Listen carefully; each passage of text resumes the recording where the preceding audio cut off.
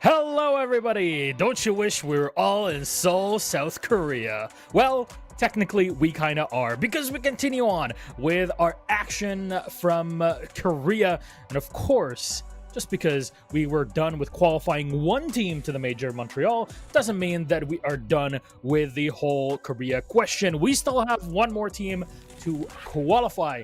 DK, Damwon Kia, has made it off of last week's playoffs bracket, and I think that is going to really shake things up. I'm sure Fabian is fuming somewhere in Sweden. It's not a good time, PSG, but they do have a opportunity to bring it back. But there's more competition here in Korea and FearX and the likes. We'll talk about that and more. Hello, good morning, good afternoon, wherever you are in the world. I'm Elosh, your host for today, and joining me are my wonderful casters and co-hosts. We'll bring them up on screen. Demo and XR Troika. Gentlemen, how are we doing today? Doing good, Milosh. I liked your opener. I've got an image in my head of Fabian just wandering around Sweden. Now, I've only been to Sweden once, so I've not got that much of an idea what it's like, because we stayed in pretty much the same place. But I do like the idea of Fabian just wandering around, sort of hands behind his back, you know, just walking and sort of pensively pondering the LCQs as this is, of course, going to be PSG's last chance here this weekend. We've got a whole host of Siege to be getting under. Damalat, how are you today? I'm actually doing really good. I don't know why, even though it is early. I'm up for it today. I don't know why. Maybe it's the case where Korea's really got like just a grip in me now, where I can't believe it's came to this. But I just can't wait to get into this region again. Honestly, I don't know what it is. I'm addicted to it. Nothing like waking up on this beautiful morning and getting a firm grip by South Korea. Let's see what LCQs have to offer today. Let's take a look at our bracket in playoffs. First of all, recap that last week. D+ Kia beating PSG Talon 2-1, and Envy Taylor going absolutely wild on socials. You've seen the tweet. We are going Montreal. I cannot wait for it. I cannot wait to see what the team has to offer there. But how was it? How close was it from your point of view as the people who were there, Demo? I don't know. I think it was a really weird game because we had each team take each other map picks, but I think was really, really strange.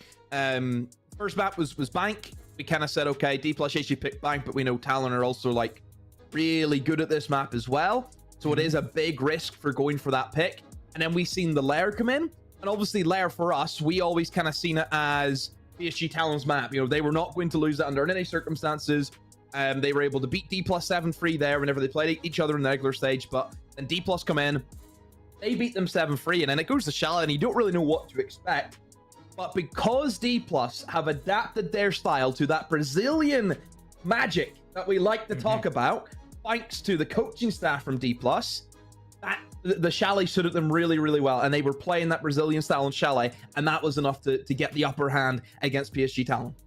Now, let's take PSG Talon and put them in today's LCQ bracket, or the LCQ bracket that you'll be seeing over the next few days. You'll see there's a team that you're not used to seeing, because LCQ brackets, no matter the region, always bring in a team from the outside. They are a team that aren't part, in this case, it's 1-2-3 team. They're coming in through the open qualifiers, and they get a spot here in the LCQs, because the LCQs are a combination of pro teams, but also teams that have kind of come in out of nowhere because they just want to go to Montreal as well. PSG Talon will be playing against them. Webble versus BNA. It's the 7-0 there. It's a forfeit, as we've seen. So that's we got there. Apparently it's a scheduling issue for the squad, but so be it. Mirror Gaming will play Blossom, and finally FearX will play Orgless. Out of this, I just want to kind of dive into the minds of the two beautiful minds that I have next to me here. Who do you think is taking it? Give me a name. I mean, you've got to give PSG Talon a little bit of respect, haven't you? They struggled against D+, but is there anybody in this bracket that stacks up against D+? I would argue that maybe FearX on their day could give them a good fight, but realistically, this is an angry PSG Talon that we're dealing with coming into this LCQ, and of course you've got the usual suspects in there that are trying to make a name for themselves here in Korea. You've got the likes of Mir Gaming, you know, you've even got 1-2-3 who are coming in and just trying to be a big spoiler. Essentially they're just a hand grenade, and we're just throwing them into the mix because nobody knows what they're gonna do. Absolutely. And this bracket starts off with best of ones into best of threes. But I mean, at this point for you, Demo, you've seen all of these teams. Is it just PSG FearX show? A little bit. I'm kind of leaning towards that. I mean, I look at, you know, like the likes of Mir Gaming, who obviously went up against PSG Talon in the playoffs, and it was a 2-0 victory for PSG Talon, but we know Mir Gaming certainly was in that game. There was potential for them there. We know that. And Mir Gamer probably thought themselves, oh, you know, we've lost PSG Talent. It's okay. With LCQs, you know, PSG, they'll be in phase 2. We won't see them again. And then now, because PSG lost, they're down here again with the likes of Mir Gaming and FearX, and everyone's thinking, why are these guys back here again? We didn't want to see these guys again. So I think that's the kind of pressure that I just think having PSG Talent in this mix, it stresses the other ones out, because, you know, just they're always going to be the favorites going into all these games. Now, this bracket, you do get a second life in it. It's not instantly eliminated, but if you play match 1 and 2, if you win, you go on to play match 3. That is the upper bracket winners. However, if you lose, you're going to go down to match 4, and then if you lose the game there, then you are eliminated and taken off the board in competition, and that's pretty much a year. In competition, there's a lot of pressure on all of our squads. However, we need to turn our attention to our specific games and get started and stuck into some siege, as we love to say here. PSG versus 1-2-3 team. Now, of course, 1-2-3 team, we don't really know much of anything about this team, which is what makes it really cool, because when we get into the game, we'll be discovering everything together. Reflex, Sook 1-2-3, Call of Duty, am I supposed to say this? RWG and Kint Nora are on the squad. They can just. It's going to end up on one of those videos, isn't it? Where it's just like, I baited Twitch streamers. Yeah. This guy's like a prank phone call, isn't it? Yeah. Prank phone call. Bart Simpson's actually in the other line of that, Milo. Something that I love about LCQs, Milosh, is I feel like it's a very, for us at least, it's a really fun time. I think for players, it can be really stressful. 1-2-3 team, is it going to be stressful? No. Look, we all cut our teeth casting tier 3 and lower way back in the day. And I like seeing, you know, random people that we've never watched these guys play Siege before. I can't sit here and tell you that I'm familiar with these players who are, you know, up and coming in grassroots in Korea. We're just going to see what we can get. I mean, it could be 5 Shikos or 5 Ollies, Milosh. That could be what we're dealing with. We don't know. Yeah. Honestly, this might just be it. This will flip the entire storyboard of Korea on its head. Honestly, if I'm PSG Talon, I don't want to be in the same zip code as Fabian if this loss actually does happen. But hey, you know what? It'll all be planned because they want to send us through the lower bracket and just keep on surviving from there. He said it himself. PSG Talon survive best and play best when their backs are against the wall. And we saw that in Manchester, and of course before the slight change that the squad had. Now, PSG Talon, we can talk about them all day. So, Demo, I'm going to leave that to you. Yeah, PSG Talon, obviously, you would have thought that they'd be home and dry by now. They have their plane tickets booked and everything, but not the case after what happened to them, of course, last week. For PSG Talon, it's all about that bounce back. It's really the first time, you know, since Fabian took control of that team, that we have seen this team actually lose a game that they were supposed to win. You know, you think about EWC qualifiers, obviously the last stage, they were top dog whenever it came to qualifying for those events. This is the first time that they've actually took a bit of knock to the pride, I guess. But they'll probably learn a lot from it. You know, you're not going to know the true measure of your side and what's, you know, weak about them unless it gets exposed. And I think Fabian's able to take a lot of learning from that match against E+. Because his boys lost. The boys couldn't keep up with the pace. I think that's one weakness that is kind of being exposed. PSG Talon, they weren't very good at reacting against that Brazilian style. Whenever the shields start flying at them and all of those operators that you associate with those rushes, that's where they looked weak. Absolutely. Well, gentlemen, let's take a look at our map bans in this case and the pick that we'll have at the end of it. Just because our matchup is about to begin in a bit. Cafe, Border, Lair, and Consulate. Can you take us through the rest here, Ollie? Chalet and Labs both removed. I would imagine that a clubhouse is going to be likely. I think it fits both teams very well. It fits PSG Talon because it's a map that they've played quite a lot throughout the stage, and it further limits the map pool that they're sort of displaying, of course, ahead of the major if they're successful. It's also a good map for 1-2-3, and I'm going to say it's a good map for 1-2-3, even though I don't really know a lot about them, and I've got no data on them, but it's clubhouse, isn't it? You know, where are you going to go? You're going to go to a very familiar map. You're going to go to a super basic map. You're not going to want to go to anything that's too fancy, too technical, too difficult. You're going to try and get yourself onto a nice leveler. And I think that could be clubhouse. And Demo, I want to ask you this because, I mean, you're someone who even qualified in the past into UCAN and all that in the day. I remember before you quit. I never heard about after this. Qualifying. He just quits and then goes to cast the season instead of actually playing in it. I remember those couple of times where it happened. He bragged about it all the time, by the way. Like, he never does that anyways. But basically, if it wasn't for me, some people wouldn't have jobs today. Like that way. Thank you, Demo, for the job that you offer me today. Thank you. I wake up every day and I pray on the side of the bed to Demo Lad. But Demo, what do you do when you're a team that has a lot of VODs in your opponents? They are absolutely incredibly experienced. What do you do to kind of psych yourself up and to get yourself prepared for a game like that? You go into it with absolutely nothing to lose. You know, this team is not favored to win this matchup at all. You're against the best team in your region. Yes, I know D+ qualified, but I think still most people would say PSG Talon probably still the best team, even though they did have just that one off day, it has to be said. just go in there and just play your Siege. Don't worry about the opponent. Just go out there, see what you can do, cause an upset. All the pressure's going to be PSG Talon. If Fabian loses this game, I mean, think about what the social space around Siege is going to be like if he loses to this kind of team. So the pressure's on him. So yeah, for 1, 2, 3, just go out there, play your game, show no fear. You know, give respect, but don't show any fear. Just don't sit back and let PSG Talon just roll all over you. Go and take the fight to them. Try and do an upset. Do something. Well, PSG is starting off on the attack on Clubhouse, and you know, Ollie, you mentioned that this is probably like best case scenario, yada yada. But why is that so? Clubhouse, you know, considered this map that if you can't play, you might as well not play at all. It is quintessential Siege, top down, all destruction, yada yada. What can you do on defense to slow down a team like Talon starting off on the attack here? I think there's still quite a lot of nice things that you can do. And we saw Talon struggle when playing against shields. Now, obviously, the shield options are a little bit more limited on defense, but things like a clash could be a good idea just to try and hold key areas.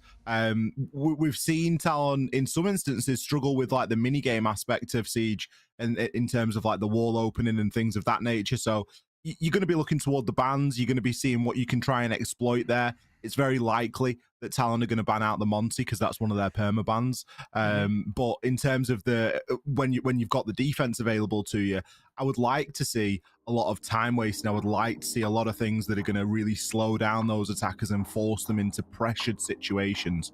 Or on the flip side, I'd like to see everybody jumping out of a window and just really taking the fight to them, because I think you can get away with that sort of, you know, unorthodox style of Siege. Is that a polite way of saying it? Yeah. But I would like to see, you know, we don't necessarily want to come in here and see a very standard Clubhouse, right?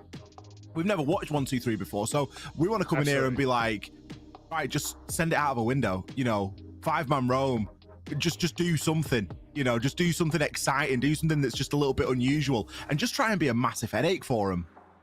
Keep them on their toes. Play, as you say, unorthodox Siege. Play Protestant Siege, I think, is what we're trying to look at today for this Clubhouse game. And keep in mind, this is still the very beginning of this LCQ bracket, so PSG also don't want to show all that they have set up for Clubhouse. This is just the best of one that'll eventually get them to the best of 3 that will win, if they get to it, win them the spot in Montreal demo. Yeah, and if you actually look at the kind of banning phase here from PSG Talon, they have banned the 3 maps that they played in that best of 3. They banned Bank, they banned Lair, they banned Chalet.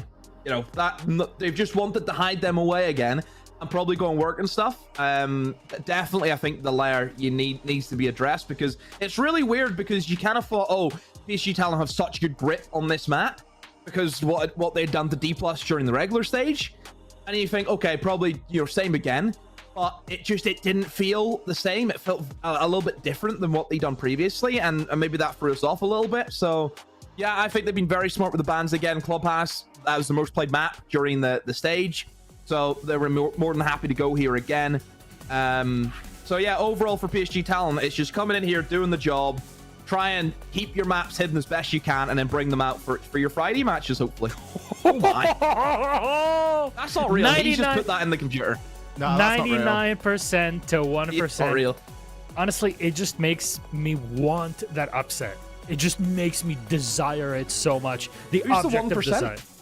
We are the 1%. Anyways, Demo, Ollie, our game is about to begin. Our best of 1 to kick off LCQs between 1, 2, 3 team, the newcomers versus PSG Talon. Gentlemen, please take it away. Thank you very much, Milosh. 1% Demo. I've never seen that. Not just in tier 1 scores. But, he's making stuff up. I've also never seen 100, so maybe producer Isaac, excuse me, is just being polite. Imagine if it was like could have 0.9 in there. What do you think? They're just one diehard fan, full strip, sat at home 99.9%. That could be that could be the rate for it.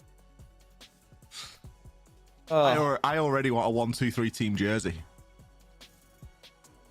Think of the logo's really cool though. If you like, there's 1, 2, 3 in the logo, and it's all in a nice square. I like it. Oh my god, it's actually real, by the way. Looking at the channel point bets.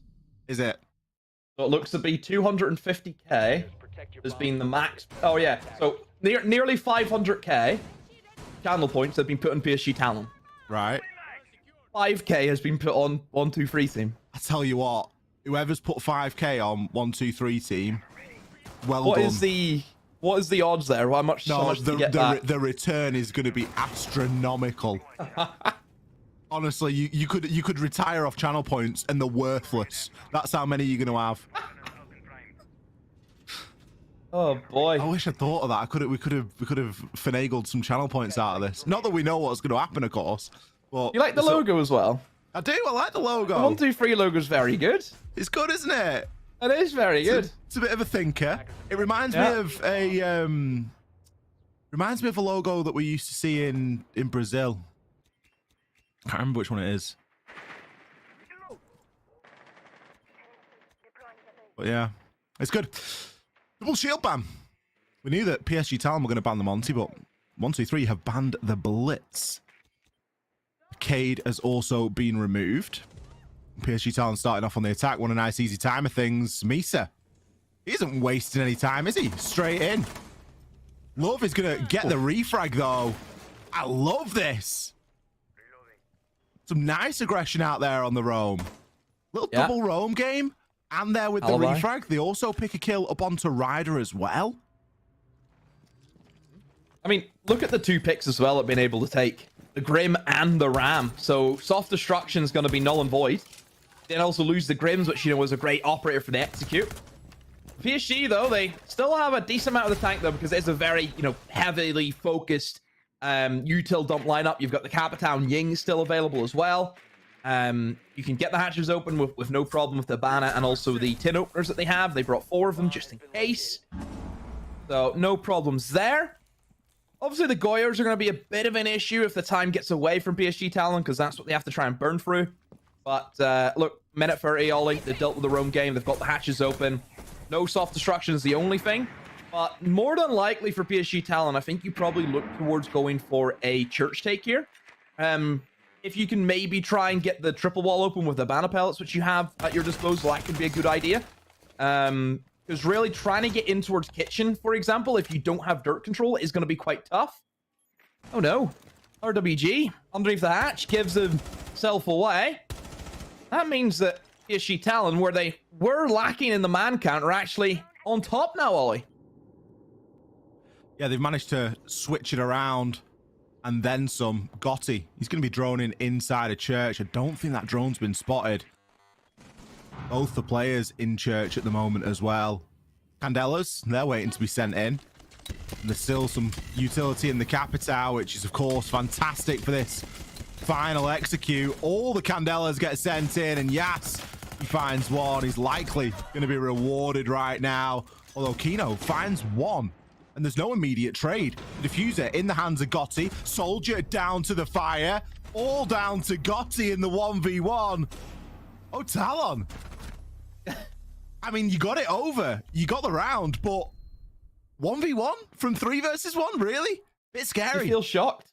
You know that image where Leon, yeah, it's like the image of Leon Gibbs, where like I think it was SI23, where they almost like bottled like a clutch, and Leon did like the face, like his hand over his face. Oh, that's how I feel like you are right now. Yeah, that's the kind of way, like, just watching that. Yeah, I mean, look, PSG Talon, it wasn't clean by any means. You know, this is a team, Ollie, where we've sat here all stage, and we have loved watching this team because of how clean the siege is. The way that, you know, the way we look at that team, they set up really well. Their early game is unparalleled, and then their executes are just so clinical, and we love watching it. That was none of that. In the early game was shoddy. You lose in your soft breach right from the get-go. The execute as well, almost bottling that because there's a couple of 1v2s there. It should just be an easy pinch, but you're letting them get back into the game. I feel as though, just for everyone out there, I feel as though we will be quite critical of PSG Talon today because of the standards we expect from them. You have to remember, PSG Talon are the best team, right? They are the best team. They are against the side coming up through the grassroots scene inside of Korea. They need to be going out here and just winning this game in a very comfortable victory. That's the way it should be. Yeah, no, you're right. We are going to be more critical, maybe, of Talon than we would do normally. But as you say, it's for good reason. This should be a very expected win, even if there isn't a lot of info out there on 1-2-3. I get it, Steve. I get it. I get it's the story of David and Goliath. I get it. It's the little guy up against the big guy. In this circumstance, Goliath should be winning. Like, I'm sorry, this should be the case, but we've seen crazier things happen in Siege. Again, the Roman alibi, Ollie. The Fenrir also joins him, but there's 2 for Yas. As easy as that, Ollie. He doesn't even need any help. I mean, Yas was the big performer for PSG Talon during their last game against D+. He was 26 and 18, 1.28 rating on the day, Ollie. So obviously Yas has hit a good bit of form in the past week, and PSG Talon, if he can keep on bringing that form in through this week, then surely that spot will be theirs. Yeah, the overreaction this time on the roam not really working out too well, and I like Talon's approach to it. Just sort of sit and wait. That is something that you do tend to see with, you know, lesser experienced sides, is they will have sometimes a lack of patience, and in other cases a little bit too much hesitance. In this instance, it was definitely the patience that was lacking. So it has left a pretty difficult situation again, and if you look at the lineup that 1-2-3 are bringing as well, it is a very aggro lineup. They're not bringing the Goyos, they're not bringing things like, yeah, there's no time. There's 1 C4. So Talon obviously recognizing that, know that they can take the time a little bit here. Ryder, he's going to drop himself in, find himself a freebie. Easy. The barricade there, it's not going to do you too many favors. Shaping up to be a flawless right now. RWG will have one thing to say. Misa to close out a very successful Talon attack.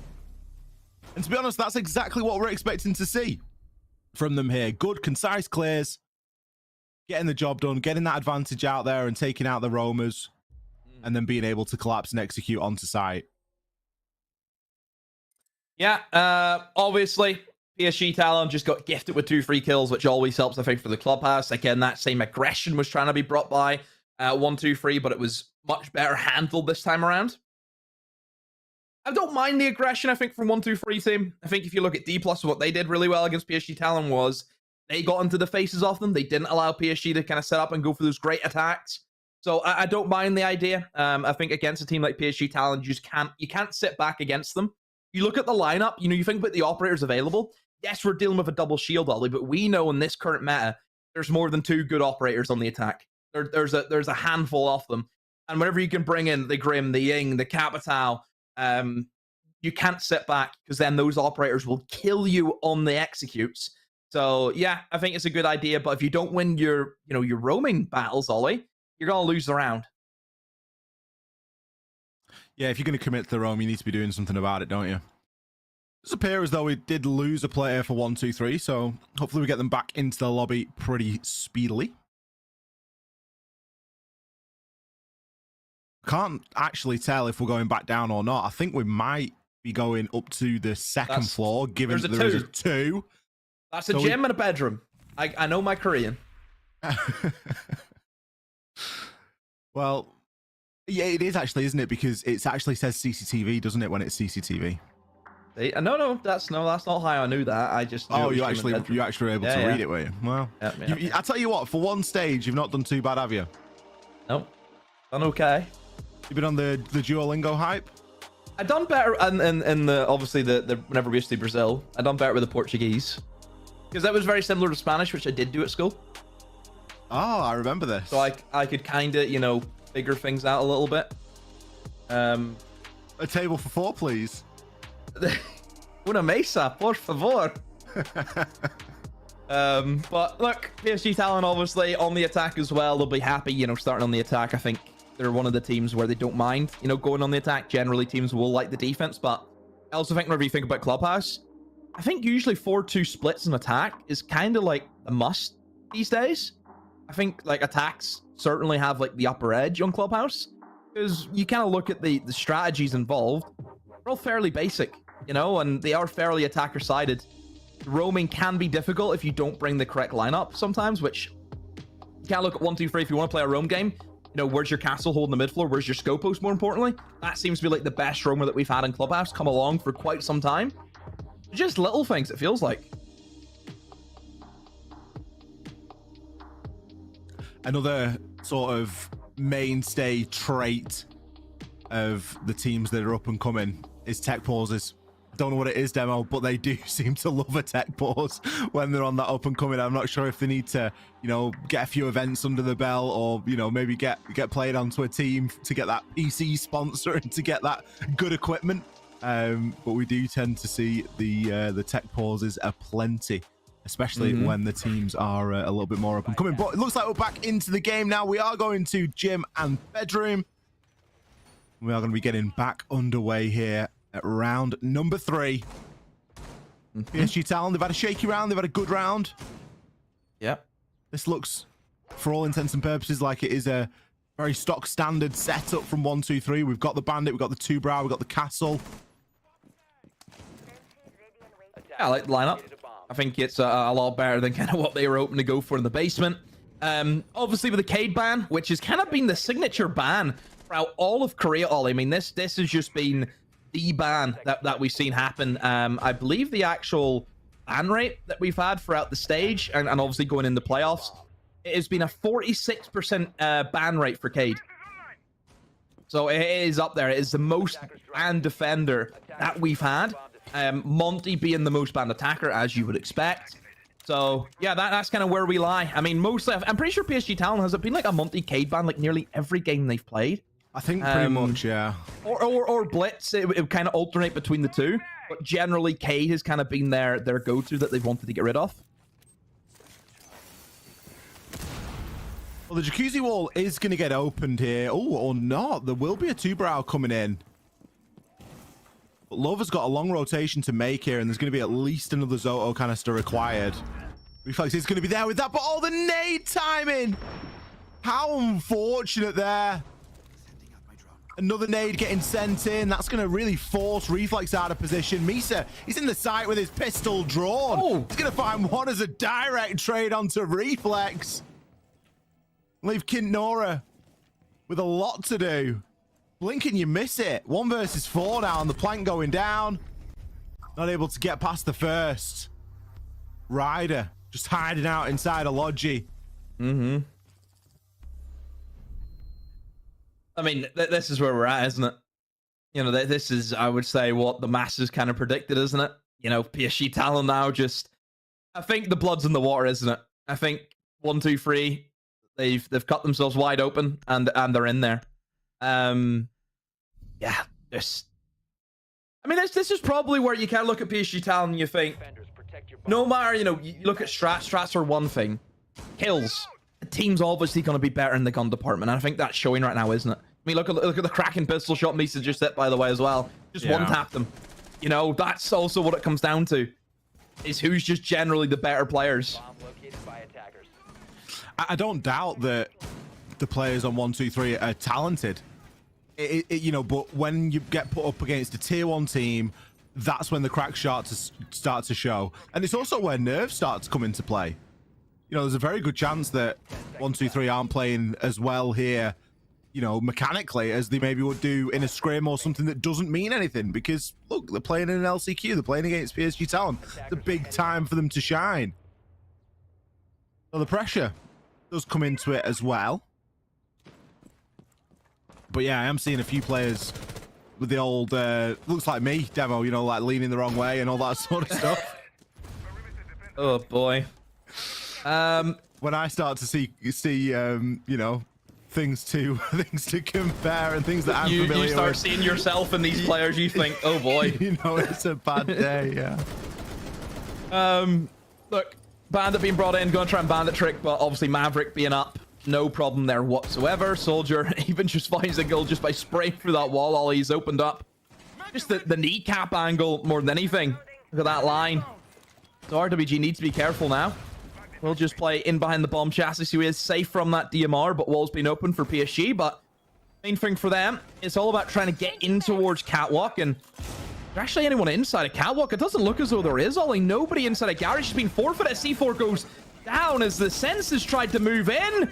Big swing from the Wamai. Takes down Gotti. The glass is still up, though, as Ryder walks up, finds another Mesa with one.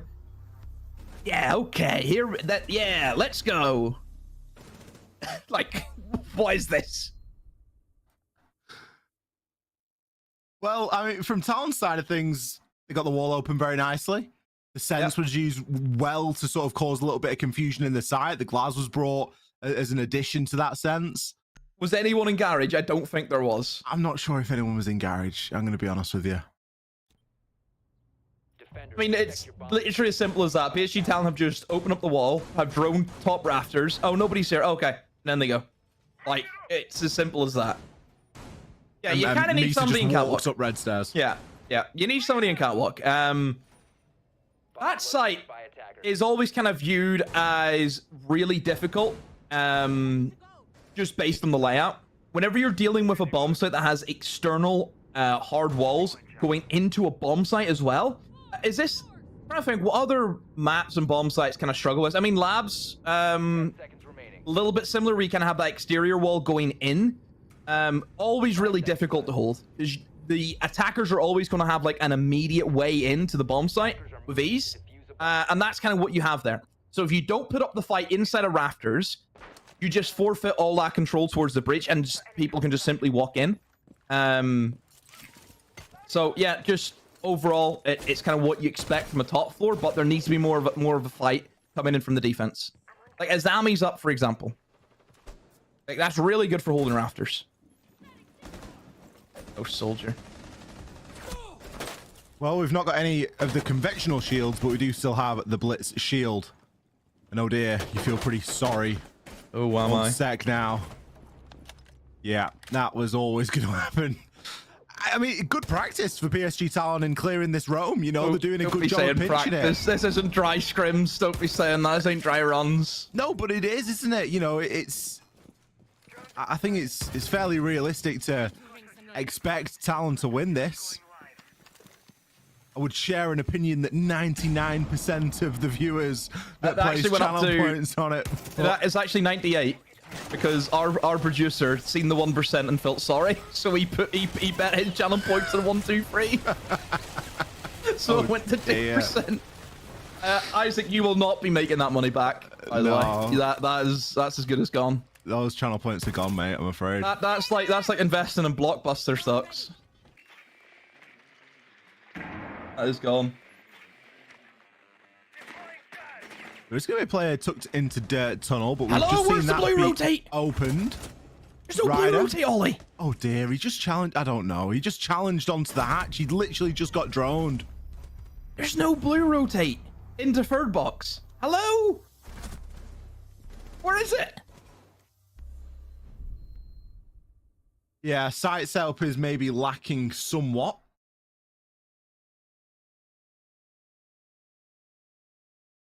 Well, it looks like we're not going to be here for a long time, Demo. That's maybe a positive that we can take away from it. Here for a good time, aren't we? Yes. No, but we're also going to be here for a short time in the context of this map. I'm sure we'll make up for it later on in the day. I'm sure we'll get a max OT, 15 round, whatever. To be fair, the next game as well looks to be, again, one of those mismatches that we have.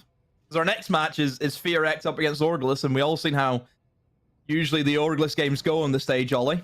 That's got to be worth some channel points, surely. Back down. I mean, the thing is, you know, what do we sit here and say now? Do we say that, you know 1, 2, 3, they're going back down to the basement, like they've lost it? Expose Fabian and his lack of bar attacks. Again, I feel like it's a lineup issue. I'm going to be honest with you. There's a lot the of alibi. issues. The alibi is just being religiously picked, and it's like alibi is not a good operator. The gadget brings nothing. Yes, you have a shotgun to set up sight, but so do like a lot of better operators with better gadgets. And the gun ain't what it is since that 1.5x got taken off it. You know. But then again, do you say, you know, does the lineup even matter when the fundamentals aren't there? You know, and you're questioning where the blue rotate is, where the site setup is. It's yeah. Ryder, he's very quickly got himself into garage. Misa's looking to assist him cutting off in through lounge. They do get the feeling that there is going to be a roamer out here somewhere, and we can see that there will be someone, I think, inside of showers. Also someone upstairs just on that jacuzzi wall. Oh, it looks as though the player's tucked in just behind the jukebox right now. There we go, on the bar, dealt with, but the jukebox player, no one knew about them. Misa will be there with the direct trade though, so Talon. They spent the nook to find 2. Yeah, again, roam game. It's being dealt with. There is still one more roamer though. Reflex is upstairs, and he needs to make a big impact here. He will drop into bar. Just depends if PSG Talon are aware that he's still lurking around, as he will make his mind up in terms of where he wants to flank, and it will be in towards Lounge, and looks as though Misa is ready for him. Seems as though they have a suspicion. Misa secures the kill as Gas and Co were able to pick up the kills in the site. PSG Talon, flawless half. Very good from PSG Talon, as we would expect, and as it should be in this sort of a matchup. Map point now. Don't forget, this is best of 1 territory we're in today. I think we do have a best of 3 coming up later on, but we've got a couple of best of 1s to get through first. PSG Talon, are you going to give us the 7-0? Don't think that either side is particularly favored right now in terms of the bans. It is more about this being a real mismatch, and in a lot of ways a real mismatch of gun skill. Only 2 kills for the majority of 1, 2, 3. Reflex struggling to get off that 1. Take a look over at Talon. Yas is 5-1 and Misa's 12-2. Misa's barely lost a gunfight.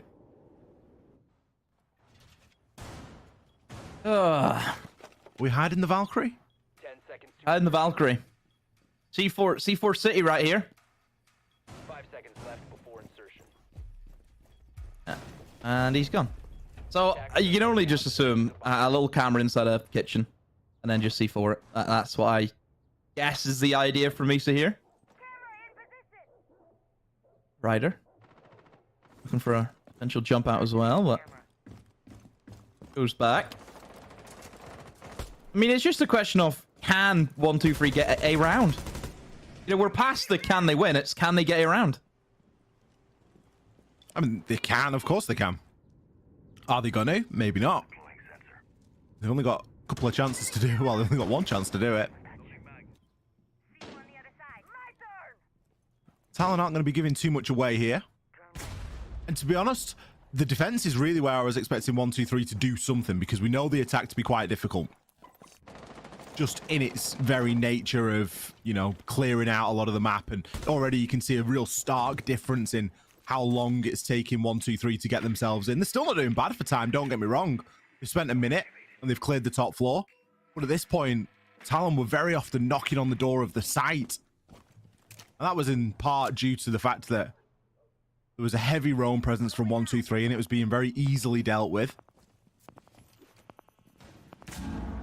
Little pre-placed going on there. The call, as ever, shall be boom. Actually, not a bad idea. You have the shotgun close on the stairs. Remember, the information gets fed. One, you have the C4 kills, and then also you're just feeding that information to Soldier. But because that C4 went off, it opens up above him, and Soldier can no longer play on the stairs. But again, PSG Talon will be happy with that, as they have got the first pick. Little Toxic Babe canister at the bottom of those main stairs to stop anyone from immediately pushing down. And the book can start to work through this floor, but Nora, they are going to fall as well. And Ryder, he's on a rampage right now. Misa, 13-1. Ryder downed. Full rotate here. Talon, they are thirsty for this last kill. It's going to be Gotti to finish it off. A blink and you miss it clubhouse there. PSG Talon starting off the LCQ strong. Yeah, what a surprise. PSG Talon taking their first win up against the team that comes in from the open qualifiers. I mean, it's what you expect. A 7-0, straight to business. No mucking about for PSG Talon here today. No troll rounds. I think the previous team that Fabian was in charge of, you probably would have seen some troll rounds, but not here. It's a different kettle of fish he's dealing with. Yeah, these guys look very focused on what is at hand. We're going to hit a short break. We'll be back with Milos just after this.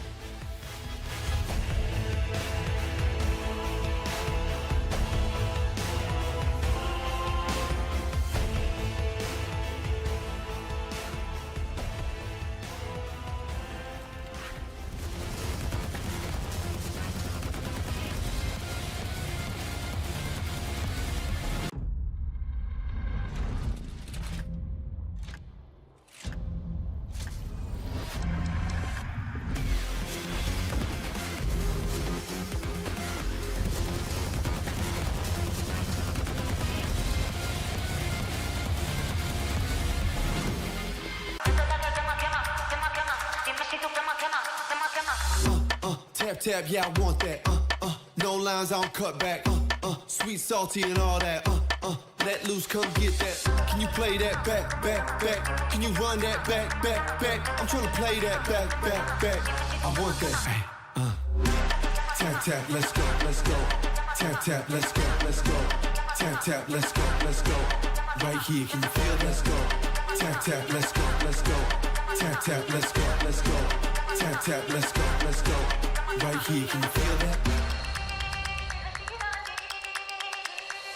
Ooh, you feel that? Ooh, the real back. Ooh, I'm still that. Ooh, you catch that? Ooh, I guess that. The best back. Yeah, yeah. 30,000 up, I'm a pilot. Might jump out if I'm wildin'. Catch my flow, I'm so stylish. Tap, tap, real smooth. Can you play that back, back, back? Can you run that back, back, back? I'm trying to play that back, back, back. I want that. Tap, tap, let's go, let's go. Tap, tap, let's go, let's go. Tap, tap, let's go, let's go. Right here, can you feel? Let's go.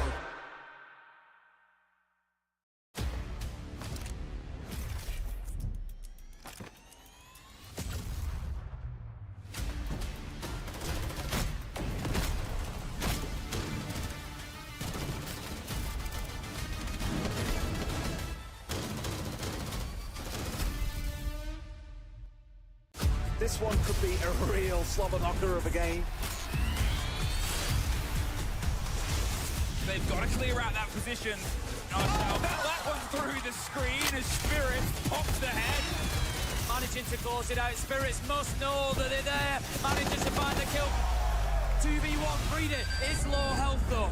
Oh, a take from Spirits in the 1 versus 1, holding onto the back of Spirits. They've traded places, but Frida has that one extra little bit to tie him.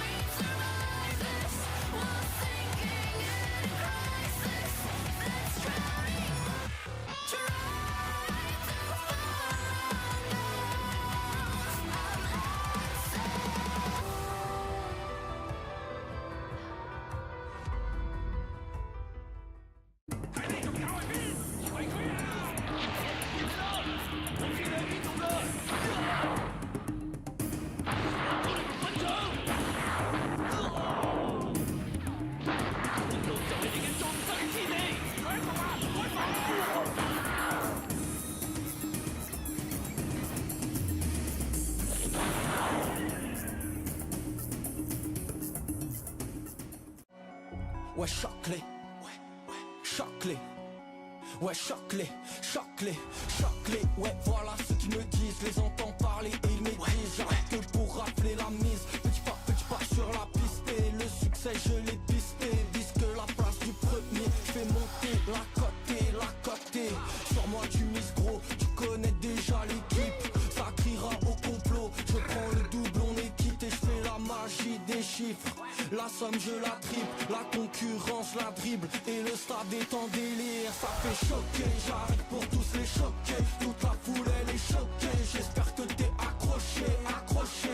Gauche, droite, esquive rageux. Coach m'a rajouté du temps de jeu. Dans l'action, ouais, je me sens en feu. Je suis on fire. Je fais la différence au compteur. Money time, ça shoot sur le buzzer. Je suis on fire. Choqué, j'arrive pour tous les choquer. Toute la foule, elle est choquée. J'espère que t'es accroché. Choqué, j'arrive pour tous les choquer. Toute la foule, elle est choquée. J'espère que t'es accroché.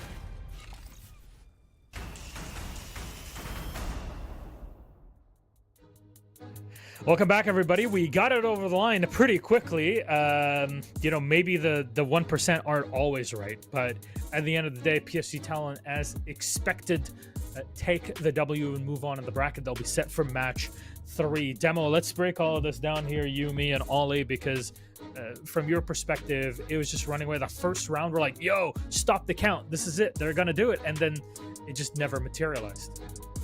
Yeah, really, that first round was like the closest round that we had. All the other rounds, just PSG Talon did what we expect them of. Look, they go in, they do the job. You know, Fabian not mucking around. He's just wanting to go in, do the job. He knows his players will want to go in and do the job. And honestly, for that kind of game, you would have thought that maybe there'd be a little bit more trolling from PSG Talon, because that's generally what we see. Certainly, if you look at Fabian and the players that he's coached before, like G2, for example, G2, whenever it goes into the games that, you know, are supposed to be easy for them, G2 end up making it the hardest games they've ever played in their life. And that's the mentality, I think, of where the teams are at compared to where he was in G2, compared to where he is now in PSG Talon. The mindset's completely different with what he's got to work with. I love that G2 is just getting hit in the meantime here. I'm allowed to. It's odd. Yeah, if anyone can speak about G2, it's me. Exactly, the biggest fanboy, G2 fanboy to ever exist. Now, how do you handle that, Ollie? If you're team 1, 2, 3, of course, as Talon, you're expecting to take the win, right? Unfortunately, Milish, I'm getting like 1 word in 10 at the minute. So I'm not too sure what the question was. Can you repeat it? Can you hear me now properly? Yeah, it just keeps going like right. really in and out, like mid-sentence, and you just like talking ahead. I'm so sorry. That's not the kind of talking that we want to do here. But it was just about, you know, team 1, 2, 3. Look, they take the loss, but there's something to learn from in this. We're all expecting, including PSG, to take this one. Oh yeah, for sure. I think, you know, 1, 2, 3, they're very much at the start of whatever journey those players are on, right? You know, is this a long-term thing? Is it something that people are just doing for fun? It's difficult to say and quantify it at this point. PSG Talon, they are expected to come in here and win. You know, I think it would be fair to say that any team in Korea should be winning this game, but the team that finished at the top, they really should be winning it. think that that is pretty darn clear. And honestly, this matchup ended quick here. Misa at the top, 13 to 200 EPS. I mean, that's what you'll look for. I don't know what else to say really in this, because the expectations were met. Very good. Simple as, Demo. Yeah, look, it's just about building momentum, isn't it? It's about giving that team a bit of confidence. Yeah, 200 EPS is absolutely nuts. 100% cost, 13 to 2. Misa, I mean, your plants, bro. Maybe you could, you could improve that. Not good enough in the plants. I have to say, Milosh, just not good enough. Demo, I'm with you. I'm with you. That is very, very fair. There it is. Look at the plants. L. Plants. That's true. I don't even know where that's coming from. Anyways, that is our first game done and dusted for today. We still have a couple best of ones before we head into our upper bracket. FearX and Orgless go up against one another. We've gone through PSG that many are calling, including yourselves, gentlemen, the best team in Korea, despite DK's qualification to the Montreal Major directly into Phase 2. FearX is definitely that other squad, and these two have played against one another in the past. FearX, what sets them apart from the other, I guess, top 3 teams of PSG and DK in your mind, Demo? I think the thing is with FearX is, as a whole, the team is still playing with the coach. Nova's still in there, where obviously you would have looked at Jax. Now, if I'm not mistaken, Jax is supposed to be playing with them for the LCQ weekend. He wasn't with them last week, which we actually questioned, especially during that game that they had against Mere Gaming. We thought, okay, Jax is literally there. We can see him standing behind the players. Why are you not giving him, a chance to play in a match which really doesn't really mean anything? So that kind of on us a little bit. Yeah. Obviously for FearX, if they're bringing in Jax for this weekend, it then kind of changes the view that we have on this side, because one player can make a difference, especially someone who is coming in from a different region, coming in from EU. He's a French player as well, so he's going to have that different style. How will that mesh with this side? That's the thing that we need to know. Yeah, that's really the question, because as someone who has experienced this in their own life, I'll tell you, sometimes you're there and you can't do the work because you are waiting for paperwork to clear until you can actually do the work that you want to do. That's basically what I didn't cast my first season of Pro League. So who knows? Maybe it is that reason why this is happening or not. I'm not really too sure. But these teams have played against one another in the past, as we've seen. Obviously, Orgless has lost a lot more games in this case, Ollie. Yeah, Orgless, one of the teams that, didn't really ever get going here in Stage 2. We saw them struggle against pretty much everyone apart from Mir. It was still a loss, but it was less of a loss, I could say. They forced the overtime. I don't know if that says more about Mir than it does about Orgless, because they had a couple of games like that. But really, that team that, I don't know, how far are we expecting them to go in this LCQ bracket, especially based off what they were able to do inside of the regular stage. They are that team that do tend to lack that ability to finish a game.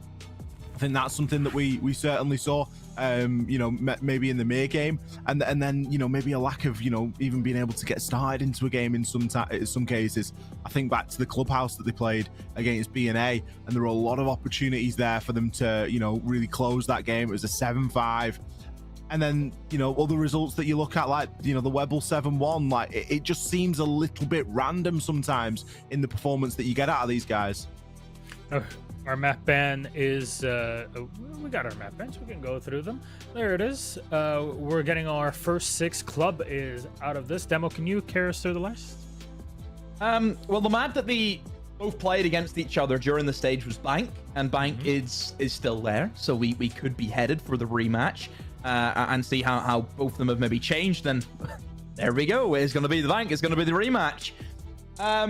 Little bit worried for Orgless. I think FearX, our team, very happy to go to Bank. They've had it in like most of their vetoes as well.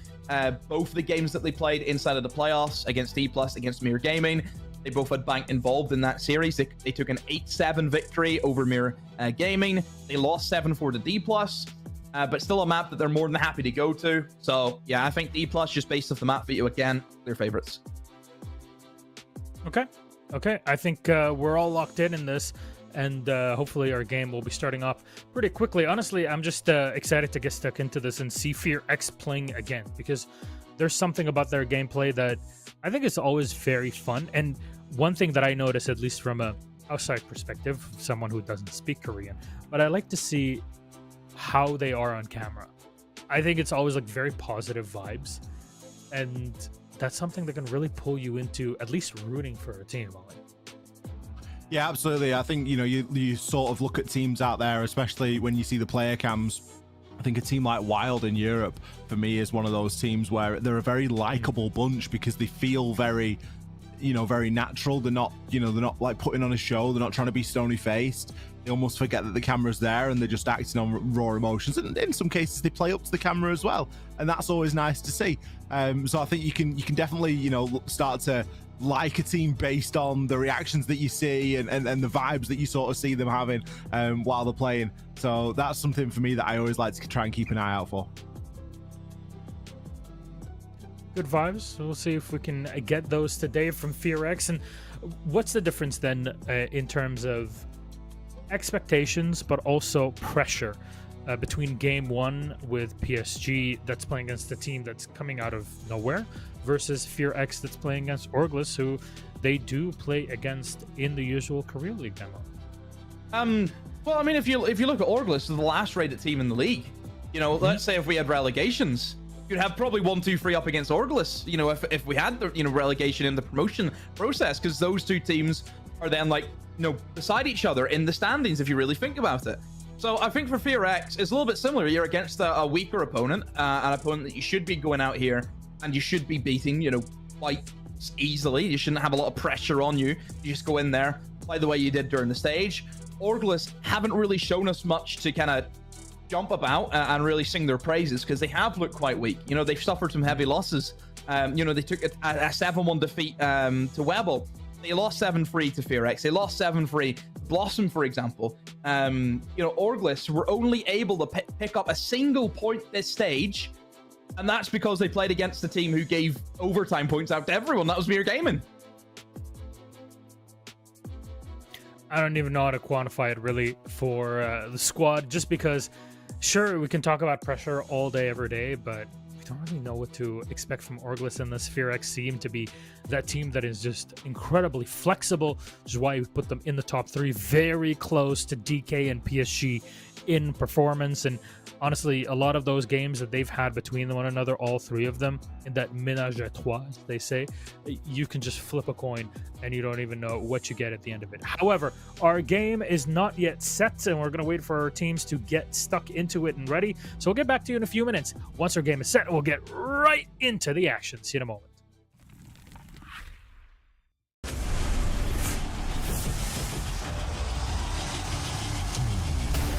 It's total calamity, total mayhem inside of the server.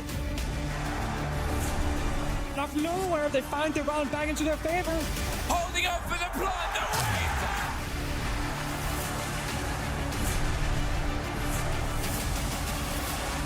And I think he might just find it!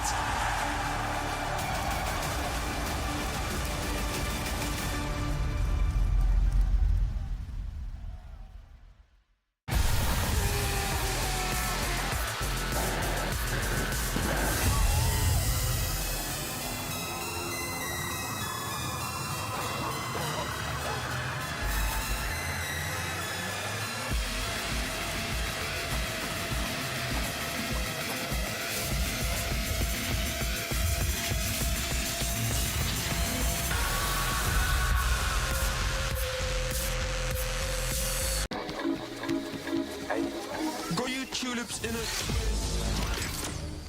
Hand up boss like communist. No, I can never ever get back all the things I missed. But I'm that man that think you got the gist. Got your tulips in a twist. Hand up boss like communist.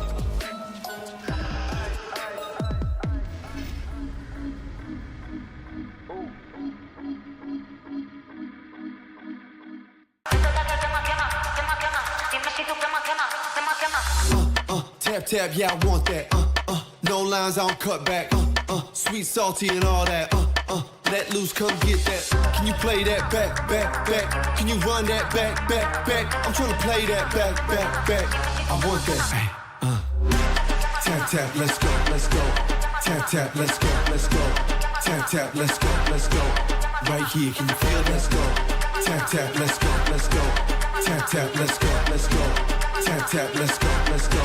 Right here, can you feel that?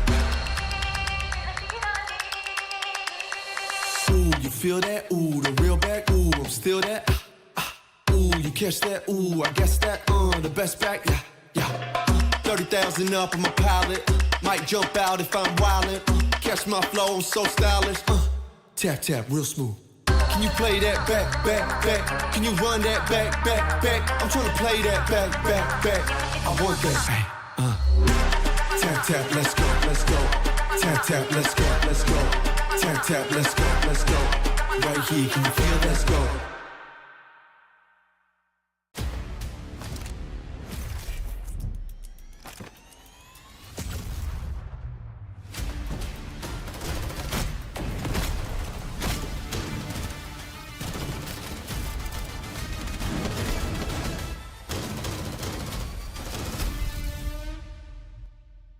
This one could be a real slobber knocker of a game.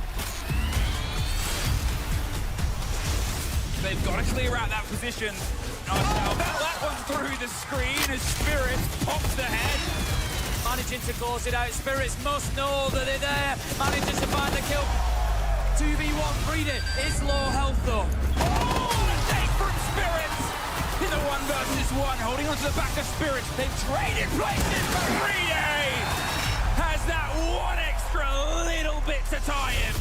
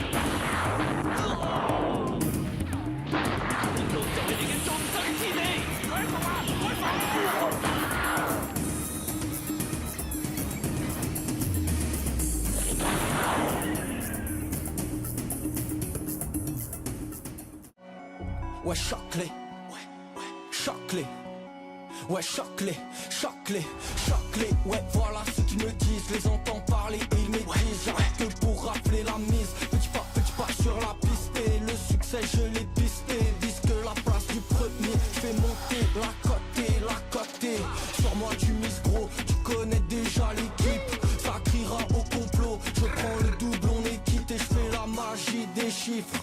La somme je la triple, la concurrence la dribble et le stade est en délire, ça fait choquer, j'arrive pour tous les choquer, toute la foule elle est choquée, j'espère que t'es accroché, gauche, droite, esquive rageux, coach m'a rajouté du temps de jeu, dans l'action ouais je me sens en feu, je suis on fire, je fais la différence au compteur, money time ça shoot sur le buzzer, je suis on fire, choqué, j'arrive pour tous les choquer, toute la foule elle est choquée,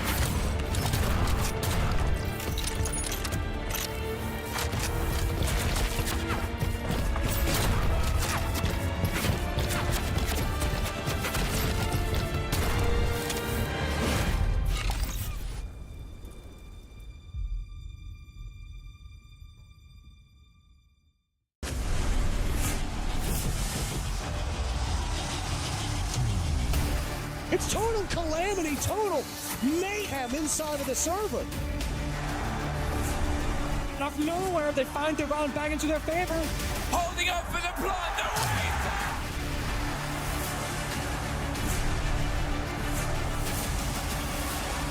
And I think he might just find it!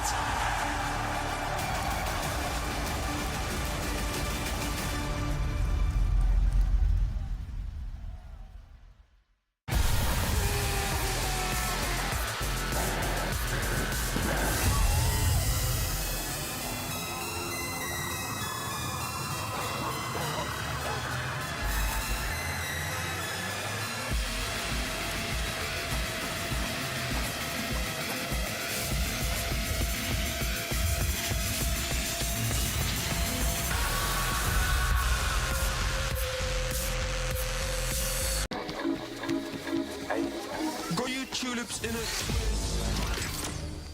Hand up boss like communist.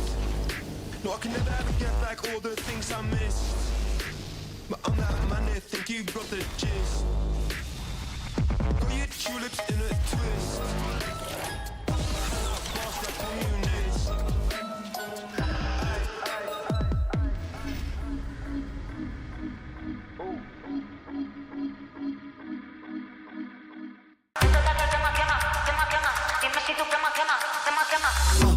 Tap tap, yeah, I want that. No lines, I don't cut back. Sweet, salty, and all that. Let loose, come get that. Can you play that back, back, back? Can you run that back, back, back? I'm trying to play that back, back, back. I want that. Tap tap, let's go, let's go. Tap tap, let's go, let's go. Tap tap, let's go, let's go. Right here, can you feel? Let's go. Tap tap, let's go, let's go.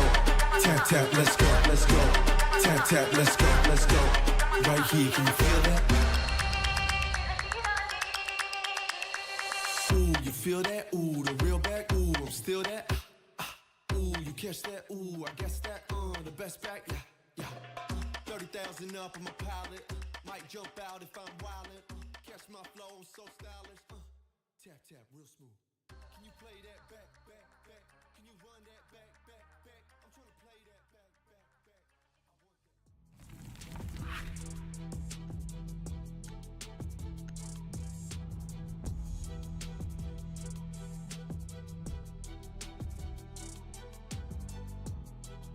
Let's get stuck into our second best of one today in the LCQ bracket here in South Korea League.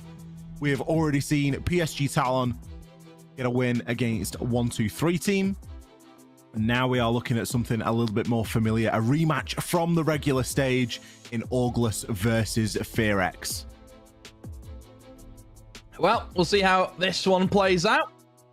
Obviously, FearX going to be coming in as the favourites. We know that. We've seen this match before. Will it play out similar? That's the real question. In terms of bans, Ollie, last time we've seen them go up against each other in Bank, FearX banned Ying and Cade. Orgless banned Monty and Valkyrie. So we've got some similar bans, some a little bit different. So we just have to keep in mind that we do have the Valkyrie up on Bank, Ollie, which we know is always a scary one. Bank's a big map, a lot of good hiding places you can get those cameras in.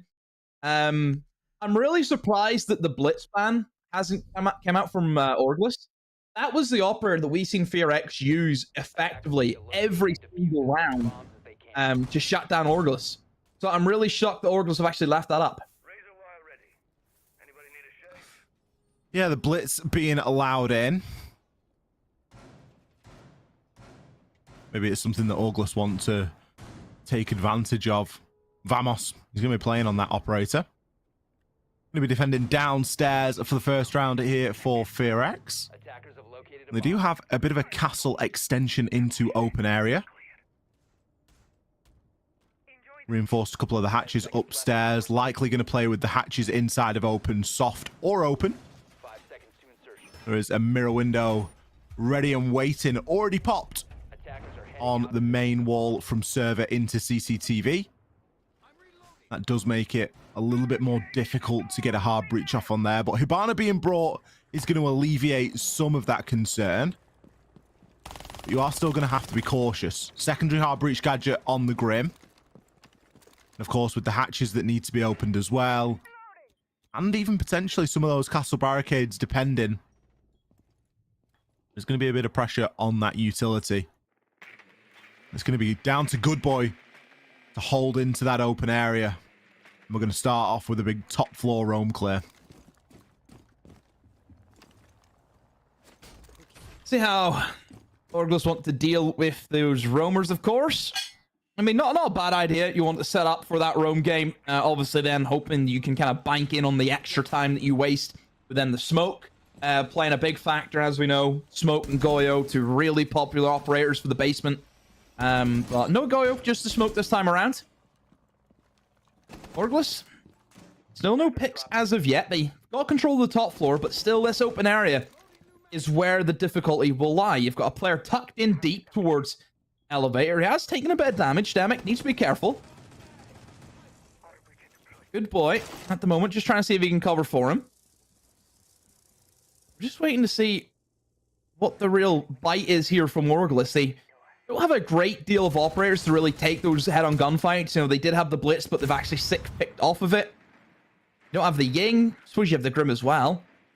But you kind of want to keep those Grims, if you can, for the late stages of the round. So they've put off pressure that Demic has felt the heat and decided to move out. But again, still for Good Boy, who's upstairs, but never mind. He falls as well. So that's 2 minutes wasted, Ollie. And Orgless, they've got no kills for it. Yeah, Orgless spent quite a lot of time and a good deal of utility as well. They've used all of those RAM gadgets. They do have a Dokubi call left remaining. Nova at this point might even be able to dip himself back into sight. He's been able to hold on to those blue stairs and still got all of his Toxic Babe canisters now. It's largely in part because he hasn't been touched. We're starting to get these hatches open now. There are still enough Excaros pellets to get a couple of jobs done elsewhere. A C4 going to be sent up. Doesn't land. Hera, he's going to find himself two. That backstab was very effective. Shut down eventually by Good Boy. A nice advantage for Orgless moving into the final 15 here. We just seen him cross, so there's going to be info. No, Nova just prone under the window, able to stop that diffuser from getting planted. It is a 2 versus 2, though. Sage able to pick up one, but time is just going to get away from them here, Ollie. A 2 versus 2 and FearX just have to run and hide. Yeah, the diffuser cold there. It was actually picked up. We saw that at the final second there. Dokubi just managing to pick up that case and not having the time to get it down. Orgless, it really coming down to time there in the roam game. Very successful from FearX. The castle barricades that they were putting on up there. Really providing a lot of that ability to waste the time. Attackers need to locate and defuse as many bombs as they can. Move on to the top floor for round 2.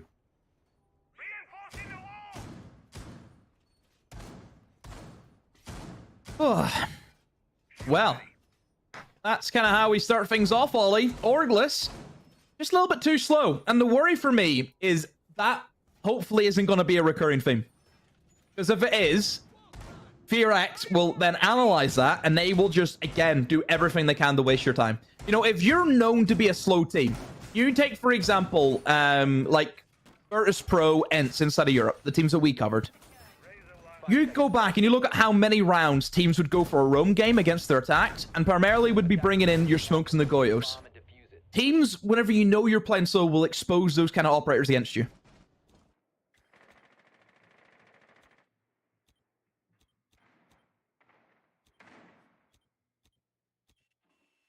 Yeah, absolutely. Jin going to be bringing the Ossa this time. Ossa, of course, fantastic for a lot of the window play that you're going to want to do on this CEO site. Here is the player that I want to keep my eye on, though. He's going to be droning down below. Now, mirror window likely going to be placed inside a janitor. And he's going to try and deal with that vertically. There are a couple of different ways of dealing with this mirror window, but it has to be dealt with. Here it is already in below, and he's not too far away from the location that he needs to be. But the floor and the hatch is already open, so it isn't a foregone conclusion that he's just going to be able to skeleton key from below and take this mirror window out. There's a little bit of work that needs to be done, and maybe some distraction from the rest of the team at this point.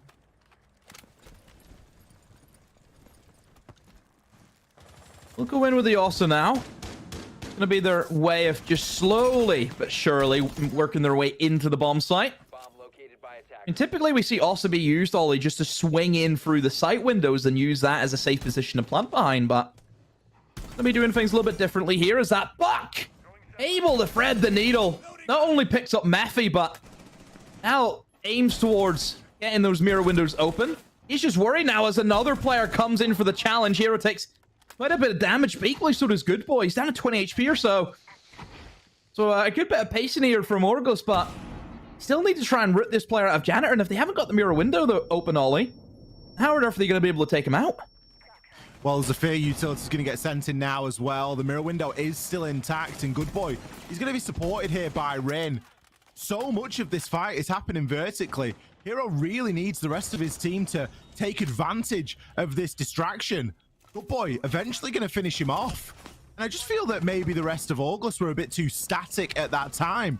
Sargam is going to find one, Vamos another, and the plant can start to go down. Impact sent up from below. It's going to stop the plant from going down for a brief time, but never going to be as good or effective as a C4. Demic still with 3 toxic babes, and the plant is finished. Hello? Players out on the mirror window. This round's dead and buried. Rin gonna find kills from outside, from inside to out, excuse me. Takes Mooney down on the rappel. But surely that is the end of the exit frags. Defenders have located the diffuser. Can see the diffuser. Knows that there's a player out there on rappel. He's going to start to try and tap away and maybe bait out. Now Sargam needs to be careful here. Vamos isn't really in a position to do much about it. Has to swing in from Banana. Good play from Vamos. Recognizing the clock, recognizing he needed to buddy up there. Orgless get themselves around. Yeah, a good round as well. I think a lot of that really was put in the shoulders of Hero. The work he was able to do downstairs just put a lot of pressure onto those players inside. Janitor obviously got his kill as well. And then look, the game plan was open up the wall, get the Osa in, and go for the plant. You know, it's a fairly basic strategy. Just wasn't enough reaction, I felt, though, from the side of FearX. They were just kind of banking that the mirror windows would be enough of a deterrent. I'm really shocked that whenever that Buck was downstairs, Ollie, for such a long time, nobody went downstairs to try and deal with him. That's what surprised me. Like, Buck was in there for, what, a good minute 30, at least 90 seconds down there, and not a single player from the site thought, yeah, our win con's going to be those mirror windows, right? The player inside of Janitor, that's our win con. If they're going to try and take out our win con, we need to try and take out their way of taking out our win con. But they didn't go for that, which has really surprised me. Yeah, super solo as well. It wasn't as if the Buck had a lot of support down there. Attackers are moving to defuse a bomb. Not sure if they were highlighting that Rin is kind of hiding himself a little bit here on the Maestro. There's going to be an open area defense, so you're expecting some form of bulletproofs, whether that's going to be a Maestro or just regular bulletproof cameras. Maybe it's trying to stop a Brava or being picked. We all know that those cameras can cause a lot of commotion later on into the round, and in some cases can even be used to zap people in conjunction with other pieces of utility just to finish them off. Quite a flat hold for the time being, though. I'm going to see another Evil Eye there get placed. So there's one inside of Open, one inside of Cafeteria. A big hold inside of Stock. That's where Good Boy's going to make his stand.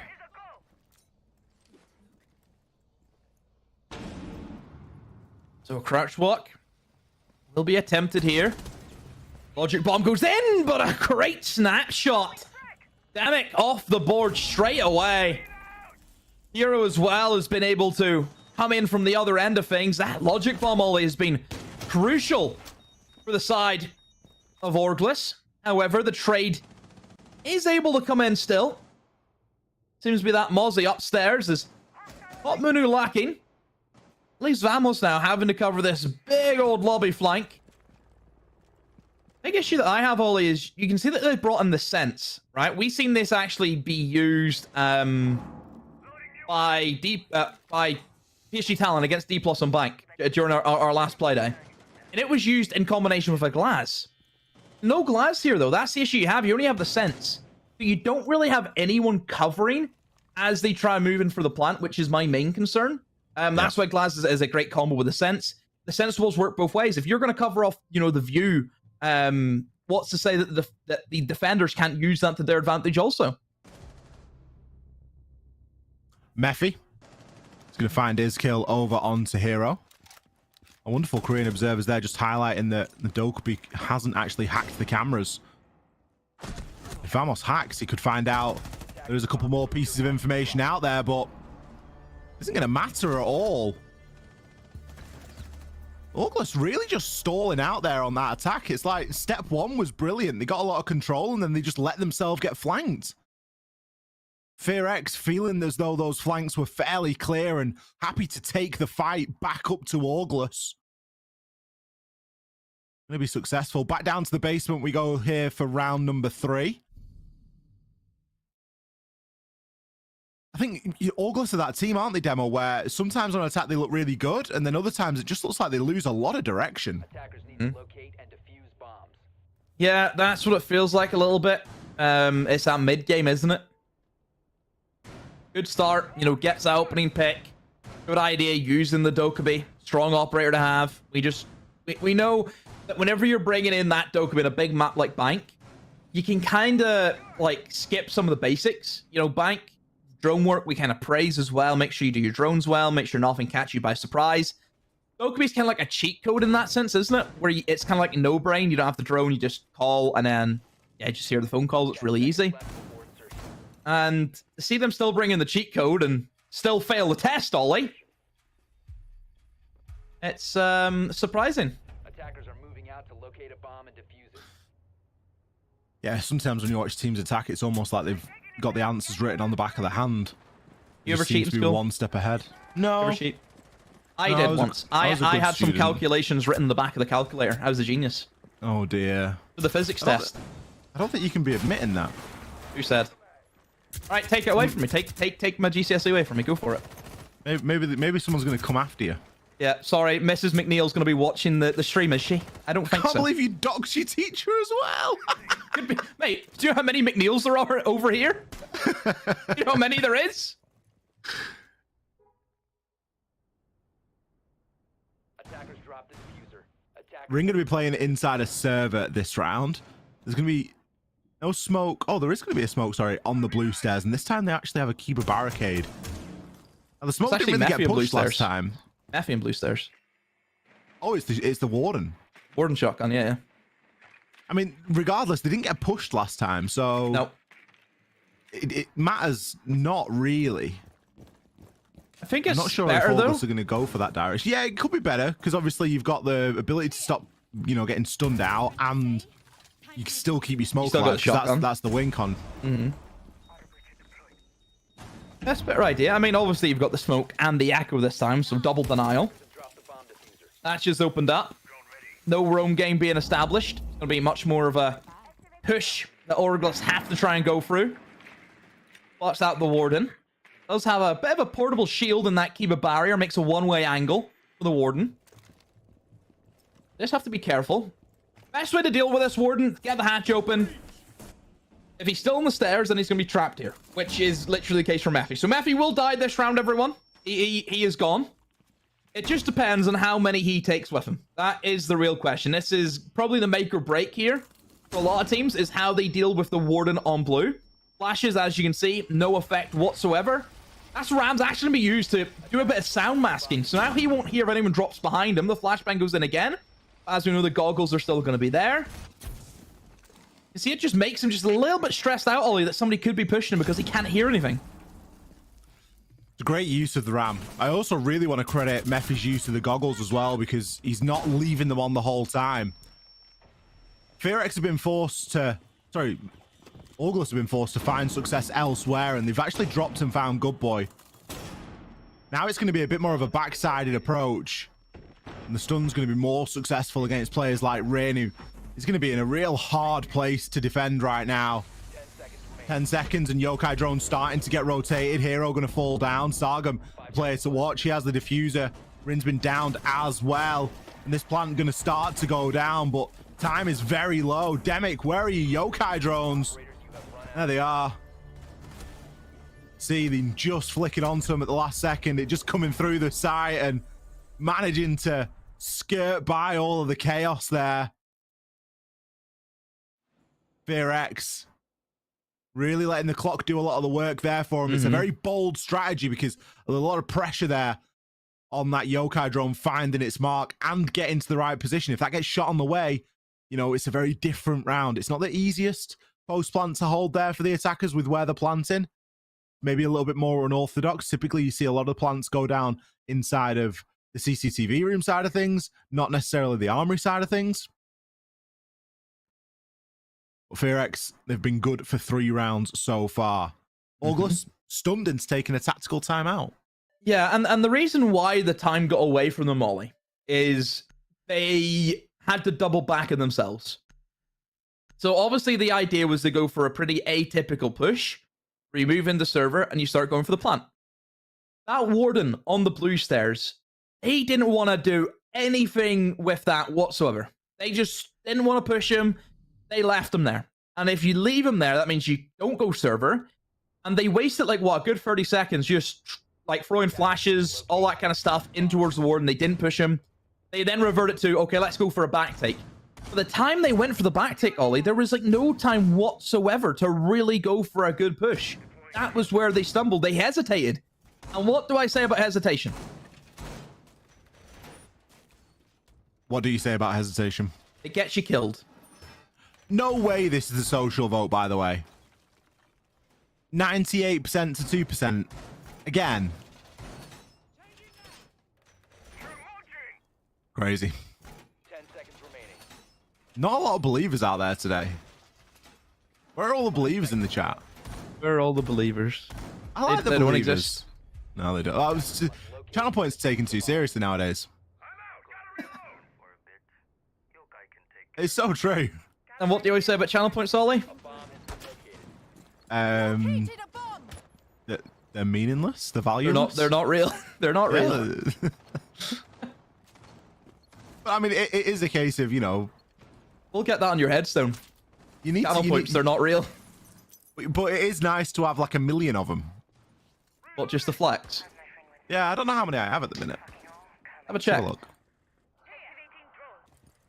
I mean, keep in mind, this is also going to be like Bravo points as well, you're betting, because we're on the Bravo stream. Currently, the Aussies have the mainstream Ollie. Not for a good reason, because they decide who goes to the major today. So I have 85,000 on the main channel and 52,000 on the Bravo stream. It's quite, so not quite that low, many, really. Yeah, not I, that many, really. I lost all my channel points. I remember the day that I lost all mine. I never used to participate, but I remember I bet on DZ one night all my channel points. This was about 2 years ago, and it was like a dead cert game, and they lost. And ever since then, it's just I've just been like, forget it. I bet last week I bet 250,000 channel points on Bleed. They're down bad then, aren't you? You know what the first thing is? They 7-0 them, they then lose the important game, and then they go and beat them for the Japan LAN qualifiers as well. Actually crazy. One bad day they had. It was a surefire thing. Nice play from Hero. That's a Shaiko play right there. Well, he set it up himself as well. You can see his drone there on the top of the picture frame. Real nice little setup. I've been really impressed with Hero so far in this fixture. He's played fantastically. Sargum, he's going to pick himself a kill as well, as we've been flapping our gums demo. Orgless got themselves in a real nice spot right now. Hero is eventually going to fall. But there's so much for Mephi and Rin to try and hold on to here. Rin's going to be positioned at the top of those main stairs. Mephi still with this mirror window to play around. Now in the 1 versus 3, very quickly makes it a 1 versus 2. He knows exactly where one player is, but Vamos comes in for the support. Again, another good example there of Orgless rallying to one another's aid. That timeout, doing them wonders right now. Mephi just didn't know where the second guy was. He was also in the seat there for going for a clutch, but has been shut down. I mean, it was just little picks after picks, wasn't it? No response. Really from FearX. Last time they played, it was FearX. They actually started on the attack last time. And it was a 4-2 split for FearX on the attacks. From what we've seen from the defensive, or from the attacking half of Orgless, is they played 4 attacks and they only won 1. So they have improved in their record. FearX have currently won as many defensive rounds as what they did last time. So generally, you can look at FearX and think they will perform better on the attack. So Orgless, they kind of need this next round, Ollie, I feel, to get themselves in this game. Yeah, they could really do with a 3-3 split, couldn't they? 10 seconds left. So far, some of their attacks have looked pretty good, though. And they've only lost a couple of them because of the clock. Now, I say only, but that's something that they can try and do something about. They can try and move a little bit quicker in the early part of the round. It's just whether that forces more mistakes or not. We're looking toward open area again. Now, with the Monty being banned, it's not really ideal to bring the Blitz to do this. Oh, dear. Oh, dear, oh, dear. Rin. He says not today. Jumps himself out of the top window. Will get back to the building unharmed as well. And look at what he's taken out. For an open area attack, both of your soft breach is gone. That is a bit of a pain for Orgless. And they're going to be forced into something pretty unorthodox, something that they didn't plan for at this point. Rin, so he's ready to pounce on another one, but no, Jin! A great pre-fire takes him out. The damage has still been done, though, from FearX, as with 2 minutes left. 2 players off the board. Very important ones as well, whenever you look at the soft destruction that you can bring into this bomb site. It ain't good. Ain't good at all. So really, they have to try and play for some crouch walk picks. Nice little spot there with the Fenrir gadget as well. I was played specifically for the Nook, as this is the exact same avenue that he taken last time. Nobody's here. Give him off those picks. You can see FearX now, Ollie, are a little bit more reserved. Really, Demic's the only one that you can say is maybe out. Even the Gan elevator, but he just about makes it across. Also clog up, sorry, that archives is... I think they know that the Nook is in there. They know the Nook's in towards Tellers. Aid comes in. Now they'll know, for sure. Just feels like a round that Orgless have to rely on gun skill, Ollie. That's what they have to put it down to. Not really the util line of thinking. It's just, can they win their engagements? Yeah. They've been a little bit baited here as well in the picks. They picked up the Brava, I guess anticipating the Maestro be brought again, so... this is more of a fundamental round. They've lost 2 very early on, and that just immediately puts everyone else in a very difficult situation. I'm just going to try and send... Oh, sorry, Jin going to try and send a smoke out, and he will hop in and pick one up onto Nova. Does have the kit as well, but needs a bit of support right now. Vamos not able to provide it for him. Good boy. He's got his sights trained on that beeper's door. 20 seconds. Vamos with the DMR. This isn't going to be easy. He doesn't really have a great avenue into sight. The beepers are going to give him away. Off the back of that audio cue, he can choose to remove the Kiba barricade, but he's blocked up everywhere he looks. Kiba's left, Kiba's right, and good boy with the swing.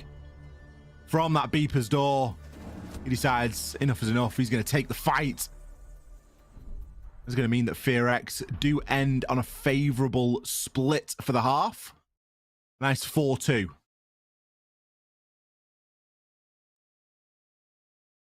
Well, FearX, yeah, 4-2 on the side that we generally would look at and say that, yeah, they're probably better on the attacking side of things. So for Orgless, they really need to dig deep. This is the worry, though. I mentioned it during the banning phase. They've left the Blitz up. Blitz just ran through them a lot of the times whenever they played against each other. So this is where I do worry for them quite a lot. You know, Mirror Gaming, for example, they had actually banned the Blitz away from FearX in the game that they played against them on Bank, and FearX didn't look as potent on the attack as what they previously have. So certainly that blitz being brought in, accompanied by the other collection of operators, should be pretty scary. Just depends what they're going to go for. I mean, you look at the lineup. Need to have a bit of hard breach here as well. We'll see who takes the 10 openers with them. They don't have a traditional hard breacher to say. Let's see, they've got 4 hard breach gadgets here, Ollie. 2 on the back, 2 on the Grim. And a lot of smokes, no flashes. No, they're really going for that shock and awe strategy, aren't they? Smokes, glass, blitz, the bees. A great time to be a roamer or a defender. Hero. Bit of a mixed game so far, 4 and 6, but I feel like his contribution has been better than that scoreline would suggest. He's going to be in the hot seat this time. Look at this for a rapid roam clear. Already this top floor has been sorted out. And Rin just going to dig himself in and watch this flank while the rest of his team catch up and some of this vertical work starts to be done. Targum going to be inside of Tellers as well. Oh god, he's just a sitting duck, isn't he? Great shot through the floor as well from Good Boy. They're not the easiest to hit. Remember, Good Boy had a bit of a pop-off game last time he was up against Orgless. So traditionally, a very good matchup for him. Yakko. We'll take the yokai drones and put them in the pocket for now. Obviously, Hatches being left soft is going to be a big help over to FearX. We know that. Wonder what the play is, though, with all the smokes. Is it a case of just smoke out everything that they can and then just kind of drop the glass in and just move his way through the smoke? Could be. Could be. Nova is ready to go down those main stairs. I think ideally here for FearX, Ollie, they want to try and avoid server as much as they can. I mean, server, you're going to be dealing with the smokes and the Goyos and the Echoes. So getting the plant down probably isn't going to be too feasible for them. So I like the idea of maybe trying to go for the back, try and play for kills, perhaps. I think that's going to be better for them. 45 seconds, they're going to have to go for something. Hero is ready for that drop should it come in, and he can support himself quite nicely with his Keybers. Still waiting to see a big impact from this blitz. Little pop smoke sent there, and that's going to allow Rin to just see through that smoke. He kind of calls shoot the Keeper. That's going to assist him, or at least his teammate, in dropping. Good Boy finds another onto Mooney. Big advantage right now for FearX, but the time is going to run a little bit short. The diffuser, that's going to have been dropped cold, and with 15, you need to start to get that down and get something moving. Demic almost barrel stuffs here or there onto that one. Another smoke deployed, and the plant now attempted. Cover is from Rin and Mephi. Yeah, good. He searched through. They knew that they needed to find that Echo. There's only a couple of places that Echo is going to be. Yeah, I like it a lot. I think that's a good idea from them. Move in. Play for the kills if you can. There's no point trying to go for the plant with the operators available. Defense just had way too much had to kind of wade through. So Orgless backs up against the wall now. They have quite the climb ahead of them if they want to try and get back into this game. FearX, it just feels as though momentum is just with them now. Like their wings have just really opened up now, and they're just gliding. Yeah, they seem to be just going through the motions a little bit now, don't they? It's looking fairly straightforward. It's looking like this is something that they've practiced pretty well for. And let's be honest, the third team, or the third best team in Korea, we're expecting them to get the win here against Orgless. Orgless famously losing a bit of direction, unable to close games, unable to sometimes get into games. And that's being demonstrated here and now. Mephi, when he's having a pop off, there's not many that can stop him. 10 and 3 at the minute. Top floor we go. Still a couple of rounds here that FearX need to get until Bank is theirs, and there's a chance for Orgless to get themselves back into it, but I don't really feel like they want to be leaving it much later than now. They've already used that tactical timeout as well. They used that on the defense. Sorry, on the attack earlier on. So they haven't really got anything else left to turn to. They've just got to dig deep within themselves and find the answers here. Now, interestingly, they're not going to be playing the mirror window inside of Janitors. Instead, they're going to be opting for a slightly different approach and a bit of a hold with an Azami. Still gives you that same presence. But of course, you don't have the ability to then swing off the mirror window and defend from the windows, which just leave you a little bit more susceptible.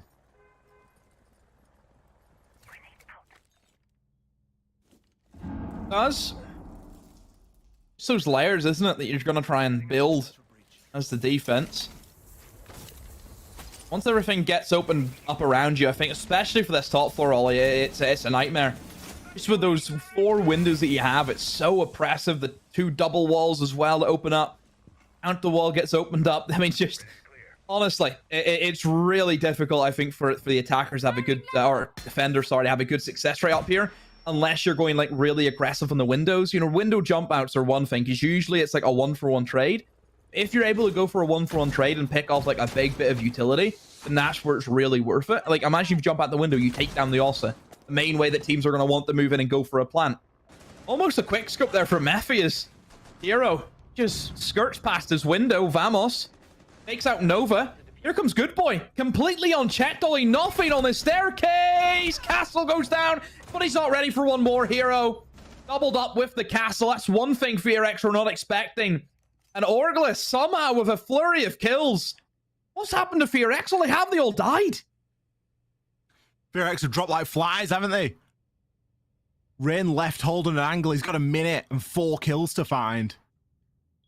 No one from the side of Orgless really needs to move too much here. They don't want to overreact to this.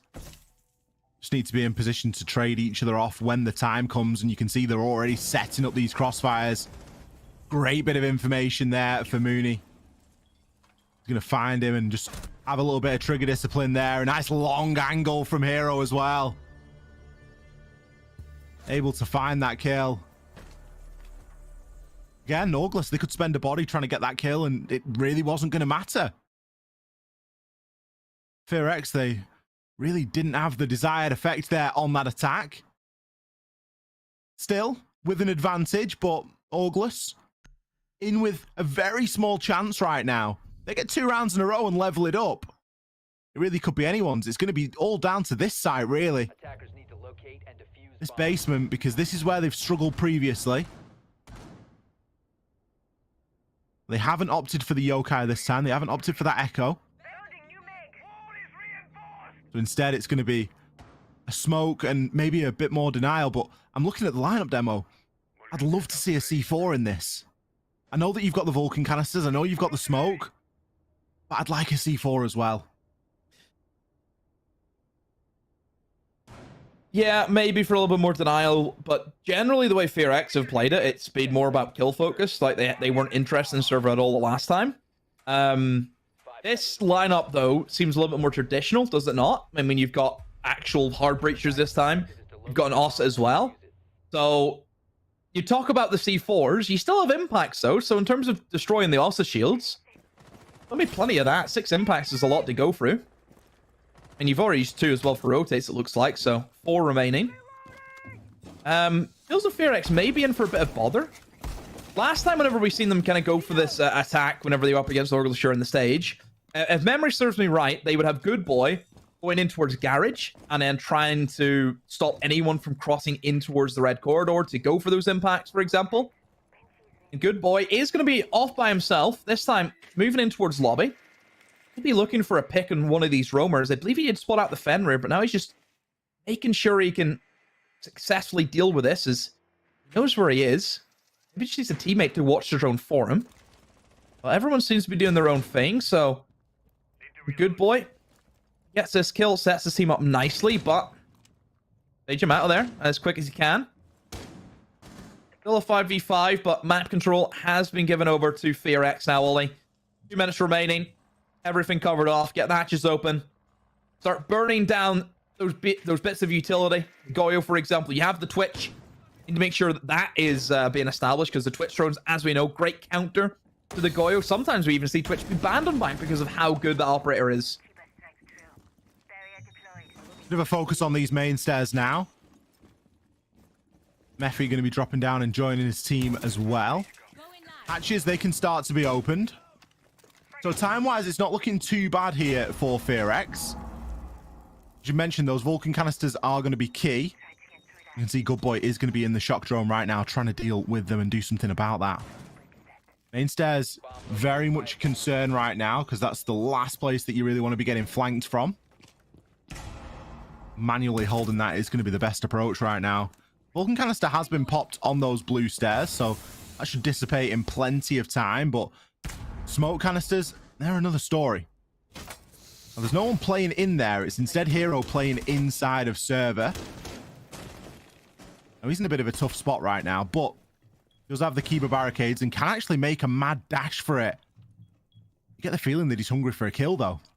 In 35 seconds, why shouldn't he be? Hero is going to be successful on that hatch. That could be massive. He can get himself out of there now. Does get taken out as he tries to retreat. So an equal 1-for-1. The wall now opened. Toxic Babe canister there is going to miss, it seems. Goes a little bit long. Nova, he's going to start to get that plant down. Vamos, you've got another Babe canister. Where's it going? He's gone for an off-default spot. Plant almost sent down for free there. Now there's going to be a horrid retake required. Demic, still watching those main stairs, will be rewarded. Vamos.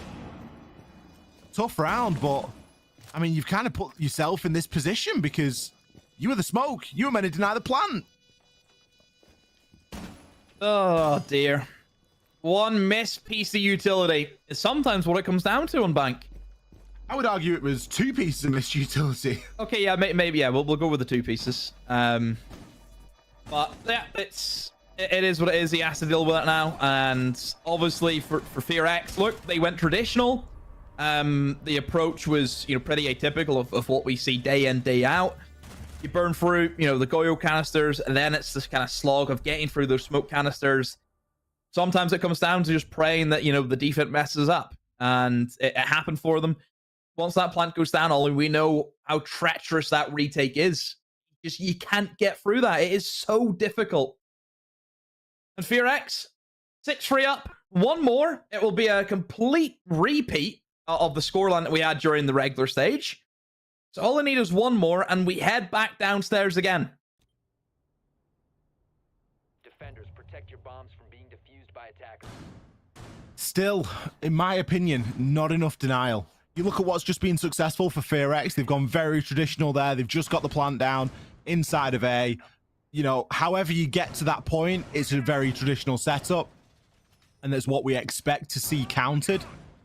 Twitch is going to be brought again. So that means that the Vulcan canisters are going to be dealt with likely again.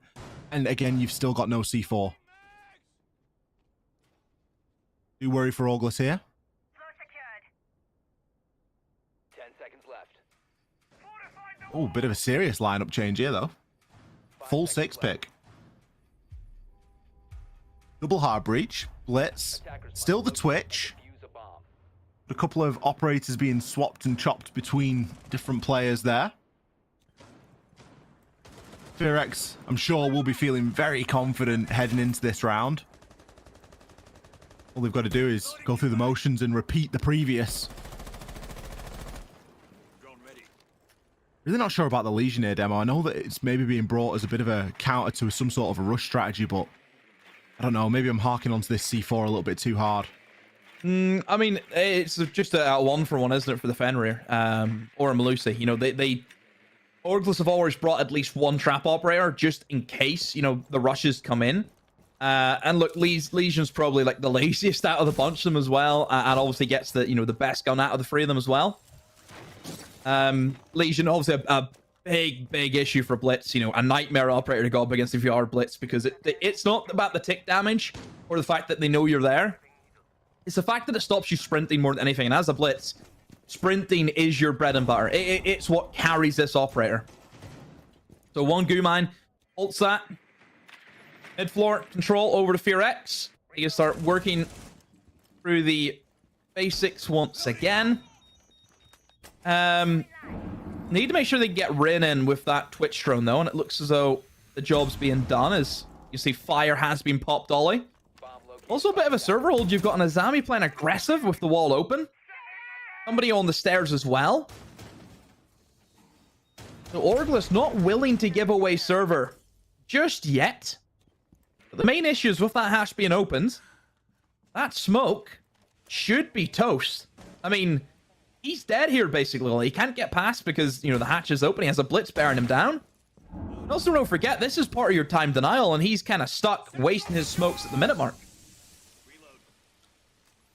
And especially with how open it is behind him, like you say, FearX are in position just to wait this out. He has one Toxic Babe canister left. That isn't going to deny a full 50 seconds. He's going to try, though, but that's what should happen. The Blitz aggressively pushing through. Mephi credited with the kill. Now the Blitz can just stick his head around the door and further gather information. Good boy to get the wall open. Blitz now can rotate to somewhere else that he might be needed. And there's nothing stopping this plant from going down. There's no C4. The smoke's already been spent and has been taken out. Twitch drone continues to remove utility from inside of the site. Maybe the hope at this point is Goyo, but with the plant going down and the Blitz dropping the back hatch, Jin gonna find one, and this is where Blitz is so strong. That chaos. Plant confirmed. Defenders dropping like flies. Nunu, it's all down to you, mate. You got a Blitz bearing you down. Good boy, he's gonna nick the last kill. FearX, they're gonna take the win here on Bank.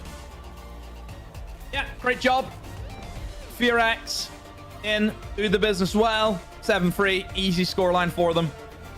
Yeah, Bank kind of went how we expected. Orgless put up a bit of a fight, but nowhere near enough to really worry FearX. They progress on into the next round. Still not over and done yet, though, of course, for Orgless, as they go into the lower bracket, Ollie. Yeah, there is going to be a lower bracket inside of this LCQ. FearX, of course, will advance as well. Coming up, we have got PSG versus Webble. Don't go anywhere.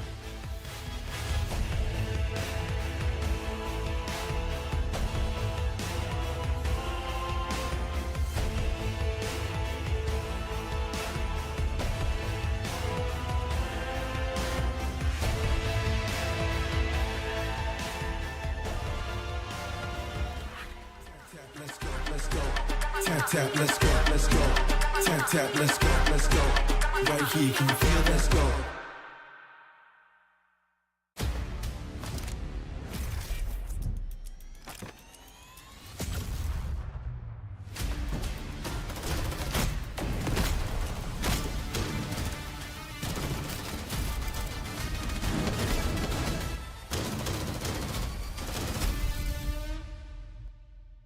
This one could be a real slobber knocker of a game. They've got to clear out that position. That one through the screen as Spirit pops the head. Managing to close it out. Spirits must know that they're there. Manages to find the kill. 2v1 Freedom is low health though. Oh, the take from Spirits in the 1v1, holding onto the back of Spirits. They've traded places for Freedom. Has that one extra little bit to tie him.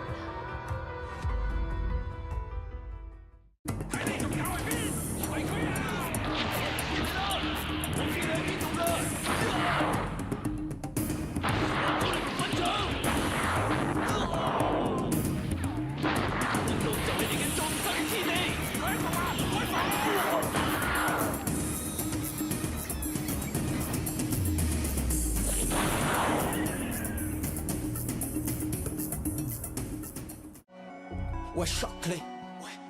Choc-les. Ouais, choc-les, choc-les, choc-les. Ouais, voilà ce qu'ils me disent. Les entends parler et ils m'étrisent. J'arrête que pour rafler la mise. Petit pas sur la piste. Et le succès, je l'ai pisté. Vise que la place du premier. Fais monter la côté. Sur moi, tu mises gros. Tu connais déjà l'équipe. Ça criera au complot. Je prends le double, on est quitté. Je fais la magie des chiffres. La somme, je la triple. La concurrence, la dribble. Et le stade est en délire. Ça fait choquer, j'arrive pour tous les choquer. Toute la foule elle est choquée. J'espère que t'es accroché.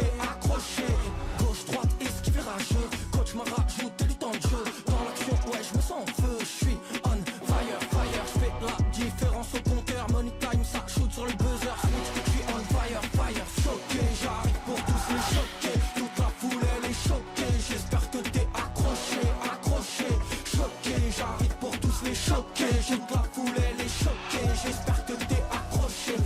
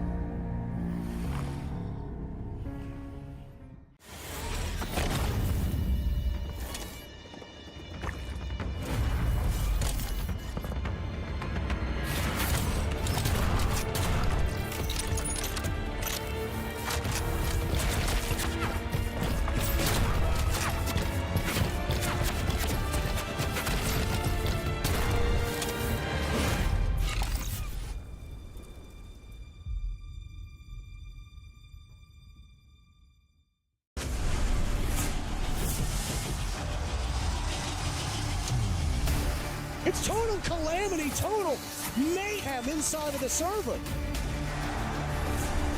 Out of nowhere, they find their round back into their favor. Holding up for the plunder wave.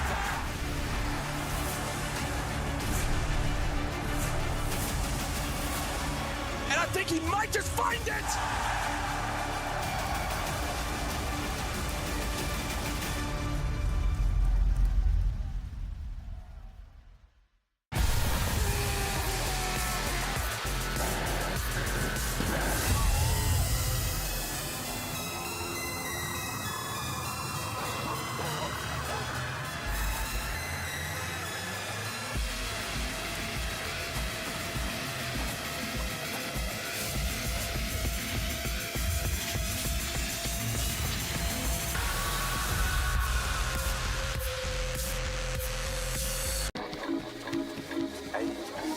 Tulips in a twist.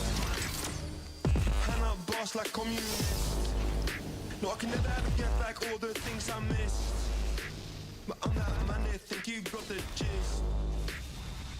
Got your tulips in a twist.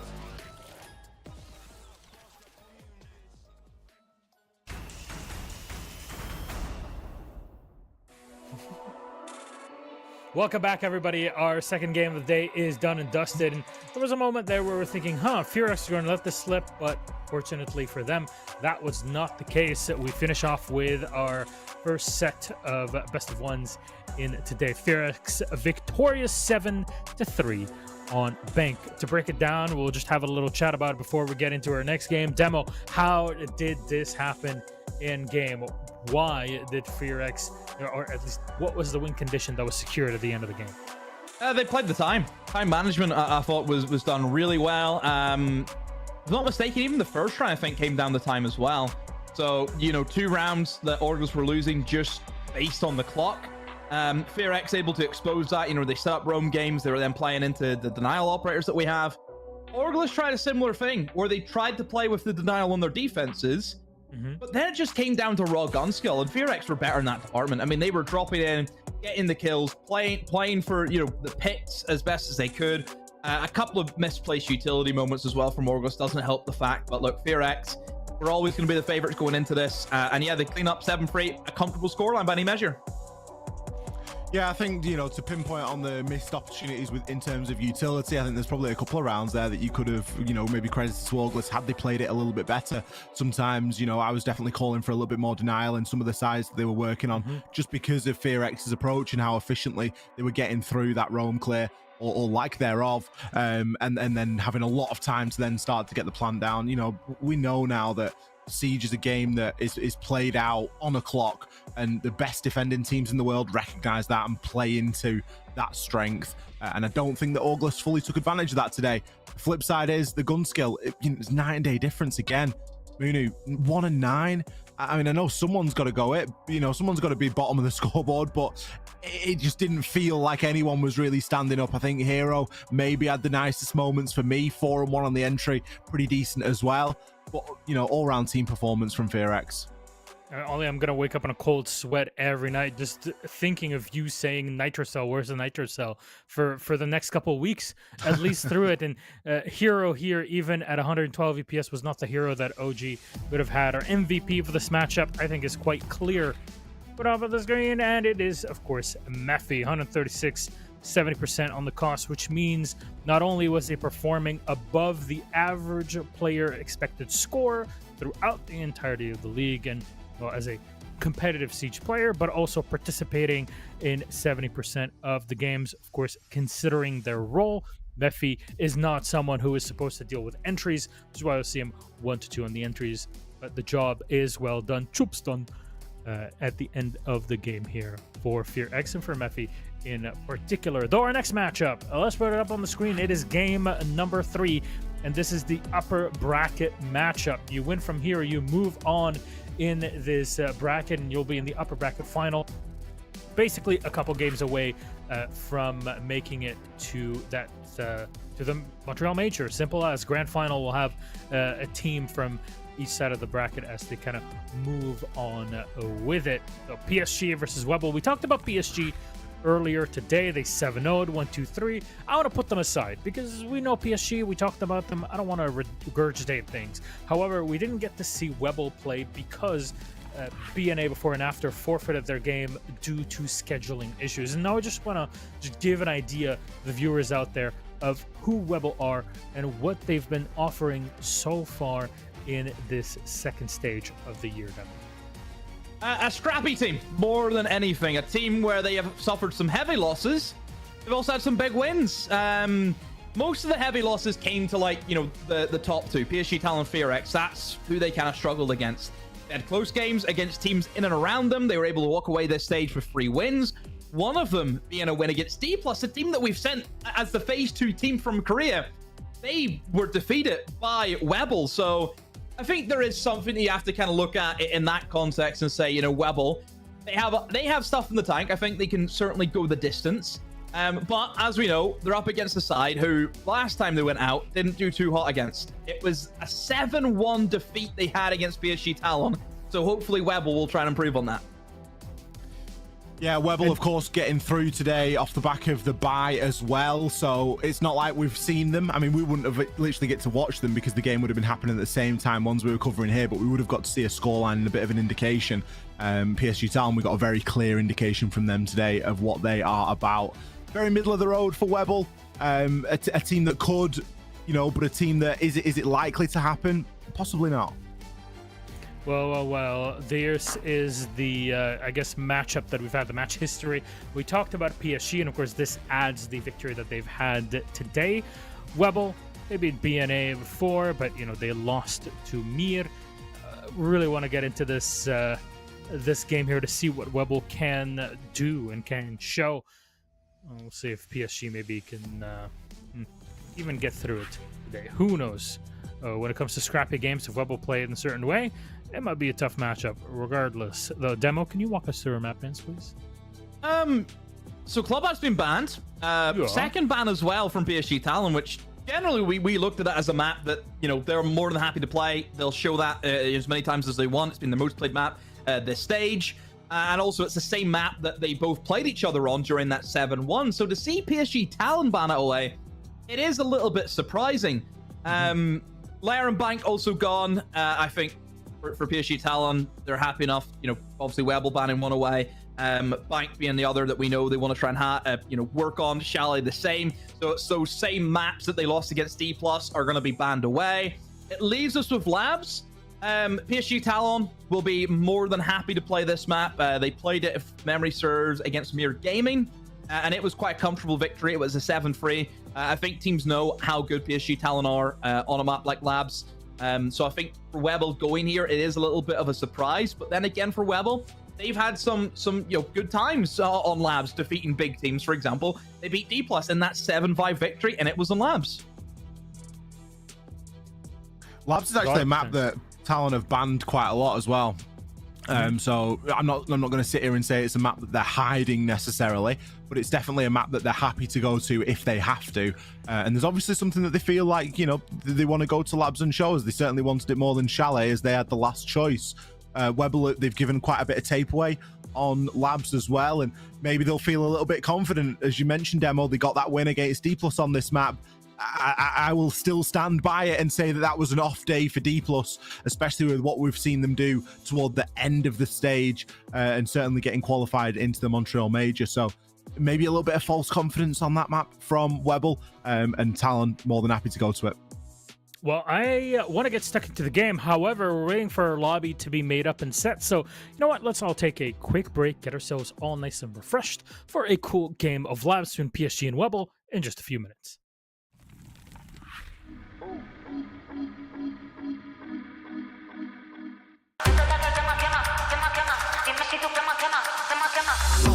Tap, tap, yeah, I want that. No lines, I don't cut back. Sweet, salty, and all that. Let loose, come get that. Can you play that back, back, back? Can you run that back, back, back? I'm trying to play that back, back, back. I want that. Tap, tap, let's go, let's go. Tap, tap, let's go, let's go. Tap, tap, let's go, let's go. Right here, can you feel? Let's go. Tap, tap, let's go, let's go. Tap, tap, let's go, let's go. Tap, tap, let's go, let's go. Right here, can you feel that? Ooh, you feel that? Ooh, the real back. Ooh, I'm still that. Ooh, you catch that? Ooh, I guess that. The best back. Yeah, yeah. 30,000 up, I'm a pilot. Might jump out if I'm wildin'. Catch my flow, I'm so stylish. Tap, tap, real smooth. Can you play that back, back, back? Can you run that back, back, back? I'm trying to play that back, back, back. I want that. Tap, tap, let's go, let's go. Tap, tap, let's go, let's go. Tap, tap, let's go, let's go. Right here, can you feel? Let's go.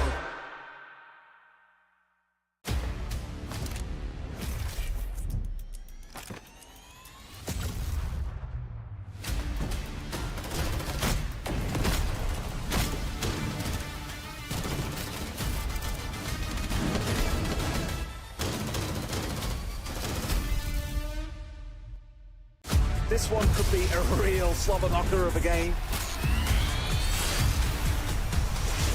They've got to clear out that position. Oh, no, that one through the screen as Spirit pops the head. Managing to close it out. Spirits must know that they're there. Manages to find the kill. 2v1 Frida is low health though. Oh, what a day from Spirits! In the 1 versus 1, holding onto the back of Spirits. They've traded places, but Frida has that one extra little bit to tie him.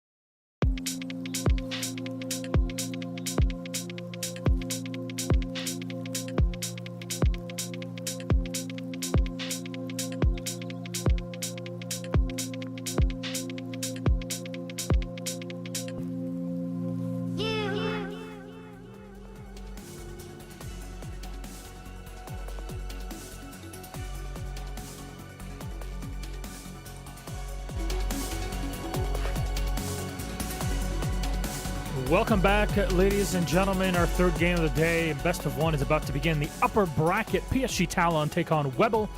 It is on Night Haven Labs. PSG Talon have already 7-0'd one opponent today. It was an easy game for who many would consider the top team in Korea. Webble having the victory after a forfeit from before and after due to scheduling problems. Now they go up head-to-head in the upper bracket semifinals. Our casters, Demo and Exor Troika, will take you through this matchup. Gentlemen, please have fun. Thank you, Milosh. PSG Talon versus Webble. Second map, we are seeing PSG Talon here today. I'm going to be on Night Haven Labs. Ying, Monty, Azami, and Valkyrie all have been removed. But Talon starting off on the attack here, and Webble starting off on the defense. Now, we didn't get to see too much of Talon earlier today, Demo. It was a very quick 7-0 against Team 123 on Clubhouse. This, of course, is a rematch of a regular match that happened in the stage. And it was, of course, a map that Webble lost. So, why Labs for Webble, and what are we expecting them to bring? Great question, because I think you always have to look at the opponent that you're playing whenever you're going to Labs. So I think Labs can be seen as, honestly, Clubhouse 2.0. That's the way I kind of view it at the moment. You know, Clubhouse and Labs have a lot of similarities. together. So I think it makes sense to kind of call it that Clubhouse 2.0 in a sense. Also, I mean, whenever you think about the way that Webble played up against B+, it was a good attacking half from Webble, and then also good defenses. So they were strong in both aspects of it. So obviously that's going to bode well for them. See if PSG Talon, though, are going to be ready for this game on Labs, and you would expect that they will be. If you're a good team on Clubhouse, you're going to be a good team on Labs, and certainly PSG Talon already 7-0 today on Clubhouse. You'd expect something similar. Well, you certainly would. They're in good form, aren't they? It feels amiss to call it a warm-up, but that's essentially what it turned into. Quite a short one. Webble on the flip side, obviously getting in off the back of a forfeit, so it's fair to say that they've not exactly earned this game. And as they were planning on playing a game, maybe they didn't have a scrim booked or something like that to get them in the zone. Maybe they had an early scrim this morning or something of that nature. But it's important that they come into this game hot. Because against a team like PSG Talon, you can't afford to have any slow rounds. Look how quickly Talon have already dealt with a lot of the setup here from Webble. The mirror window has been disabled. Ash has seen to that. The walls have been opened. Oh my god, it's a freebie. Misa, he was a standout player in our first map on Clubhouse. He's just fluffed his shot a little bit there, but his team will come to his aid. Naps able to shut down one. The blitz needs to be successful here, but that is a warden, and the bash is the only thing that'll do. C4, that's going to get caught short, and an advantage for a brief time for Talon, but Naps, he's not saying no just yet. He's going to have to say a lot more, though. He's going to be successful here. The C4 can be used to zone, but Yas is inevitable, and that push up through Warehouse Catwalk was credited him with at least 2 kills. Yeah, good start from PSG Talon. Little bit hairy there, just for a moment it felt like, didn't it? I mean, the patience there was second to none. I'm actually surprised he didn't get the second kill. But still, it is what it is. They're able to walk away with a round win. Obviously, Blitz pushing up Fish. What a great place to go. We will be seeing a lot of Maverick being up, which is a little bit of a surprise for Korea. I mentioned it before. It is the highest banned operator. In the 13 maps that PSG Talon have played throughout the stage for them, this is the second time where Cage's been allowed in their games. Other time was on their last, whenever they were up against E+ in the final, where it was on Chalet, there was no Cade ban there. So PSG Talon usually are used to playing without Cade. Here they have it available, and then also have to go up against it. So I think Maverick is probably going to be the go-to pick for the most time. 5 seconds to go. We all know that Maverick can be a little bit dicey, though. Instead, he's going to be 6-picked off this time. We're just going to be bringing a good old Thermite combination along with some hard breach tin openers. That should give Talon everything that they need here. This basement attack. Cupido will be on the Scopos. Out there on the roam with a shell elsewhere ready to retreat back to at some point. The Deimos for the roam clear. Legion the current target. It's going to be Zad. Not sure if that's going to really do much good, as it looks like he could be back down on the site. And Cupido going to be the first player to fall. Scopos not able to scurry back to the shell. Instead, just going to leave a phone ready and waiting to be hacked. Now, there are 3 bulletproofs. So you would expect them to have a bit of information off the back of those. And if they can combine that with some of the vertical work that they're doing, Talon could do a good job of zoning out some of these defenders. Yeah, great job getting that first pick.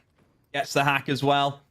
And believe it or not, Ollie, I actually didn't realize this until I seen, sometimes the players would put, their clip of them reacting to a win. Whenever D+ won the last game, and obviously they put up, their view of, them reacting to winning and going to the major, they actually won that round because they had actually hacked into a bulletproof, and that bulletproof was able to feed the information. Remember the way MV Taylor played that 1v1 to perfection? Yeah, that was yeah. how he knew, was because there was a bulletproof looking directly at the defender. So just little things that we missed, but then you kind of go back and watch it and you realize, yeah, that's how they won. So being I able think to that hack, confused me. Yeah, it did. I It remember did. that. We just didn't know. We just thought Envy Taylor was, you know, psychic. That's what we thought. We thought he was just a psychic man with a crystal ball sitting there knowing what to do.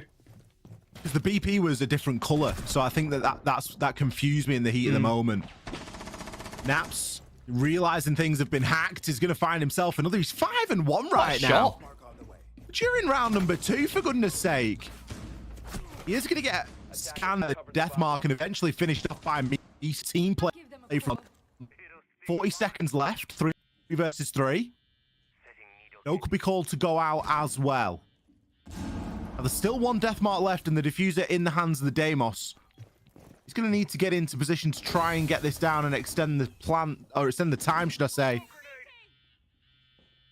Either that, or they're going to have to get some kills. Inno, he'll find 1. No one there for the trade, and Inno picks up a second. This round has gone from winnable to almost impossible right now. Gotti, he's just going to get the door slammed in his face. Moon to collect that final. Naps in it. No, what a duo. I mean, all of that just basically comes off the back of the soft destruction being dealt with. I mean, some cracking shots, has to be said, from Webble to really dig them out of there. It was a good setup, of course, from PSG Talon, but you lose that buck. You see that the safety that those defenders were able to sit into the back of sight, hold those long angles. I mean, all of that should be opened up. So PSG dropping that round. But they get to go upstairs again now and attack here. So we'll see if the defense can do a little bit better in terms of their lineup, Ollie. You've got a couple of, you know, headliner acts, you would say. You've got the Mirror, you've got the Cade. I think the Echo's an interesting one. My assumption would be Echo has been brought in specifically to deal with a blitz that could come in through Fish. That would be my just straightforward thinking, no nonsense attitude. You're struggling against the blitz. How do you deal with that? Oh, Echo can stun it away the shield, easy pick. That's what I think anyway. Attacker's objective is to defuse a bomb.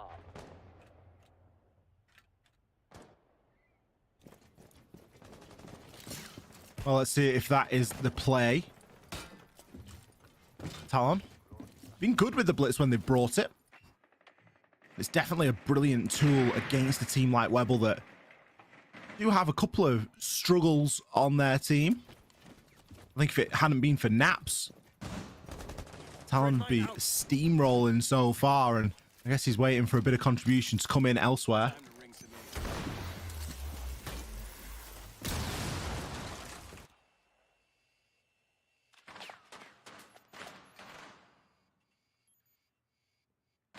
It's a strange colour to that BP, isn't there? It didn't look like a normal BP for a moment. No, it's there. It's okay. PSG Talon, you can see that the focus again is just playing that early game, isn't it? It's getting those walls opened. Mirror window will be a little bit tricky for them. Need to try and get the Ash rotated around and make sure you deal with that, because they don't really have any other way of getting rid of that mirror window unless you want to walk up and try and punch it, but as we know, can be always pretty risky. They don't have any hard breach left, Ollie, and Garage has been fully reinforced up. So they're not going to get in towards Catwalk anytime soon and straight into the site. You know, this is where I'm never a big fan of only bringing in, you know, the ones that have hard breach, because once you use that on map like Labs, where there is those layers, those walls that you have to go through, it is a worry. The Ash charge will be used in the mirror window. So that means that the Garage one will be left up for the meantime. C4 as well, prepped to go through the drone hole. Doesn't look as though they're interested in Fish this time around, though, Wally. Fish seems to be fairly in the hands of the defenders, and the attackers no real interest in that. And said Gotti will walk into Garage, and see that wall fully reinforced. He can't do anything with it as he's used all his Thermite charges. This is going to be a good round to see how PSG Talon can think on their feet.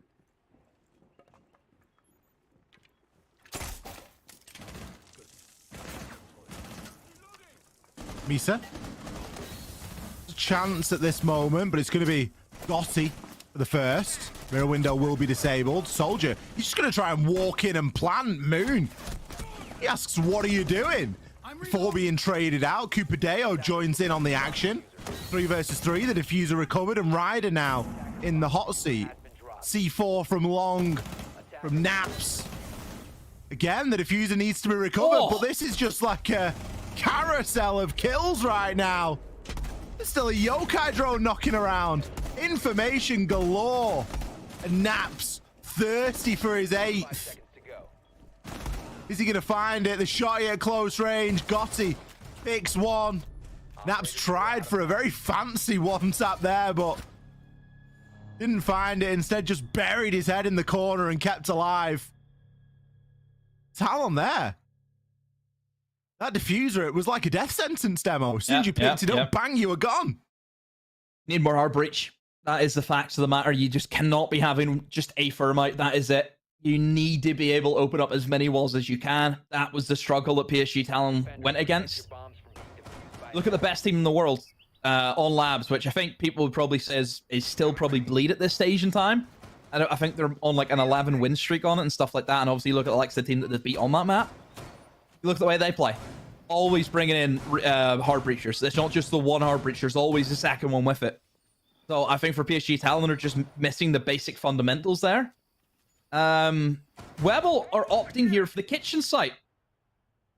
Bit of a strange one, has to be said. This isn't a site that we see all too favored for the defense. Mostly because, Ollie, there's a window that just jumps straight into the bomb site, which that ain't fun to deal with. Yeah, you always hate those sites, don't you? Well, I guess you hate them on defense and love them on attack because you probably just send yourself in on a blitz. That's exactly what I do. And that's what I would hope that other teams will do as well, because it is just so easy. I think it's the first round we're not actually seeing a blitz at the minute from Talon. Going to be going for something a little bit more typical with that ram and getting a bit of vert. They do have the Ossa, so they do still have a shield and the ability to play off that. A lot of vert in this site. Like, nowhere's safe if you open up above them. Well, they've got plenty of tools to do it. They've got 3 ram boogies. They've got Ash's breaching rounds.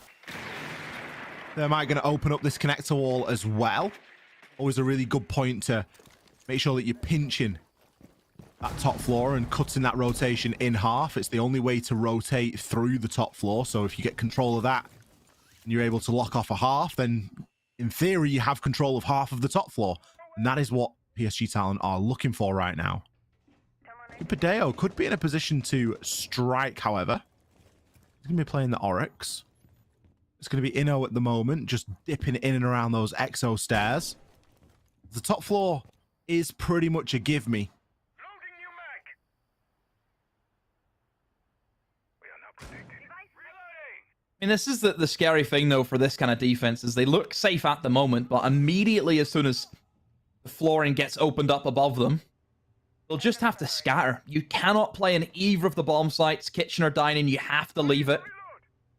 And then that's where PSG Talon will just take advantage of the lack of site control, and they'll just walk in with the Ossa and go for a simple plant.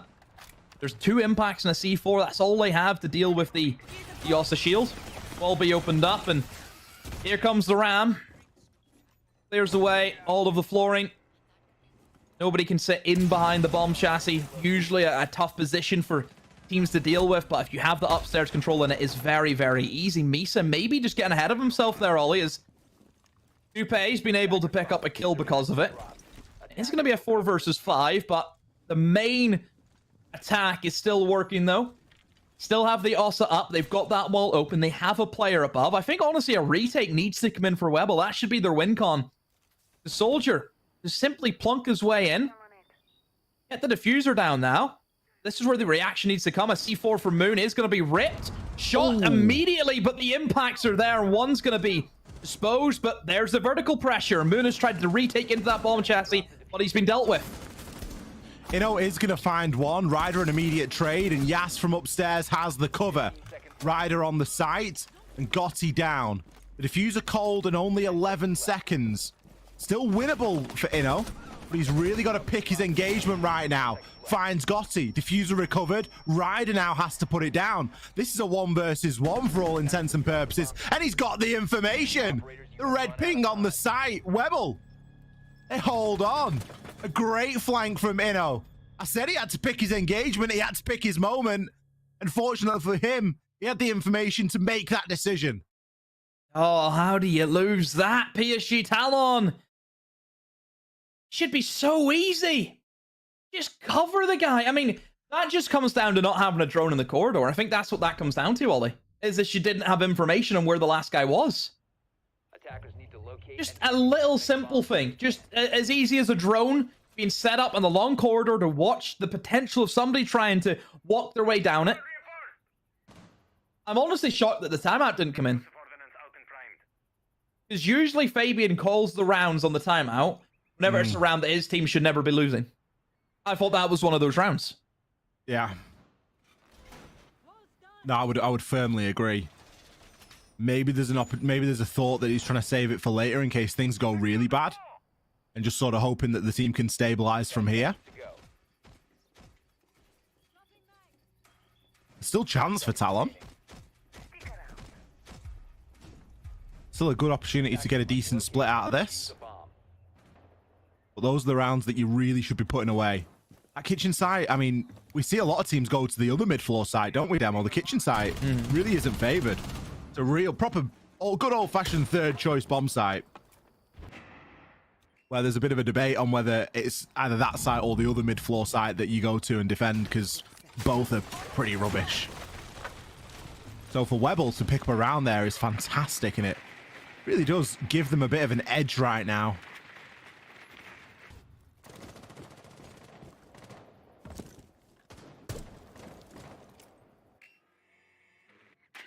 We head in to the basement again. Another round that PSG Talon, they led from the front foot the last time, but then it just slowly got away from them. Because they didn't do enough vertical pressure. They brought the buck and the ram this time, though, Wally, so they have the double amount of it. So there should be very little issues with getting all of that floor in open. I think this will go much better for them. In terms of roamers, none at the moment, but you can see PSG Talon are just making sure they can just cover things off. So Ella, she made a mad dash in towards storage, but since then, or maybe just up towards fish, yeah, it looks to be the case. But since then, just left. So it's not a full roam game here from Webble, but just a roamer here or two that maybe could drop off if needed, and that's exactly what Coupe has done. He's dropped off. Zad is in towards that vending machine area. But nobody's interested for the meantime from PSG Talon. Let's twitch the value that he's getting with that drone, Ollie. Being able to pick up the Goyo canisters. It's always going to be a great bonus for them, especially whenever you know that PSG Talon, Ollie, they're going to try and want to plant again, dropping in towards Animus and planting on that single wall. Yeah, good time to get those canisters destroyed at about the minute mark. You do worry that Talon haven't been able to grab a pick, and with the loose nature of the roam, they're very susceptible to a flank right now. There's no one dead to watch flank cams, so Soldier and Gotti, you can see they're both flicking at the moment. Naps is certainly on the prowl. He's known, though, and he's very easily dealt with. Yas just pops the wall open with the skeleton key and can shut that flank down dead in its tracks. That's a nice advantage to have here for PSG Talon. The Vulcan canisters have been destroyed. The Goyo itself neutralized. And this now opens things up for Soldier. He can hit a drop. Do they know about Cupadeo? Yes, they do. Gotti, more than aware. And you get the feeling that Talon aren't going to be fooled this time by any shenanigans on that flank. The plant will be stopped, though. Moon successful with the C4. This is where we start getting into danger territory. Inno, he had the information to make this clutch last time. And if Talon continue to fall like flies, which they are doing, it may spell disaster. The diffuser, Cole, not able to get it in time. Webble, they hold on again. Talon, how many rounds are we going to see him lose to time, Demo? Honestly, I think that's 3 rounds in a row. Well, maybe not 3 rounds, but certainly 3 rounds I feel this half that they should have won. They had the vert open above all those defenders. And nobody was playing on the vert. Nobody was playing on the vert. It's the little things. Like, you actually go through the rounds that PSG Talon have lost, right? So, 1 round they lost because they didn't bring an extra hard breach. Another round they lost because they didn't have a camera set up in the corridor. 2 rounds now they've lost is because they don't have any vert pressure. That is the 4 ways that they've lost. Webble, all credit to them, have exposed those weaknesses. Yeah? They've went where the drones aren't. They're just playing the operators towards that top floor, and if they don't bring hard breachers, they don't bring hard breachers.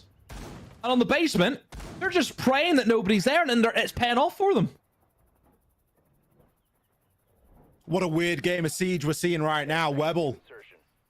Is this their map? Are they just unbeatable on labs? 5 seconds remaining. I don't care who boy. you are.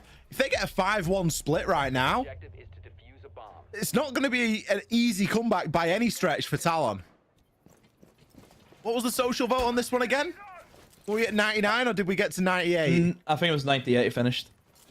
Finished at 98. If I'm not mistaken, Ollie, you're actually the biggest spender. You bet the most channel points that PSG Talon would win. Oh dear, it does sound like something that I did. Oh, but you did. You did. You really did. Loading new mag. What's the 1 and the 2? I don't get it. Hang on a minute. That's not right.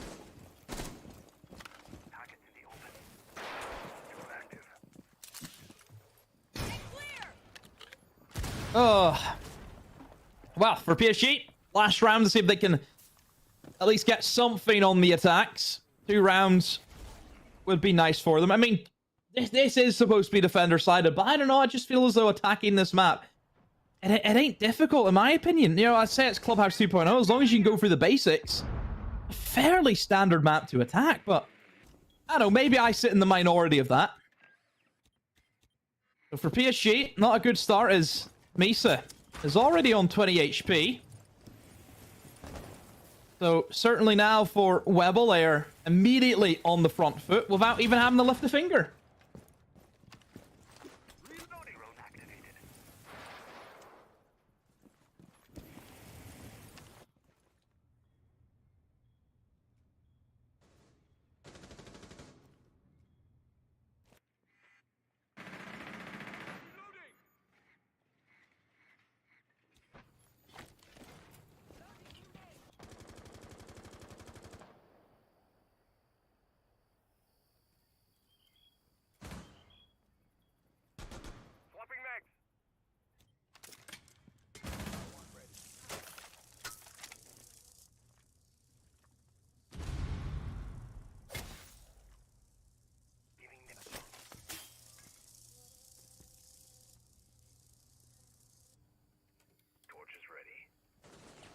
See if the Blitz now can get himself in, and seeing if the electrical can maybe be the weak point. The flashes will be stopped, and a C4 combination as well. Moon, the K goes for a long rotate downstairs and is gifted with a kill. Oh, what a swing as well from Naps. Takes down Mies as he was looking to hop in through the window and rotate over towards Fish. Yasso, along with Ryder, have been able to equal the man count, and the Blitz is going to be able to move in, but you need to help him out, and they will do so. Naps is there again. He's 9-4, and Zad picks up a kill with a T5. My, oh my. What a round from Webble. They hold firm again. PSG Talon losing so many rounds in their attacks. 5-1 is the half. PSG Talon need an upheaval now. Fabian didn't use a single timeout this half as well. So this is getting very dicey now for PSG Talon. I don't think anyone expected this. Oh boy. Oh. In the midst of that, it looks as though that we've lost Ollie. Maybe my friend Mr. Milosh can come. Don't know if he's here. Oh, never mind. Milosh, back you go. Back to the old people's home. We don't need you. Ollie's here. Now you see me, now you don't. Sorry, I'm not sure what happened there. I'm having a little bit of technical issues today, which is never fun. You made Milosh sad now. He's getting really excited for that. I know. I mean, he could come try cast later if he wants to. He's always welcome. He knows that. The thing is, you asked for help in the chat, and it's blown the blooming horn on Anchor, man. Everyone just Honestly, Captain Fluke is in here. Yeah. Unbelievable. I don't know how people do it. I'm terrible on Discord. Other people seem to have. Obviously, as the connections went. Yeah. Well, Webble, a 5-1 split. Full timeout from Fabian. Like, is he even watching the game? Where is he? Is he still wandering around Sweden? I feel like we maybe need to send out a missing persons report because this isn't the style of his coaching at all. No, Typically, he's very quick to call as soon as things look like they're going wrong. It's a big worry, isn't it? Like, on the side of PSG Talon now, you kind of look at it and think, right, surely you don't think things are like, oh, everything's great, everything's peachy. It's not.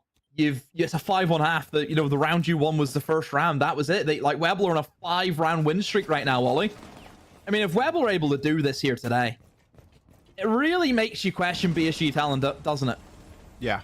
It really does. It puts the focus, the lens on them even more so. I mean, the more important thing for PSG Talon is, yes, obviously you want to try and get to the major, but it's really important as well for their SI chances also. Like, don't forget. You know, with the likes of Bleed, for example, not making the major, Bleed remain where they are in SI points. PSG Talon, currently as it stands, if they don't make the major, they will also remain on the same SI points. But I think whatever way it works with higher finishing based on major results, Bleed are actually above them in the standing. So it could be as simple as we done a better, placement in the major than you guys did. There's a lot going into it, but that's just the way the cookie crumbles. So it is PSG Talon make this major if they want to have a chance at going to SI. It is worth mentioning there is a lower bracket to this LCQ. Yeah. So it's not as if PSG Talon lose here that's it. But we know this team and we know every team. Thank you, observers. That is a laser sight. Soldier is going to be holding on through electrical. What I was saying is PSG Talon do want to, they want to win. They want to get it done as quickly as they possibly can. Full white flash and a great push from Cupadeo. Wow. Straight into the FNAT. Easily dealt with, though. And no response from Talon, more importantly. Ryder, he's getting pinned down now as well. He's got a Cali on his case. It's not anything that anyone wants to do. The plant, that's going to start to be attempted. Cupadeo picks up his second. Zad! We may as well call him Bobby Lee Swagger the way that he just took Ryder out. Cupadeo finishes the round with a third. Map point here for Webble. Talon have been mudded. My, oh my. I mean, Ollie, all I'll say is, how's those channel points looking, buddy? Well, you know what? I thought all the talk about channel points, I'm going to get involved. And as soon as I clicked yes, in my heart of hearts, I was like, I should have gone Webble. Because there's no benefit to me going on Talon. Whoever put money in Webble, congratulations. You're rich. I'd like to think that I had a bit of an impact on that, so... What's the payout? What's the payout? Does anyone it's know gonna the be, payout? It's going to be astronomical, mate. Well, it's not over yet. It's not over yet. Webble need 1 round. Talon need 5 to bring it to an overtime. However, based on the siege we've seen, which is a line that we often will trot out at this point, it is looking unlikely that Talon are able to get 5 rounds in a row. The lights are on, but no one's home. There's been no timeout called. That, to me, in itself, is shocking. Yeah. I can't believe he hasn't called the timeout here. I Nothing don't know. is... The team is obviously in full head loss. The timeout should have came after that kitchen attack that they lost. Yeah. That's when the timeout should have been in my eyes, because that was a throwaway round. And a 1v3 and you've died to something is not just holding down an angle on a corridor. That's where the timeout needs to come in. But he's left it way too late. He has. I think he's been pretty spot on with a lot of the time he's used his timeout during this stage. But today, I think he's got it wrong. This team is struggling to breathe right now. Yeah. And Webble are just... I don't know how to describe Webble right now. They're just moving around as though it's like a training session. You don't think? Yeah, yeah. It's drastic. Very, very drastic.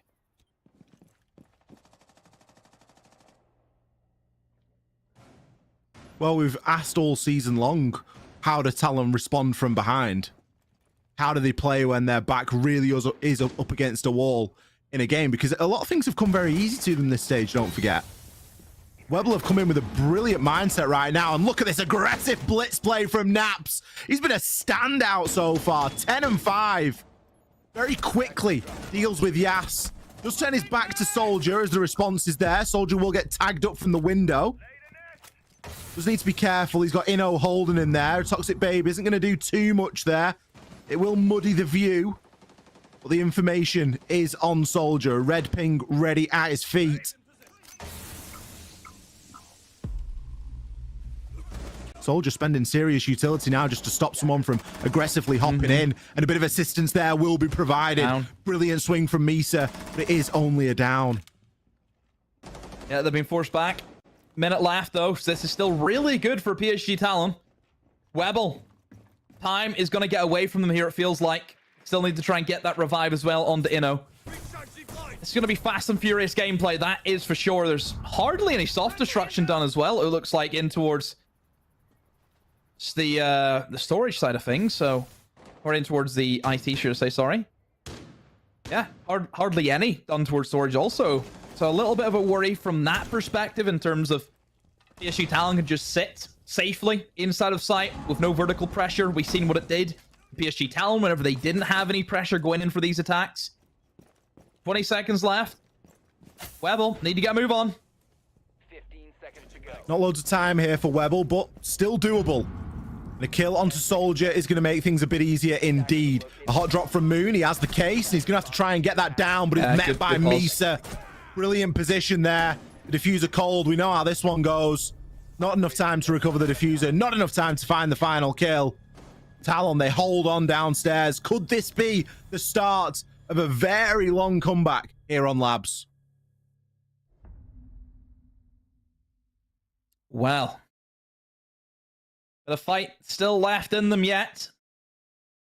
Webble, same issues as Talon. The vertical destruction has not been implied at all from the attackers, really, that this game, only which I'm surprised about.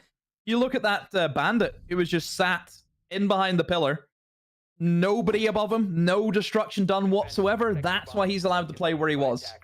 So yeah, both teams just slipping up on that front. I mean, this map, Ram gets banned in this map, Ollie, because how good she is with opening up the vertical destruction. And Ram is up. You know, Buck is obviously going to be there. But to see the floor and just not totally annihilated, which is what we're used to seeing, it's just such a shock to me. Because that's the way it should be playing out. But I don't know, it's a weird Labs. Really weird Labs. Well, it's weird in the way that Webble are leading by four rounds at the moment. That's the thing that really strikes me as being a little bit odd, especially given our expectations coming into this. Talon are being forced to fight for every single round right now. I'd almost like to think that this game is like a bit of a social experiment from Fabian. Like, I'm not going to call the timeout because I want to see how you can react without it, sort of thing. And try and force Talon to be able to problem solve a little bit more on their own. And maybe then timeouts can be used for different reasons in the future. It's a good opportunity to do that, especially given that there is a lower bracket, and you know, if they are confident that they're going to be going to the major, it kind of doesn't matter who they have to beat to get there, because they're going to have to beat a load of teams at the major anyway. So feels like you're overthinking that. There's no way Fabian would do that. I mean, this is really important. Like, this is for that major spot that they need, that then hopefully get SI. I mean, I don't think Fabian can really be playing like, you know, hardball with the team saying, I'm not going to help you. This is up to you guys. If you want it, you go get it. I don't think he's going to go down that line of approach. I just think the avenue he's going to take it has just not been the correct one. I just think he's been holding out for, I don't know, like a big moment to really call the timeout. But it just hasn't came. I think maybe because all of the rounds for PSG Talon, they have been close and they probably should have won them. It's not as though PSG Talon been like rolled over any of the rounds. Maybe the first round that they lost in defense could be a case for that. But for the most part, they have been close and PSG Talon have been leading it. So yeah, a little bit weird. Yas is in a precarious position now. Just hopefully he's going to get back to site, but no, still in a precarious position as he remains on the bad side of the breach. Somehow gets away with it, gets a kill. To be able to turn that situation from a bad one into a good one from Yas is very good indeed. Should have been dead to rights. There was a nice bit of exchange there from Webble to open that wall. They weren't getting bandit tricked. But they did kind of drop the ball a little bit in letting him pass. Their information maybe not as good as it could have been. Naps falls. The diffuser will be recovered. We had Cupadeo. He was on a real long roam. He's come all the way up cargo stairs and just dipped himself into sight and found one. Back as a direct trade, but Gotti is going to be there to save the day. Soldier doubles down. Inno and Moon. Only 2 remaining, 35 seconds. And you kind of look at what's been done in this round and you question it a little bit. Gotti at close range. Sees to it that Moon will fall. He's lining up his next one. That's the case. And Talon know that. 20 seconds. This round is just going to peter out of existence. There's very likely going to be another Talon win. The question now, Demo, starts to be more, where are Webble going to find this one round? Because Talon, they've looked very, very dominating here. Full tap. Almost connects, but Webble out of time. PSG Talon. Get another one. Another round goes their way, and it is into that tertiary bomb site. I mean, this is getting just a little bit strange. Ain't gonna lie. I don't really know where we go now. I mean, Webble have called their timeout. You know, Webble have lost 2 rounds in a row, and the timeout's been called. PSG lost 6 in a row, and it was never called. Yeah. It was odd, wasn't it? I suppose this gives Talon a bit of a timeout now anyway. Because they can talk as well, so it's a bit of a double-edged sword. But for Webble, they only need 1 round here. All they've got to do is come up with a plan that is going to give them 1 singular round. And the best bit for them is that they very likely know the bomb site that they're going to be going to. Now, obviously, they don't want to tunnel too hard onto that because it could change. And Talon could throw in a little bit of a curveball. But they are going to be headed back up to that top floor, so this is territory that Webble know and are familiar with. And more importantly, Demo, it's where they were successful previously. It's been their only attacking round so far.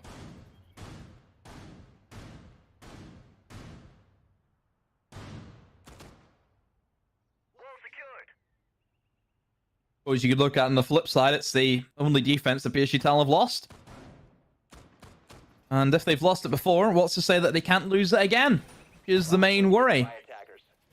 I mean, last time whenever they were up here, walls got opened up, Hicks came in, Bobby Lee Swagger made an appearance, as you mentioned. Stuff like that. You know, like the Cali hitting shots, for example.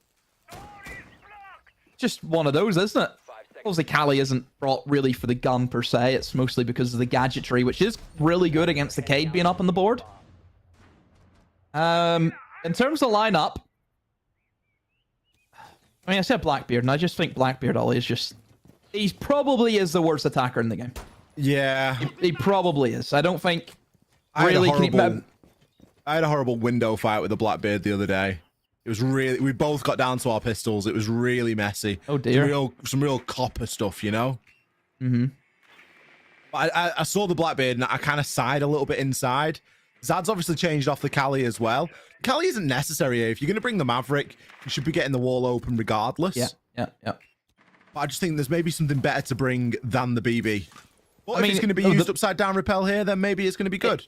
It is used specifically for this one angle on the map, where you open up that little top bit, and the Blackbeard can then cover to stop anyone going for the C4, which is generally pretty, common. Whenever the wall tries to get opened up from the Maverick. As you can see, he looks directly on to anyone who would want to swing in with that C4. So it is, only used for just that one angle and that one angle only. So they have got the wall open, and no response from PSG Talon as well. Keep that in mind. They will now reinforce up the garage wall. And they're going to really struggle. Their Maverick is their only form of hard breach. Remember I mentioned before, PSG Talon lost a round because they didn't have enough hard breach. The same's going to happen here again, Ollie. Yeah, no tin opening is a real big shame, and especially when you got like Capsau and Grim and stuff like that both have tin openers that you can bring. They're going to be looking to push the blitz in through the top of Fish yet again here. And Naps, what a kill onto Gotti. Not only is that an opening pick, it's a smoke and a C4's been wasted as well. There's still 2 C4s for Talon. Well, that opening pick should really open things up here. And Naps is just going to have to wait for his time to strike. Now, Talon played a Warden here last time, which obviously counters the blitz somewhat. It forced the blitz into a bit more of an aggro play. Misa, he's going to be playing below. Doesn't have a C4, but will have the ability to flank. Yas is inside a connector. That side of the map has been really heavily ignored at the moment from Webble. Instead, it's a real Fish and warehouse-sided push. Now Maverick can start to make a nice line here into A. It's going to feel like Fish in a barrel in a minute, Demo. I think it's claustrophobic. And whenever there's a blitz coming in from the other side, Ollie, this does not look good at all for PSG Talon. Just depends if that blitz can do his job correctly. I mean, Bandit will be tucked in close. And yeah, who are you looking at, Ryder? The wrong person. Naps picks up another one. Site control in full control of Webble, and PSG Talon have been stunned here today on Labs. Webble with a huge upset. Take down PSG Talon in a game that we never thought would go this way. 7-3, Ollie. It was quite easy as well. It's not as though it's a close game, was it? An OT. 7-3. Up the Webble. What do we know, Demo? Apparently You're not shameless. a lot. We had this one as a PSG Talon win every day of the week, and Webble stormed onto Labs and took a very convincing win over the favorite team here inside of South Korea. Naps in particular, a standout performance. Congratulations to Webble. They advanced through to the bracket. We're going to hit a short break. After that, we'll be back with Milosh to set everything up, show you the bracket, and get ready for another game here in Korea.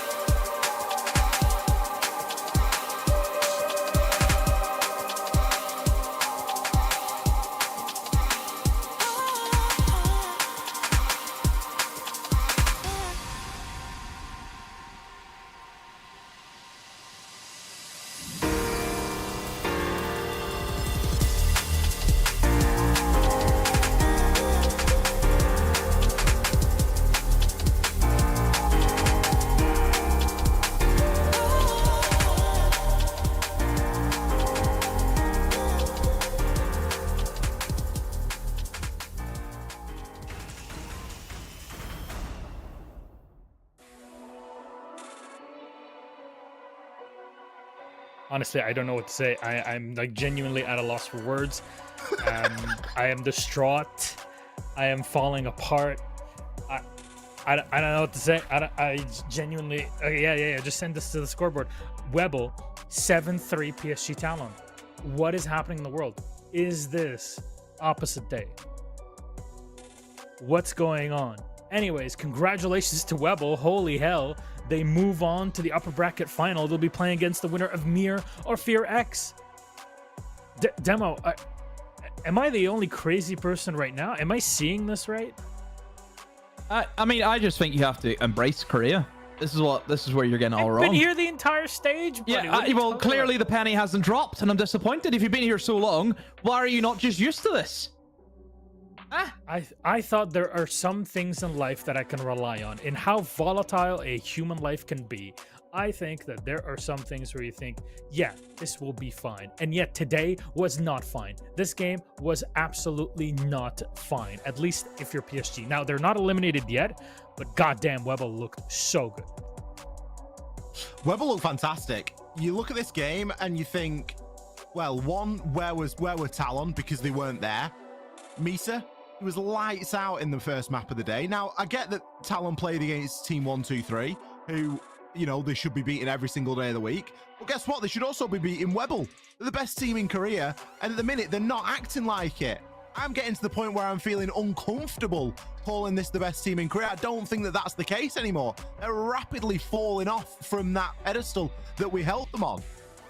No timeout, lack of gun skill, lack of coordination, and Webble understanding the game so well.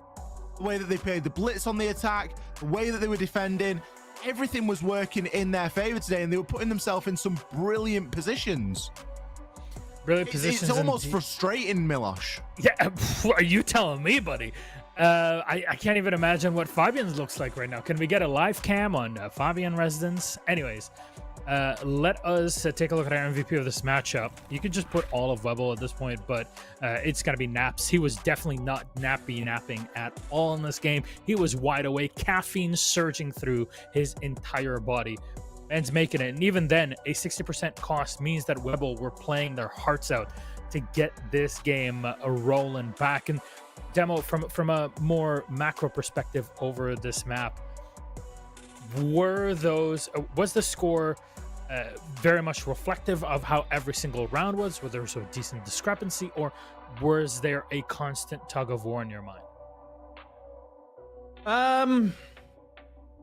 I think that's a difficult one, because it was a very weird labs just in general. Both teams on the attack left a lot of things open for the defense, which was exposed. Somehow Webble just found a way. I feel as though PSG Talon were just making a lot more mistakes, and I think Webble's just played off that. Naps today hit some really clean shots as well, like some really good opening picks as well, just to get his team in there. So yeah, he had a great game. It just felt as though PSG Talon were in command for the most part of the game. Yet they're the team who lost 7-3. It doesn't make any sense.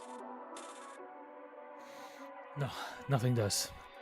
Nothing does. Anyways, we have a matchup on our hands still after this one. Mir Gaming and FearX. Well, they set up for their own matchup, but this is now all for survival. Blossom and Orgless. This is where we head or turn our attention to. It is all about that low bracket and surviving. It is a best of 3 matchup. Though, ladies and gentlemen, MBs, thank you so much for catching up with our games. We're going to take a quick break. When we get back, it'll be time for our last matchup of today's LCQ run, South Korea. See you in a moment.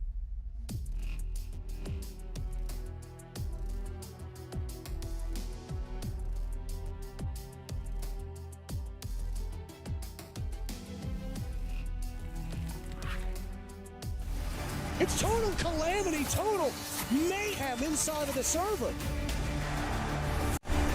Out of nowhere, they find their round back into their favor. Holding up for the blood, the wave!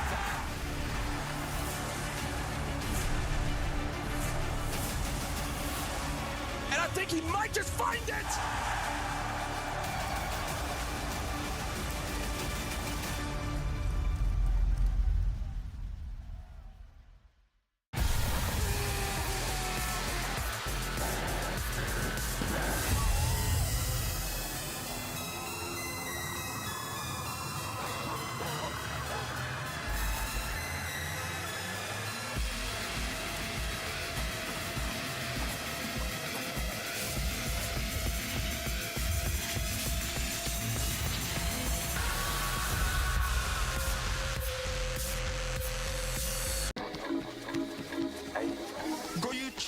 in a twist.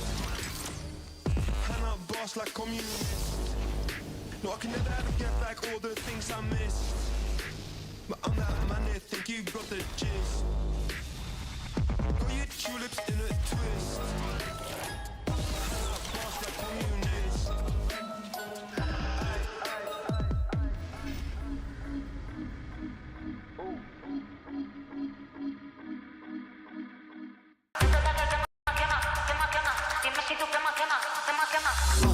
Tap tap, yeah, I want that. No lines, I don't cut back. Sweet, salty, and all that. Let loose, come get that. Can you play that back, back, back? Can you run that back, back, back? I'm trying to play that back, back, back. I want that. Tap tap, let's go, let's go. Tap tap, let's go, let's go. Tap tap, let's go, let's go. Right here, can you feel? Let's go. Tap tap, let's go, let's go. Tap tap, let's go, let's go. Tap tap, let's go, let's go. Right here, can you feel that? Ooh, you feel that? Ooh, the real back. Ooh, I'm still that. Ooh, you catch that? Ooh, I guess that. The best back. Yeah, yeah. 30,000 up on my pallet. Might jump out if I'm wildin'. Catch my flows. Let's tap tap, real smooth. Can you play that back, back, back? Can you run that back, back, back? I'm trying to play that back, back, back. I want that. Tap tap, let's go, let's go. Tap tap, let's go, let's go. Tap tap, let's go, let's go. Right here, can you feel? Let's go.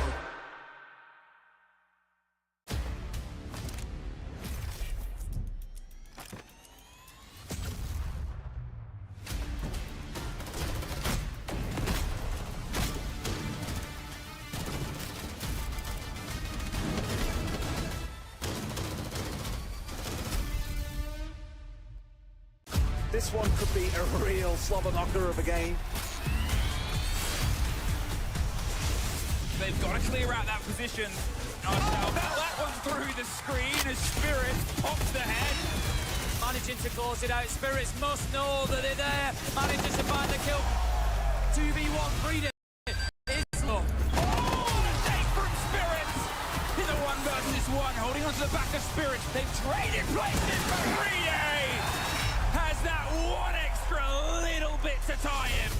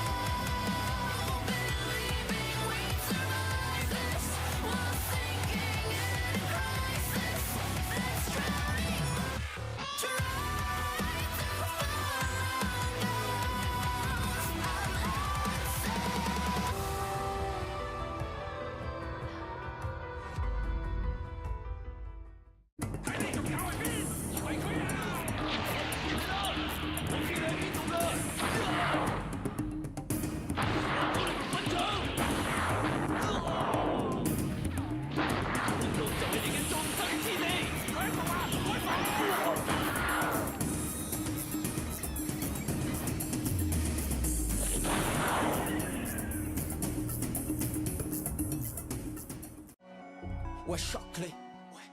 Shockley. We're Shockley.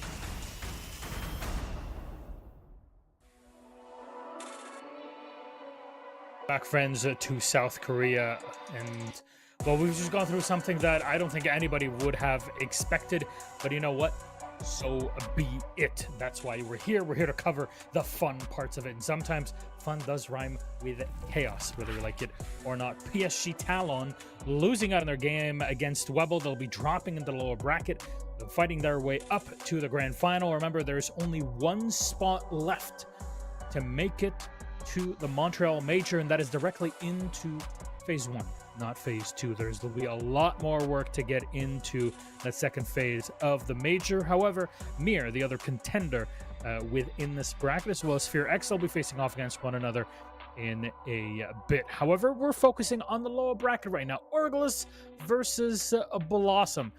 That'll be where we turn our attention to. We're going to have a chat about both of our squads and what they've offered so far. Now, we talked about Orgless a bit ago. They lost their game to FearX. I'd like to mention Blossom here, who also lost 7-1 to Mir Gaming. How Blossom been so far in the stage demo? What can we expect from them today? Well, they haven't been looking too hot. They were one of the bottom 2 teams that we had inside of the stage. In terms of victories that they had, they just had the one, and it was against the other bottom-rated side in Orgless. So for Blossom, haven't had the greatest of runs. I think for Blossom, the big thing you have to remember about this side is they always had a lot of potential coming into the stage, but they just never really shown us that potential. But it's never too late. That's one thing. You always have to be optimistic about Blossom, especially whenever they are up against Orgless. You know, this is a good matchup for them. Demo, let's hold this for a second here. Blossom and Orgless throughout the stage. How optimistic can one be when this is your record, when both of them have taken L after L after L? Well, they play each other, so that's why. All right, you cut your losses at this point, right? I mean, this is really like who's less bad? Is that are we allowed to say that, Milosh?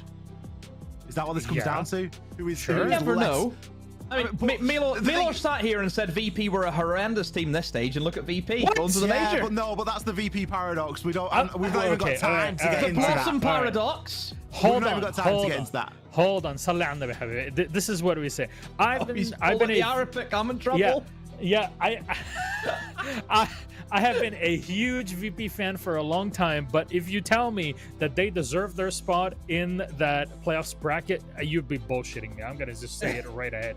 However, they still made it through, and I loved it, and I talked about it, you know, either on EUL or there. But here, with Blossom and Orgless, there's just no way. I hope this is going to be at least an entertaining game. It's a best of 3. This should be the opportunity to show off your skills, because you lose here, you're out. You're out of the running for it. And let's put it into context. Like, they've both looked bad against other teams inside of Korea, but against one another, we could be in for a relatively good fight here, because all you need for a good game of Siege is a couple of teams that are well matched. Now, the last played each other, and it was the first play day of the stage. It was a 7-3 on Clubhouse, and Blossom, by all accounts, you know, ran away with it. And it took Orgless, you know, a little bit of a time to really get themselves into the stage. And I would argue that they finished the stage quite strong. They got 5 rounds against BNA, 4 rounds against PSG, and 6 rounds against Mia. So on the face of things, we can say that it's fair that they improved toward the end of the stage, and maybe the team that we saw at the start wasn't necessarily the hottest. So from that point of view, I would say that, okay, Orgless have improved as the stage has gone on, and maybe that's, you know, maybe that could give them the edge here against Blossom. Maybe that'll be the case, but then again, who knows in a best of 3. Now let's take a look at our veto here. So first 4 bands, and lead us into picks and onto the next 2 bands, and then our final decider. Demo, can you walk us through it, please? Yeah, so we'll have a look and see where both of these teams want to head to. If we take our kind of attention back to whenever they did square up against each other during the regular stage, and it was quite some time ago. It was all the way back in the first play day. The map was Clubhouse that was selected, and it's still up as potentially a decider But we go into a cafe pick and then also a labs. We get treated with a double labs here today. Clubhouse gets banned, which I'd say was the map that they both wanted to go to.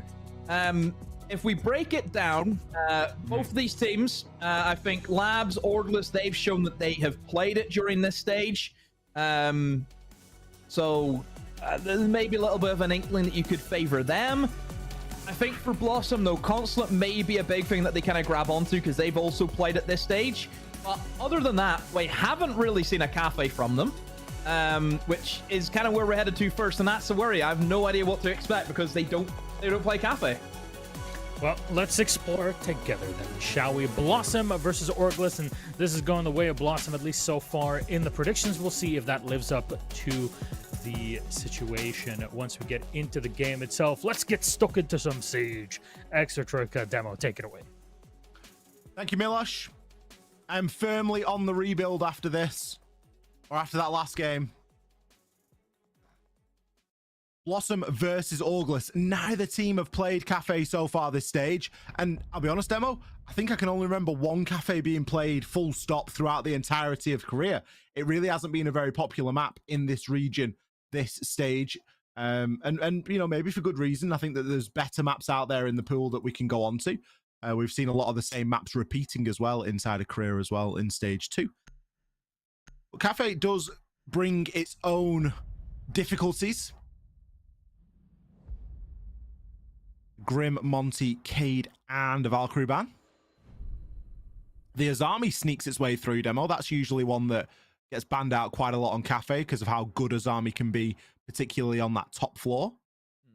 Top floor, of course, an area that even if you're not going to choose that as a site, you are going to defend it quite often anyway. It looks as though Blossom are going to be choosing that top floor here. This is... I mean, it's, to my money, the most attacker-favored site in the whole game. I don't think that Cafe has necessarily been played enough this stage to really back that statistic up. It can be a very tricky site. How many cafes have actually had inside of Korea? Just the one match. That is it. And I believe that was a Mirror Gaming match as well. Yeah, that's the only one that I can remember. I think that was in the one of the last Mirror weeks Gaming as well, FearX? That was Mirror Gaming FearX. Mirror Gaming 1, 7-4. That was the only time. So obviously Cafe, not a Korean map, but here we are, first map.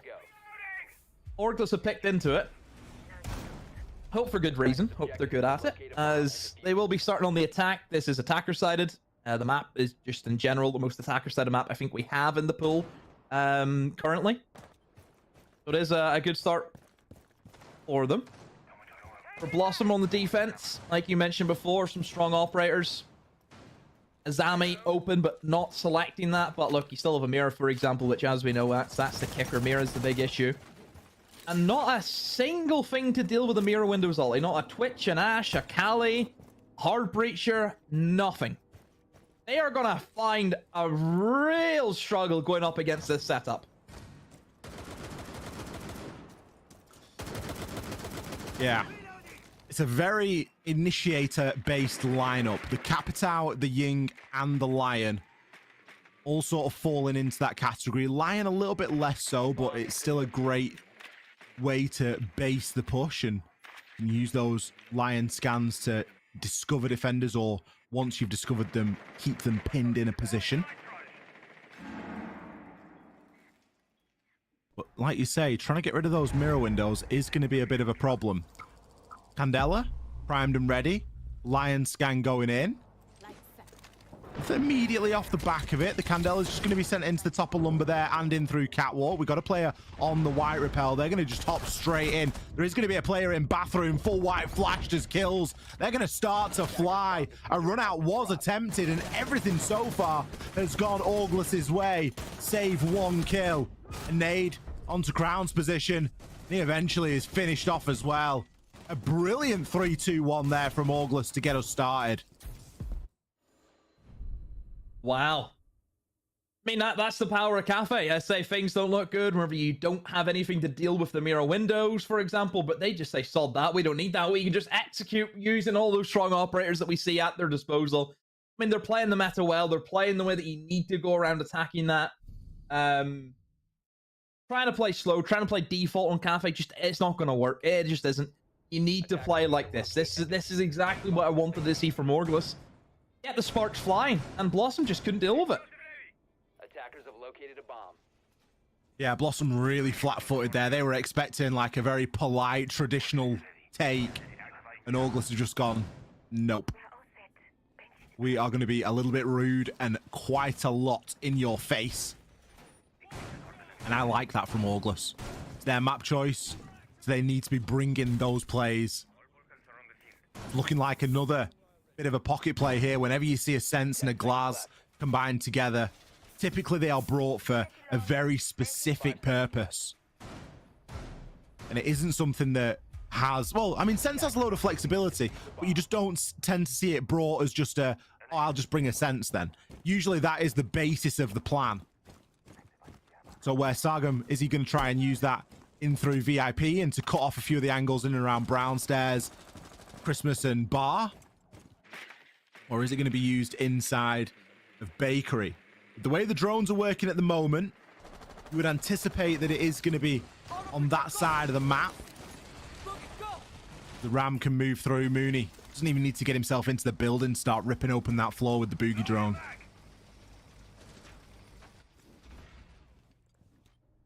Look at the kitchen.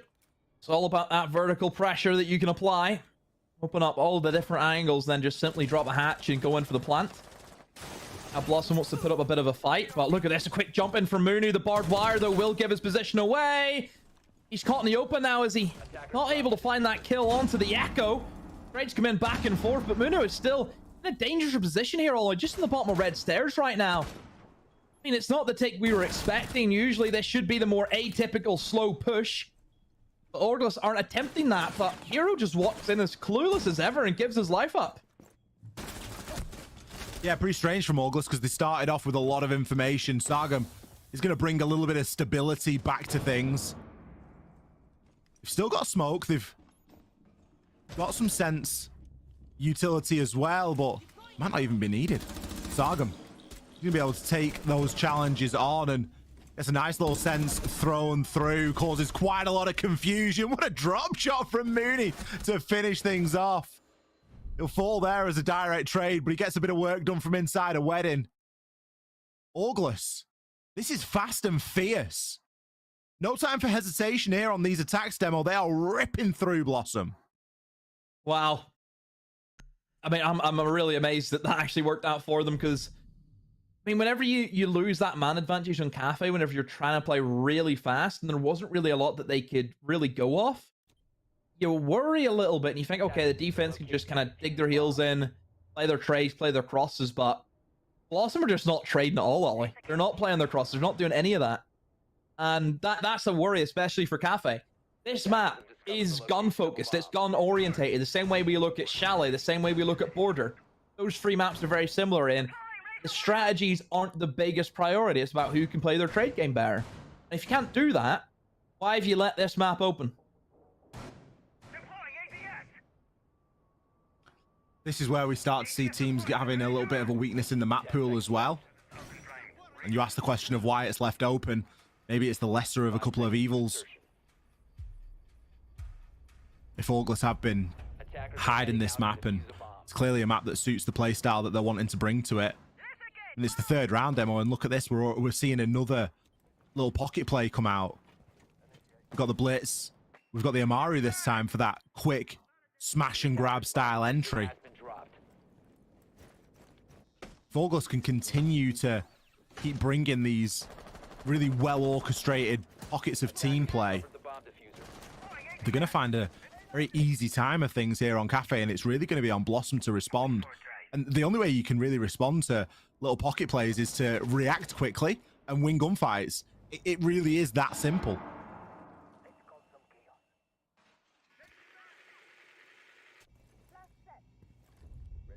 Ready to go up the hatch. Munu. Quick whip the diffuser as well, so it's going to be a full bait and switch, but that player into the fireplace is the issue. That's who they couldn't, or I wouldn't say couldn't, just didn't know about. Therefore couldn't deal with it. Vamos is in. Will be Hero, though, picking up the kill as the Blitzer spotted him out. But again, for Orgless We're on the back foot again. We were able to pull it off in the 3 versus 4 the last time around. The flash as he tries to fight him on the hatch. What is Late Party doing? What are you doing, my friend? A 3v3 now is where it lies. Diffuser still going to be called inside of the site. That wall is going to be opened. Pillars is going to be exposed now to the players inside of reading.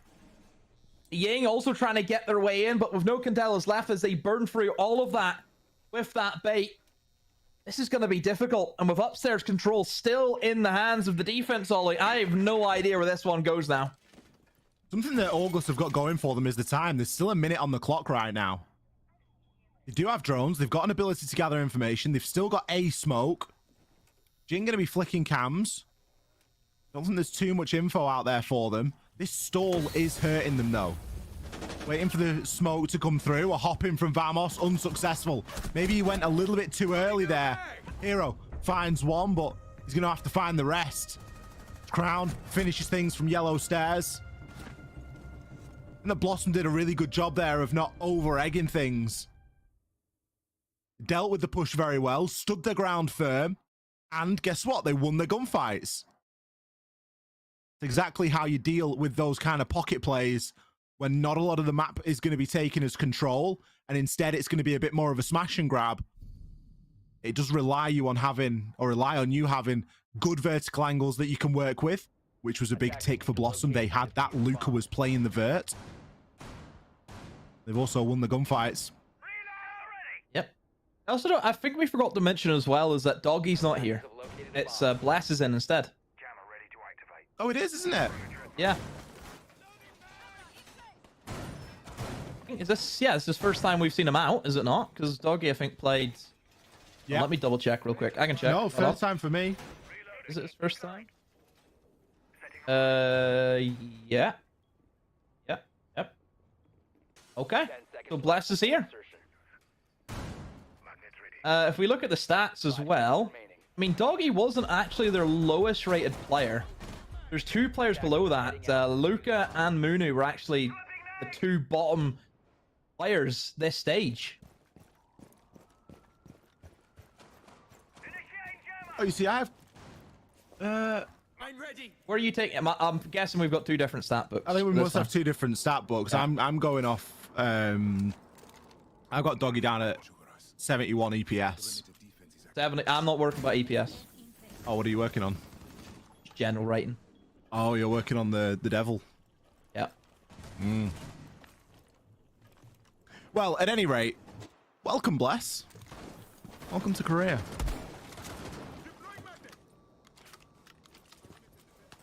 Now, we saw a very hot and heavy execute, and it was largely focused around these yellow stairs. Now, the thing that Orgless do need to be cautious of is not getting too predictable. And if they're going to be going for these sort of explosive plays, it will become easier and easier to counter them. I'm very surprised that Blossom haven't played a Warden here. That is the sort of thing that really could pay dividends, especially when you know that you're going to be getting a lot of Candelas thrown in and a lot of things that are going to stun you out. Luca playing really close to that yellow window as well. But no one rushing to hop in through that white corridor right now. That's Hero is in that position. He needs a bit of support. He needs something else at the same time. Goes the Yings, and here comes the execute. They will be swinging in towards bench window. Always a risky one to go for. Late Party's picked up 2, though. Hero just about found his 1, but this time Blossom are more than ready. Orgless have chosen to throw at them. Vamos and Jin, the last 2 remaining players, both outside towards the cocktail windows. They don't have any jump back protection either, so even going back on this window here for Jin is a risky one. Dad goes to the rooftop now. Leaves Vanos just outside by himself. Yeah, this round, Ollie, should just be dead and buried now. The execute hasn't worked, and as we know for these rush strategies, it's go big or go home attitude. It's nothing to do now, no util. I mean, you got some of the fire arrows, I guess, but your smokes, but really that's it. See if Jin's going to try and take the plunge. But Vamos not exactly in a position to help him, though. He also will be pressured by the Aruni downstairs. Late Party picks up his third of the round, and Vamos if he can get some extra frags, but this round's done, Ollie. Yeah, it's the big problem where the initial rush fails, isn't it? 15 seconds There's left. very seldom times where you have enough utility to go for it again, as it were. You usually throw in the kitchen sink at it, try and get it done in the first instance. Sit on the roof, vamos. Save your KD. Operators, you are out of time. Blossom. I want to know where Lay Party was. Because he was really instrumental. He got 2 kills. We were focusing on the goings on in and around white and the rappelling through the white window. And we sort of missed where Late Party was hanging around because he's redeemed himself, Demo, for that hatch play earlier a couple of rounds ago, unable to shoot a blitz in the head even though he's on the hatch. And I don't even think he got stunned in that engagement either. I think it was just a massive whiff. But he redeemed himself there, picked himself 3, and everything is level. And now you start to feel that we are into maybe a more typical game of Cafe, where Orgless, they've had a couple of rush strats fail now. They've maybe not got any more in the locker. And the lineup now, it's gone from looking, you know, pocket play and sense, glass, Amaru, all those sort of wonderful things, to something that, on the face of it, is fairly basic, but equally can get the job done.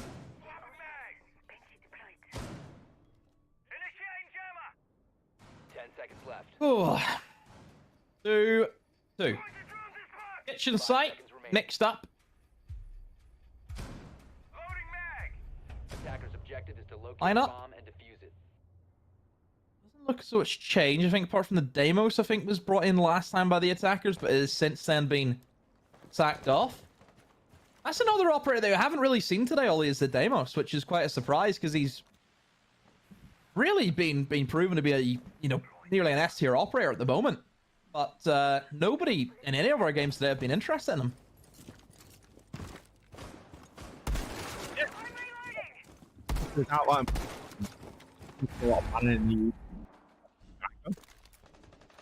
They probably the best team, or one of the teams that's got the best handle on how to play it, but not only has it not been banned here, it really hasn't been used to any effect or even used at all. So it was threatened at the start of this round. Sargum, it's going to be tagged up. Great pre-fire onto Crown though. Actually, C4 gone. There is an echo drone up here, but it's almost a little bit too late for those games. You may as well get your drone back to site. If you've not got any more roamers, then you've kind of just got to give up that top floor at this point.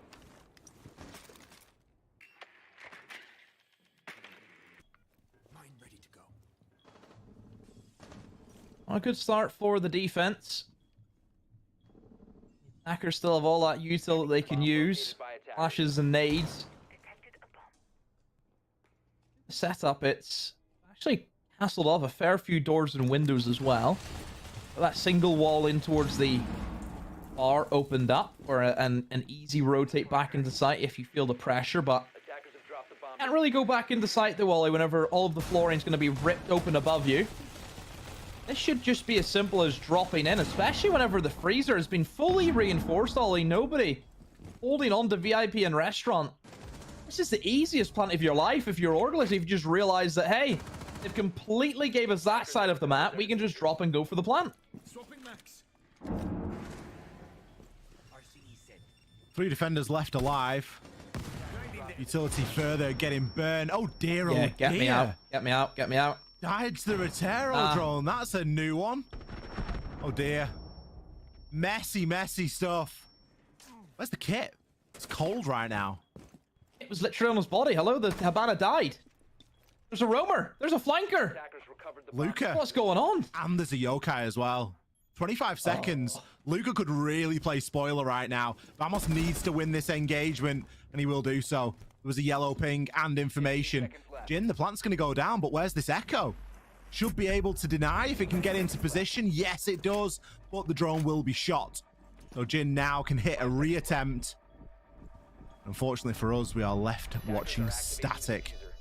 At a crucial time in the game, we need to flick onto another camera to get off to this. There we go. We eventually find a POV that works. Echo picks at 1. 30 kills and 2 to find. He's got a rough idea of where players are, but Orgless have since been able to make those rotations and get themselves a little bit further out of harm's way, and that castle barricade is going to work wonders for the attackers right now. Vamos to finish things off from above. He was successful onto the flanker and in a brilliant position to hold on to the post.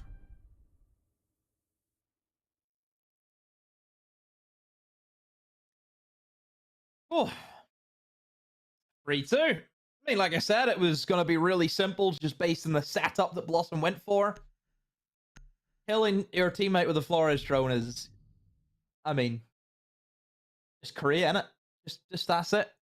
But still, get the plant down, as easy as that. And yeah, Orgless, 3-2. They get one more, they get a good half, 4-2. I think it's a really, really good half for you. You know, pretty standard, I think, more than anything. If you're on Cafe. So Blossom will see if they can try and give themselves a really good shot going into the next half if they're able to walk out of this with 3 defenses. The walls upstairs being reinforced, which leads us to believe that it will be this top floor hold. Of course, you want to try and deny that vertical pressure in towards the bomb site by holding this top floor. 10 seconds to go. See the ram be brought in again, which has been featured quite a lot here on Cafe, which makes a lot of sense. A lot of destructibility. A lot of floors need to be opened up. Ram, it's going to be your perfect friend. Attackers are moving to defuse a bomb. Adding some protection from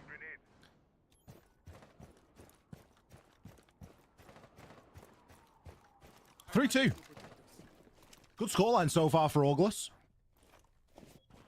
They understand Cafe and the attack quite well indeed so far.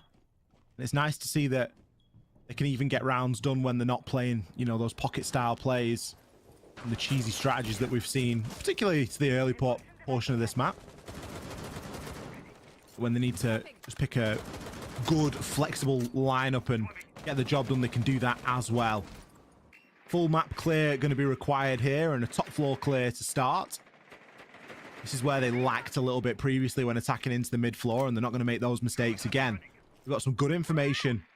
It's the late party's position. He's going to be playing in Pixel. It's expected that there will be somebody there, but it's nice to have that confirmation. It's funny how cautious late party is being about the drones. You can see he's looking at the floor, making sure that no drones are coming through, but it's the drone underneath the bench that's really doing the damage.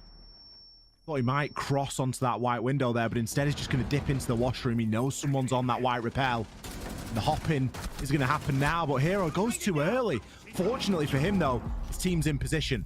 Jin and Sargon both grab one each. Still man advantage, though, with Orgless. However, Crown able to get one back, but immediately trade it back by Jin. Still control for Orgless. Don't forget, it is the mid floor is the site, not the top floor. They still need to do a bit of work yet. I've lost the ram, of course, so vertical destruction just ain't gonna be there at the moment. Another flank from Bless. Will this one work? Is anyone on a cam? Have they got the info that he's there? Candelas looked as though they were ready to be primed. He is the one with the diffuser in hand as well, Ollie, so he needs to maneuver his way onto that site door, which is currently being held by Zerom. Renegade will be broke now, and that flank gonna pay off? Well, surely the drone that's under the bench on Pixel is still activated. The plant can start to come down now. Zerom needs to push in and hold this. He's going to win his engagement, pop the Goyo. And it is going to stop the plant at the last possible second. Vamos, he was aware of the flank, but he was headlocked into holding it. Sargum's down. Zerom's up. 20 seconds. Got to find out where this defender is rotating to. He's still got the 90 camera to work with as well. He's put himself in a great position now to win this round. He's able to watch the drop. 5 seconds left. Attempting to revive? There's 5 seconds left, man. Come on. They have time. They have time. It's okay. It's okay. Picking up the diffuser. He's got the plant down literally with 0.1 seconds on the clock. Zerom. He's won the engagement again, but Vamos! He gets the plant. Pulls for the pistol. Oh, it's tense stuff here. There's no margin whatsoever, Demo. I know you're not happy with the revive, but it's actually the correct play. He leaves himself just enough so one can plant, one can cover. If it's just him by himself trying to go for the plan, it ain't gonna work. Really unfortunate there as well from Zerom. A Vapo knife, we haven't seen one of them in years, but they do tend to happen. Oh, what? Wow. A Vapo knife. What's that? Oh. Does Milosh know what Vapo? Please tell me Milosh knows what that is. I hope Milosh, Milosh knows what that is. Basically, Attackers have located a bomb. Vapo used to play for Sisu way back in year 1, year 2. And there were so many occasions where this guy was in a gunfight and he would accidentally melee mid-gunfight. And thus, the Vapo knife was born. Right, okay. That's some really old stuff. I'm glad I asked for clarification because I think that 99% of chat would need it as well. I've just sent Milosh in, like, just through time and space there with that call. Just, he's just thought about all the memories back then. 4-2 split. Orgless come out of that attack favorably. Leave themselves in a good position here as well. Blossom, not a team that's necessarily known for its attacks. 32% attacking win rate. It is better than Orgless's 30% attacking win rate, but Orgless have attacked very well today. Now they're going to take us downstairs first, which already I like. The top floor can be extremely difficult to contend with. They have the Scopos out on the roam. Sargam is going to have a nice little Talos to retreat back to somewhere in the site, I imagine. And he can get up to all sorts of mischief out here.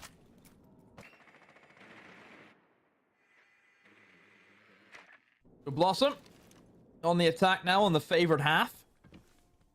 See how Orgless doing their defenses this time around, and the Scopos in currently holding onto that bar area as they kick things off with the kitchen defense. They have got somebody in towards VIP and restaurant, which good to see. This is something that Blossom didn't do in their defense, and it made us scratch our head a little bit because generally holding on to VIP and restaurant and opening up that freezer wall with the feet hole is a necessity. Bakery take though seems to be on the minds of Blossom, as has been gifted to them for very little utility wasted on the side of the attackers. Nobody inside a bakery. Wall's also open in the site, so they could walk in if they want to, but not as easy as just saying that. They're just ready only just to try and go for this defuse here.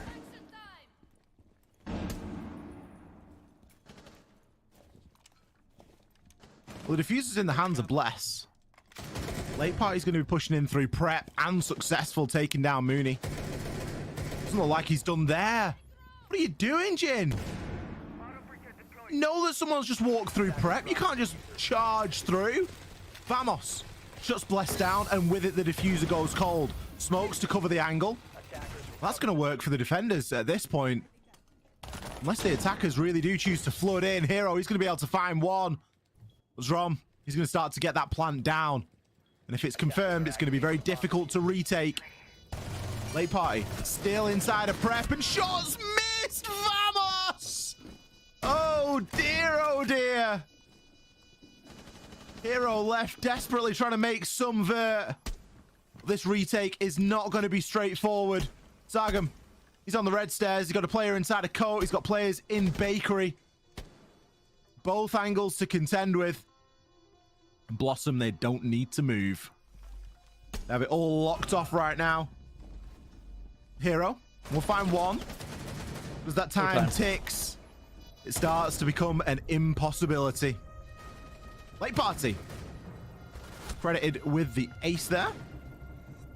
I mean, late party's really been the big standout, hasn't he, for Blossom? He's popped off. A lot of the rounds that they've won has just been because of him, and he's getting a lot of kills, a lot of multi-kills more than anything. So Blossom, I mean, they look at the setup, and the thing that Orgless missed was they didn't have anyone upstairs who could retake with the shotguns on the vertical. As soon as a team's going towards bakery and there's not a sniff of anyone going in towards the top floor, you should immediately be rotating somebody upstairs who can make vertical angles. If someone's above for that attack, you cannot push into that site. That's where Orgless went wrong. They just didn't rotate the correct players above.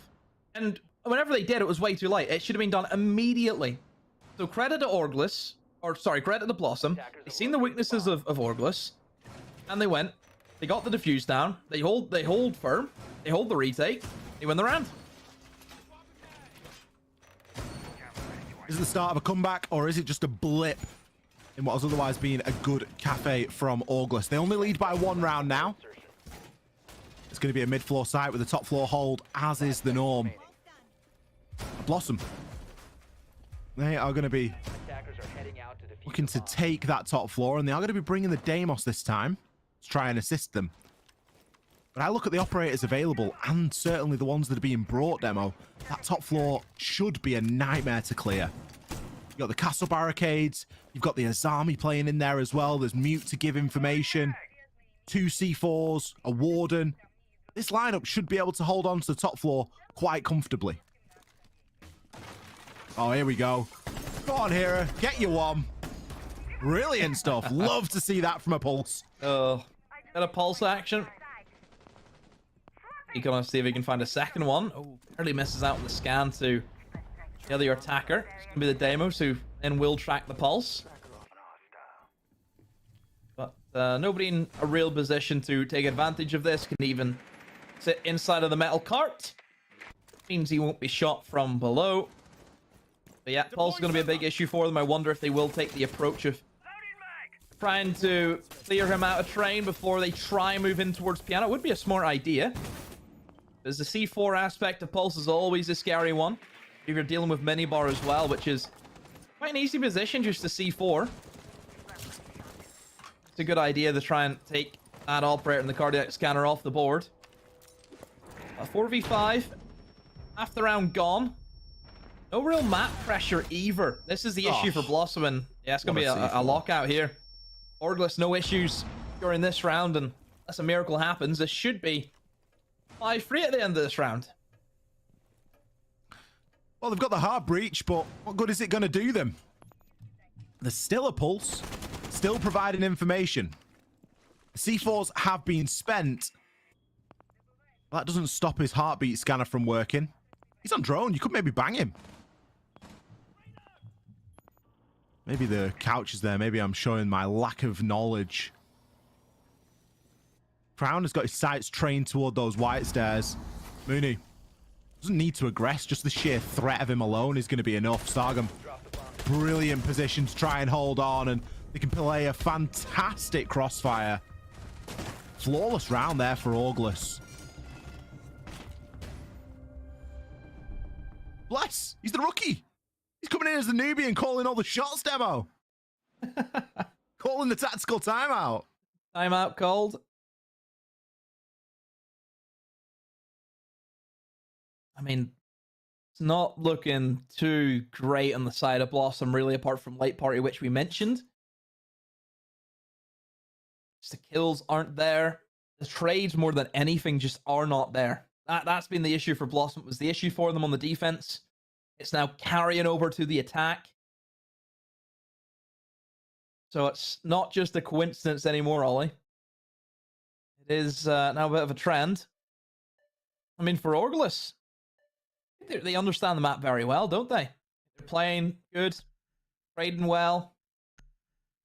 As long as they can just keep doing what they're doing, they should have little issues with closing out this map. Head back down to the kitchen now. And like I said, it was just something as simple as Orgless not rotating players upstairs to do some verticality. Attackers need to locate and defuse bombs. Yeah, Orgless have, when they've looked good, they've looked really good. And then on the rounds where they've come up against, you know, a few things not going their way, I think they have struggled to adapt a little bit. But off the back of that opening kill, they're almost unstoppable at the moment. They're going to be changing the lineup a little bit here. They're still going to be rocking the Ram. The Dokkaebi is going to be switched out for the Twitch. Twitch is, of course, where Late Party saw all of his success in the last round, and the most of the success for Blossom, really. He got an ace. Just walked in through prep, won his gunfights. I think it was Vamos that missed. Real fluffed his shots. Attackers are moving to which is unforgiving at the best of times, but when you're using the Vector, it can be very unforgiving indeed when all mag's gone in no time at all. An early Lion scan, maybe just to counter any of the early aggression they were expecting and to give them a chance at getting to the building nice and quickly. Late party, where he saw success previously on the Twitch, this time will be on the Blitz.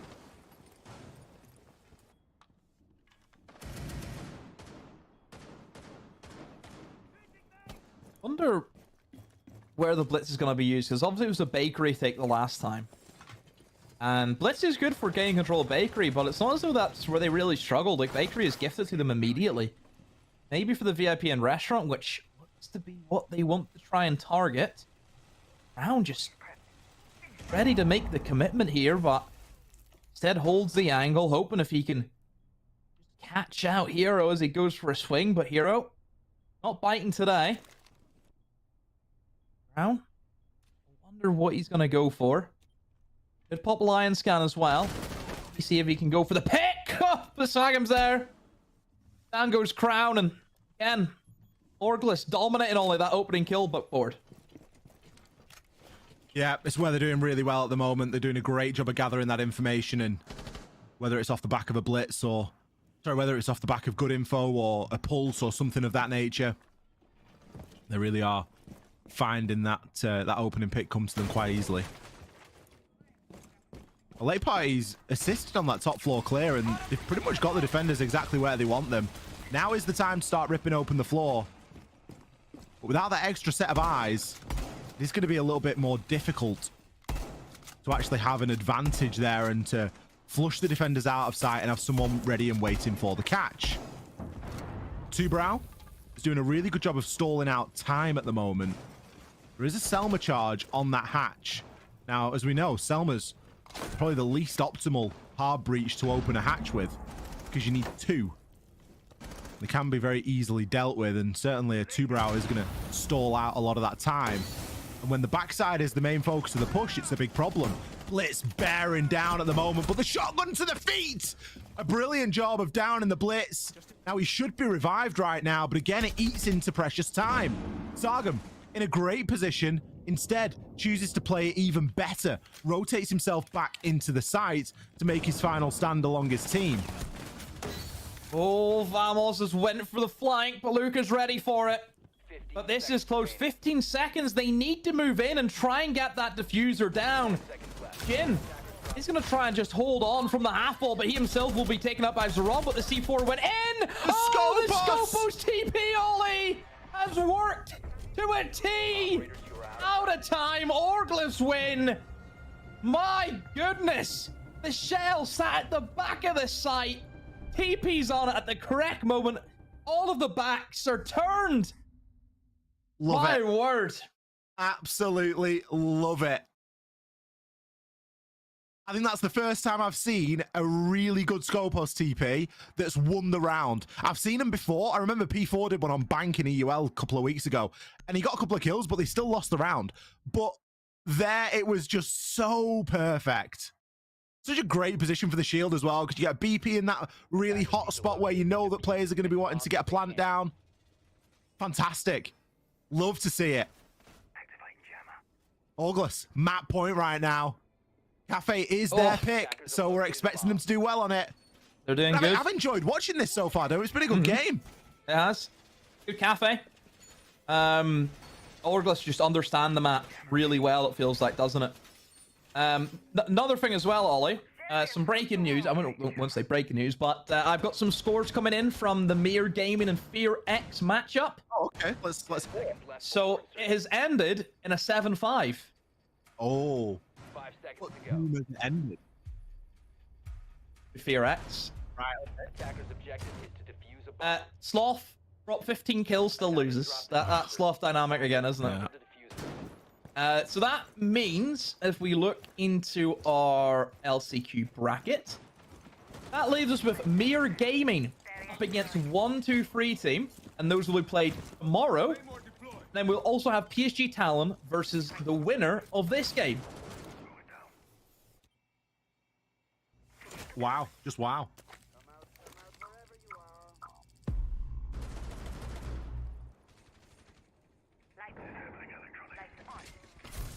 Well, this looks like something hot and heavy. Maru straight in, a double C4. And Warden Goggles activated at the right time. The castle barricade is just going to fully neutralize Luca and anything he was hoping to achieve. This is the difference between teams that set pocket plays up well and gather that information in the drone phase and then call it, and then teams that just have a very stock default way of doing things and get met with harsh resistance. Blossom for their final stand here on Cafe. They've almost just thrown it away. Crown with it all to do. He's got all the time in the world, but the diffuser's cold on the other side of the site. He's left with very little to go on. There's going to be a serious lack of drones, given that it was a pretty quick rush that was attempted. His information isn't really going to be there. And Orgless, they can just dig in. They know that he's at the top of red. We've got Vamos, he's going to be inside of Piano. We've got other angles being held. Oh my god. Hero, you've basically won the game. You don't need to be pulling angles like that out. Behind the bomb chassis, that's disgusting. I mean, Crown, you just need to go in there, mate. Like, what are we waiting for? Exit frags? Really? That's what it feels like, but patience is paying off right now for Orgless. They're not giving him a sniff. Drone as well. We'll spot out one. Drone spotted out and destroyed. And wow, mate, just take the plunge. Off you go, walk the plank, mate. You have to. 50-foot drop. The Sharks thing at the is, bottom. In my opinion, if he's going to do this, I'd rather he just stayed on the roof for the whole time. But the worst thing that could happen right now is that he gets to 10 seconds and he just jumps in anyway. And we've just waited a minute and 15 for the inevitable. At this point, I hope he stays alive and I hope he stays on the roof. 5 seconds. Mate, there's no way he's just sat on the roof. Oh He gets my his God. exit. Well Yeah, done. no, well done. Brilliant. Fantastic. Yeah. Absolutely gagging to go positive there. Crying's going to get 8 to 7, but matters not when you lose. 7-3 the scoreline here. Orgless, they picked Cafe and they won Cafe. They showed us some brilliant attacks and some equally good defensive rounds. But this is a best of 3 and we still have another map guaranteed. And if we fancy it, one after that to decide. We're going to hit a break. We'll be back with Milosh. Don't go anywhere.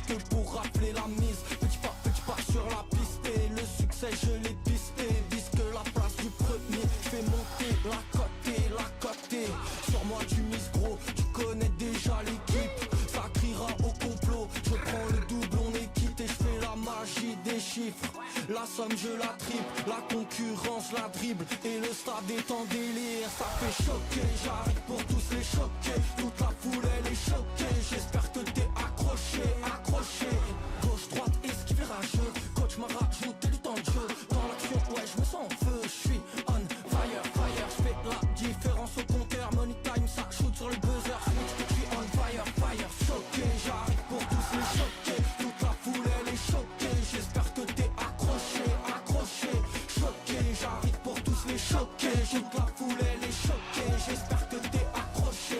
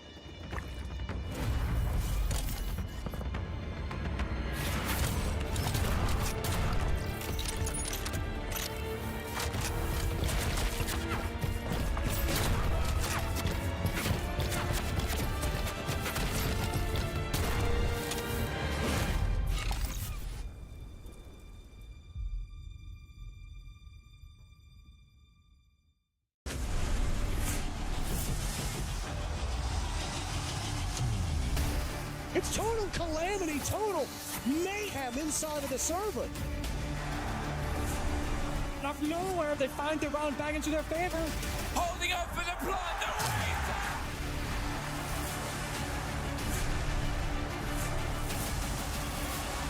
And I think he might just find it!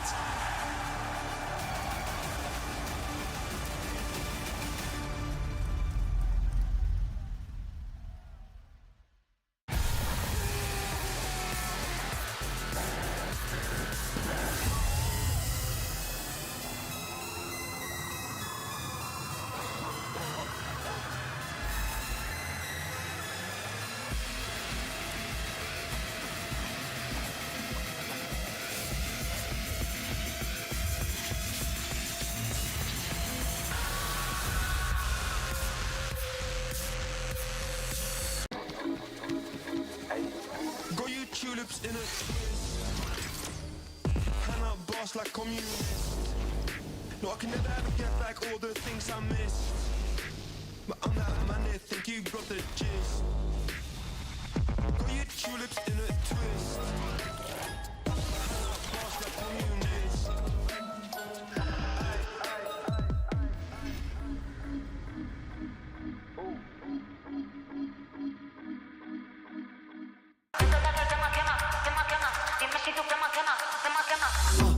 Tap tap, yeah, I want that. No lines, I don't cut back. Sweet, salty, and all that. Let loose, come get that. Can you play that back, back, back? Can you run that back, back, back? I'm trying to play that back, back, back. I want that.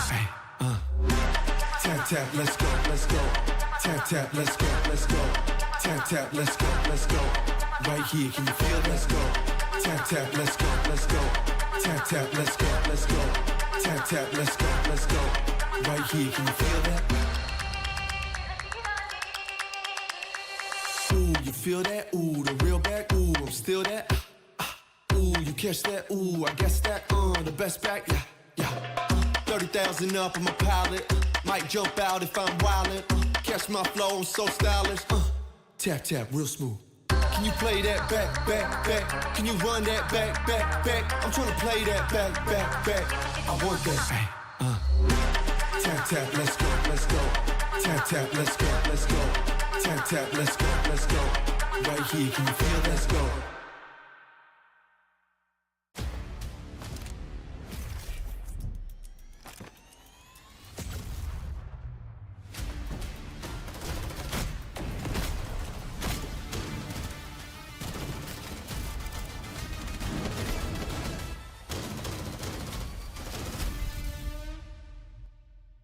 This one could be a real slobber knocker of a game. They've got to clear out that position. Oh, that one through the screen as Spirit pops the head. Managing to close it out. Spirits must know that they're there. Manages to find the kill. 2v1 Frida is low health though.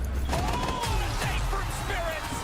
In the 1v1, holding onto the back of Spirits. They've traded places, but Frida has that one extra little bit to tie him.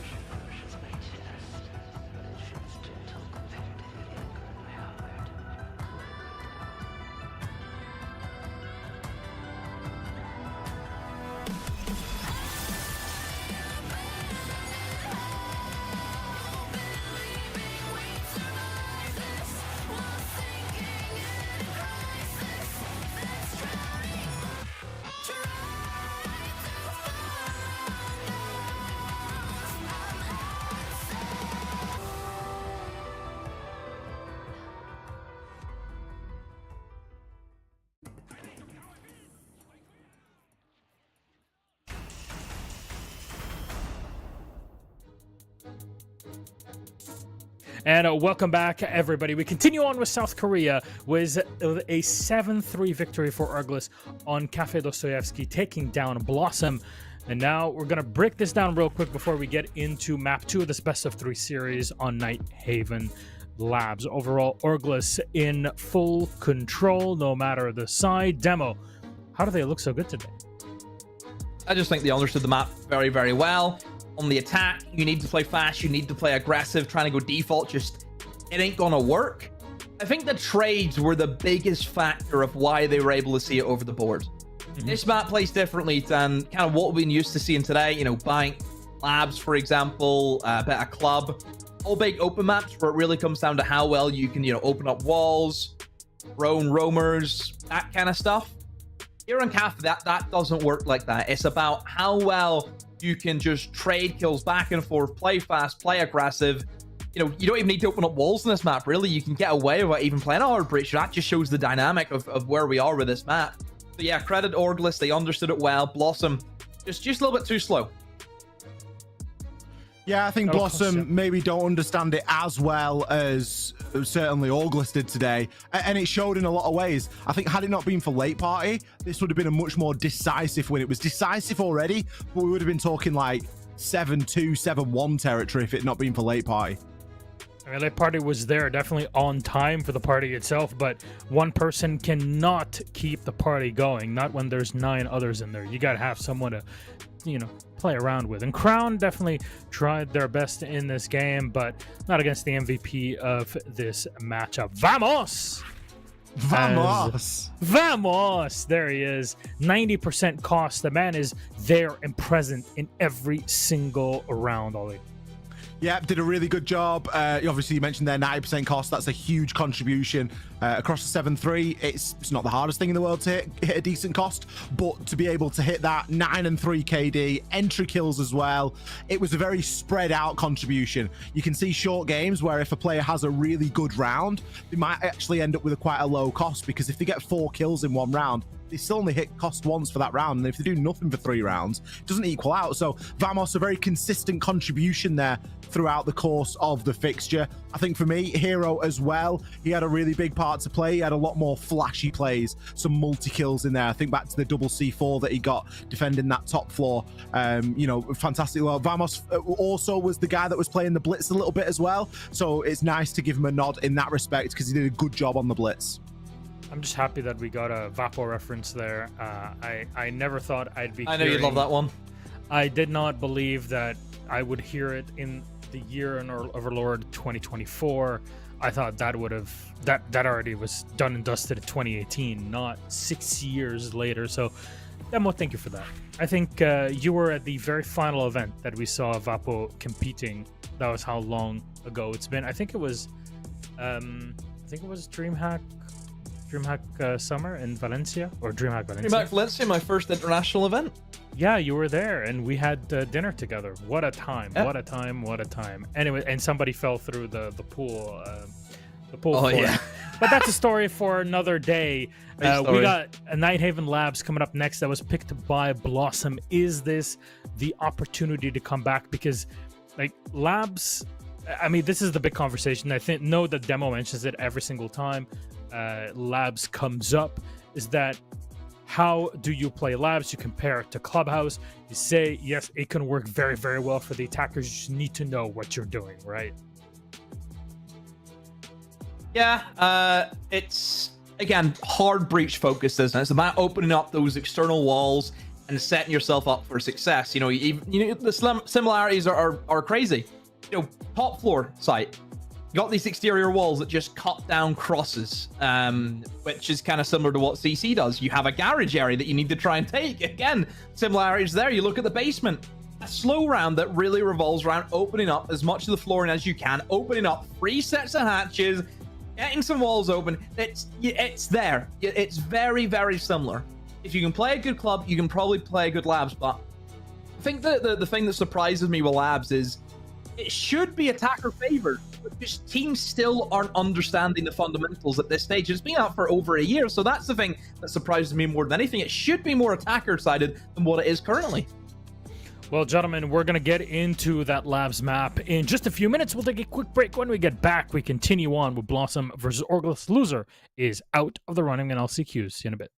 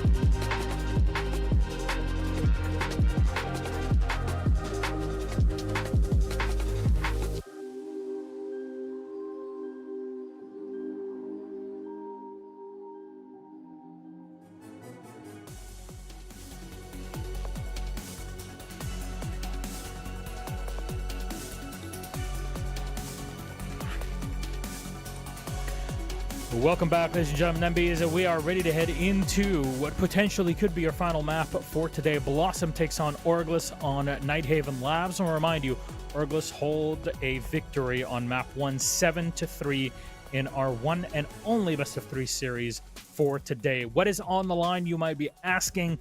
Well, it is a shot at the Montreal Major. Only one team from this entire bracket can make it through, and we are in the lower bracket. Winner of this game goes up against PSG Talon. With our bands on the screen, let's get into this game. We'll get stuck into it with Demo and Ollie. Enjoy.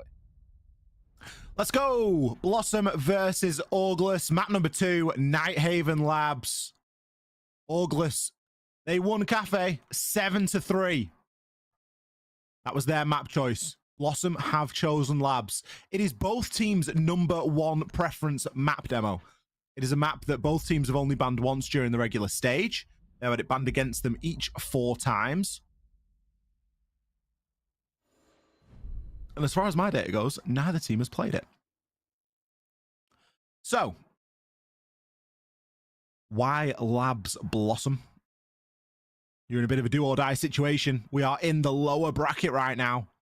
Loser goes out. Winner advances through.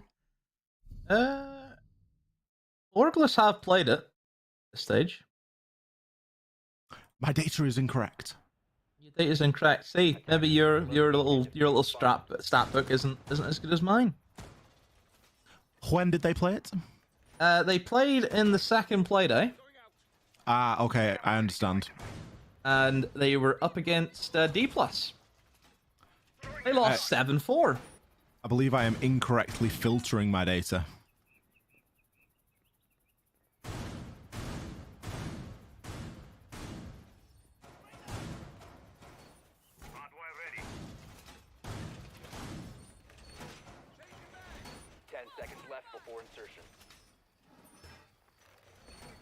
What was the date on the second playday? It is September 6th.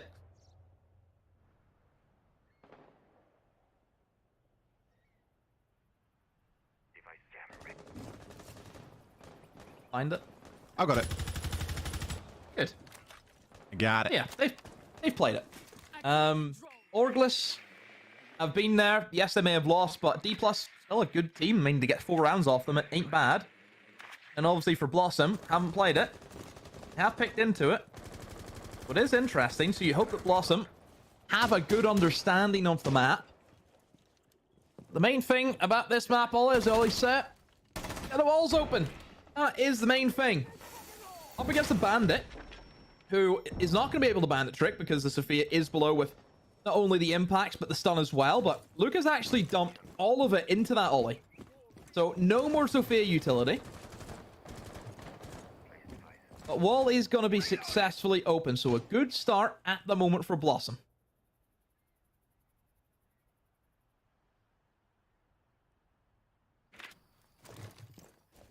There's a real interesting one for Labs. It's a map that we see Maverick played on most often. Well, secondary hard breach gadgets will have to do.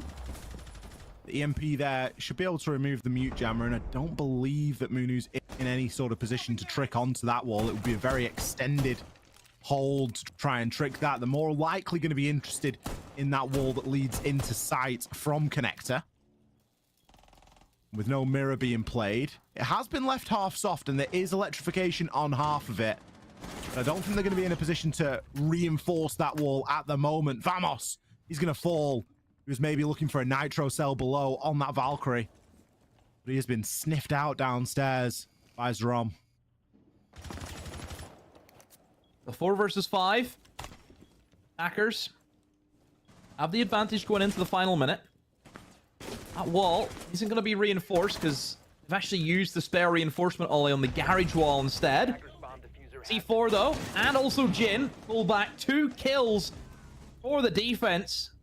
And trade back and forth again as Crown takes out Hero, but Munu takes out Crown in return. Zerom downstairs, bottom fish, and Blast outside of electrical Ollie. Both of these attackers are far and away apart from each other, which doesn't help them in that trade category. Something we mentioned on Cafe that they just didn't do a great job on. And Agam's ready for the quick swing. And like I mentioned, nobody's there, Ollie, for the trade.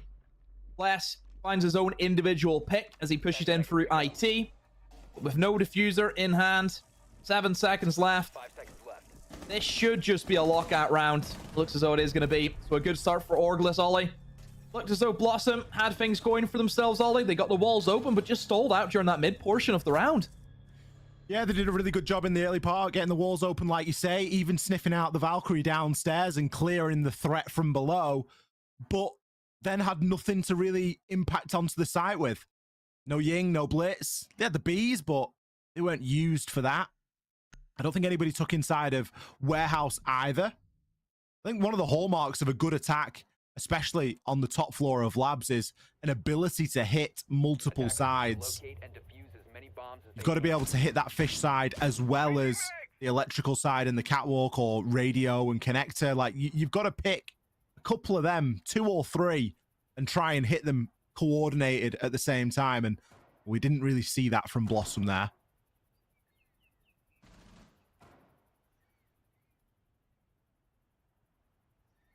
Orgless. Rotating to our basement right now. And I like the setup that they're attempting. Ollie, we're a big fan of. Need to put up a bit of a fight in here, don't you? So, mid floor, roam gang comes in. You're bringing in the castle for that extra bit of protection. Can't allow the attackers to have that flow of access into the mid floor. So, for the attackers, going to have to do a bit of problem solving on the fly as the roam game is going to be established. Best way we see teams actually deal with the roam game, Ollie, is really two ways. One, it's a Blitz and Deimos combo, which is, you know, quite prevalent on a map like Labs. We see that a lot. Or two, you try and clear the roamers from going above. So then you open up, you know, in towards, you know, connector upstairs and route them out of storage that way around. But the only issue with that is you're going to be wasting a lot of skeleton key ammunition. So that's one thing. You're wasting utility. And two, the defenders can probably just slip away as soon as they hear the buck start opening above them. Whereas you can't really slip away if a blitz is breathing down your neck and you're also being Deimos tracked. Hero just looking to keep a hold there.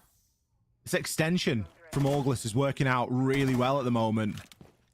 They've slowed the roll quite significantly here from Blossom. And Jin looks as though he's willing to give his life here at the moment. He's being droned, but he's going to force more utility and drones to move in.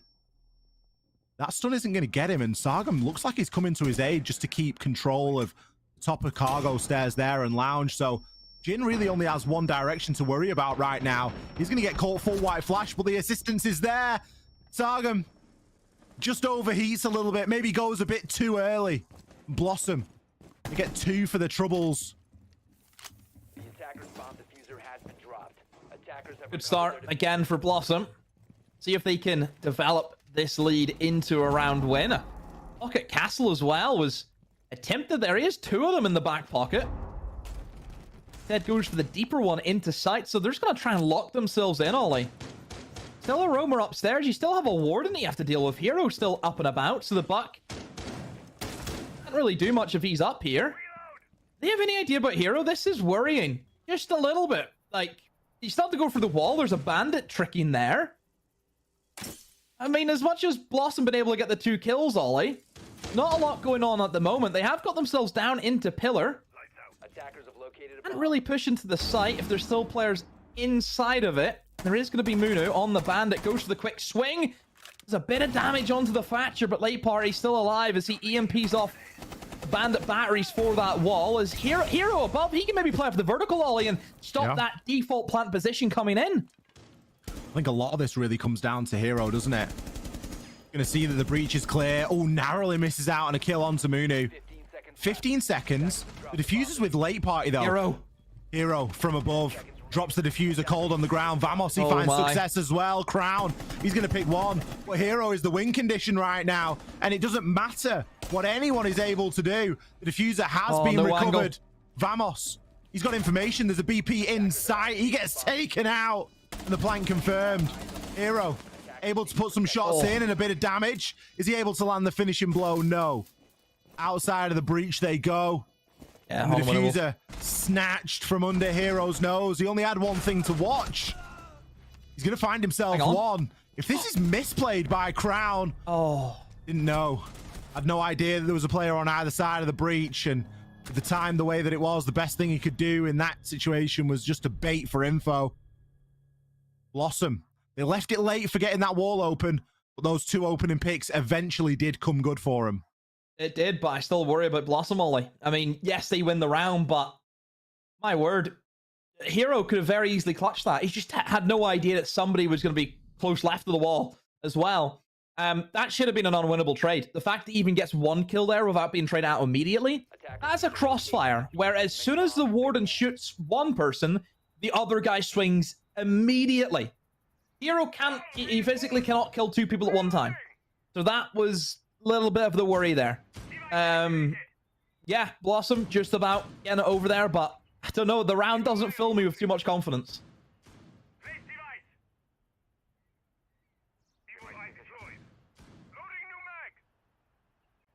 Yeah, it's not a confidence builder of a round, is it? It's just one that gets put up there and it says 1-1 now. 10 seconds remaining. Back down we go. I'm expecting Orgless to play it a little bit differently this time, especially given that lineup. Not only have we got the Maestro, but we've also got the Echo. So information galore right now. 2 cams on the Echo, 3 Evil Eyes, a BP. There's going to be too much to flick, Demo. The defenders aren't going to know which cam to sit on. There's a lot in that. Only you had a Valkyrie as well, Ollie. The thing is, it almost gets to the point if there's a Valkyrie, then it would be cam overkill, because you physically couldn't get through all the cameras in time. You'd be missing stuff.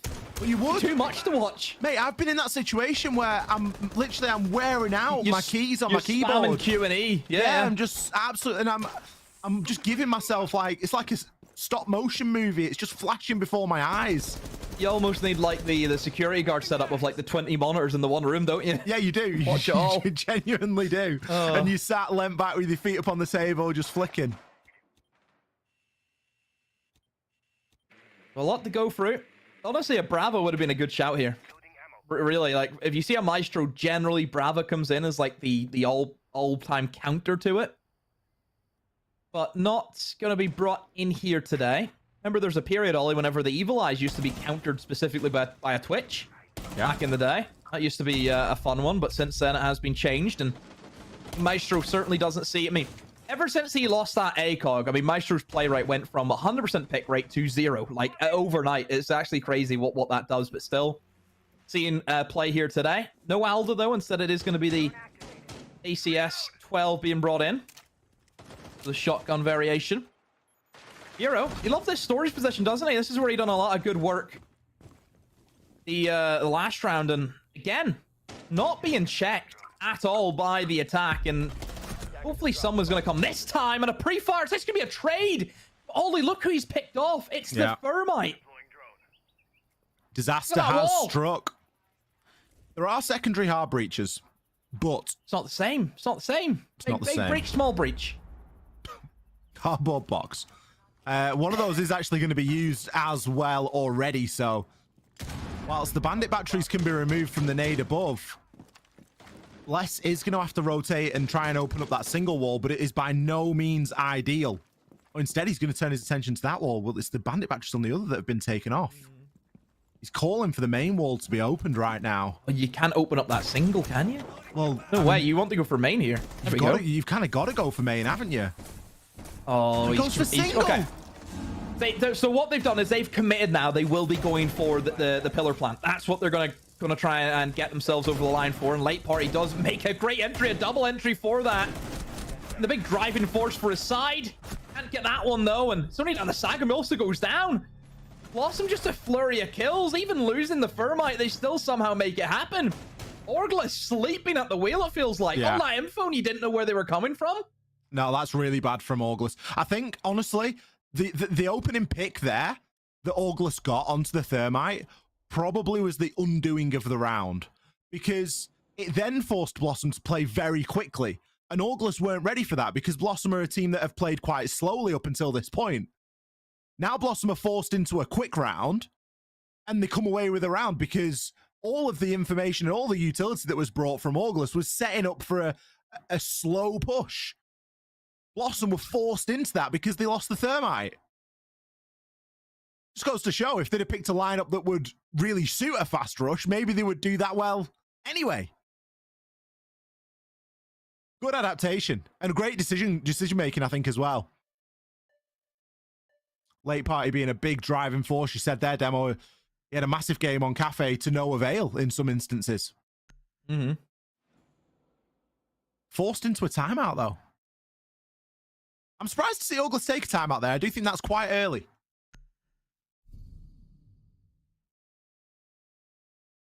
Right. I am Goldilocks of the timeouts, though.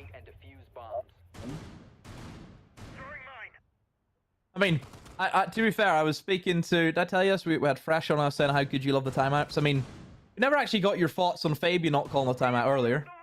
That is despicable. Was there too much? You know, is the bed too small? Was it porridge to eat? Porridge too warm? What is it? Let me tell you this. It wasn't just right. I think I'm gonna message him about it. I'm gonna wait for the dust to settle a little bit. Right. Because the last thing he wants is me in his DMs going. Meh, meh, meh. 10 seconds I am interested to find the thought process out behind it and just try and find a bit of background. 5 seconds left before insertion. You never know. Was a curious one. Attackers are moving out. Really was. Locate a bomb and defuse it. But look, that's all for tomorrow anyway. We'll see how our best of freeze. And Ollie will be joined with another special guest.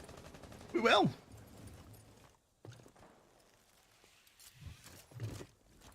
I don't think I've ever rappelled through that at all, ever in my life. And he just has. I don't even know you could rappel onto that, to be honest. Well, there you I go. just use the stairs like a normal person would. Exactly. He wants to get himself up to the rooftop and get a good angle down onto the connector breach.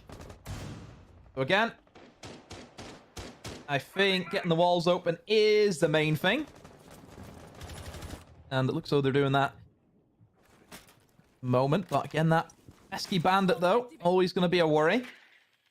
So get the Sophia downstairs, but nice little bit of counterplay, though, from Jin. Yeah. Actually goes downstairs, but luckily enough for Luca, he does drone it out beforehand. Therefore, he can get the impacts off, stops the bandit from going for the trick, and IT breach is open. So again, basics done well. It took a little bit more time this time, and I also took a drone. And there's a worry that Jin is still out there on the roam as well. Late party. Needs to get off his drone and EMP the connector wall, and that can get opened as well. And that will happen. We saw Blossom do a good job of opening the walls in the first round of this game, but it has taken them a lot longer this time. They are at full strength, though. So they should be able to hit the key areas. Connector, fish, IT. And have a good presence in each of them. One of the problems with the Maverick being banned is that it forces you into the Thatcher and in some ways into a Zephyr, unless you want to commit your book to doing that job of shooting out the floor underneath. So this is where it does leave them a bit lighter for the next stage of the plan, as it were. This is where we start to see some of the stall out coming.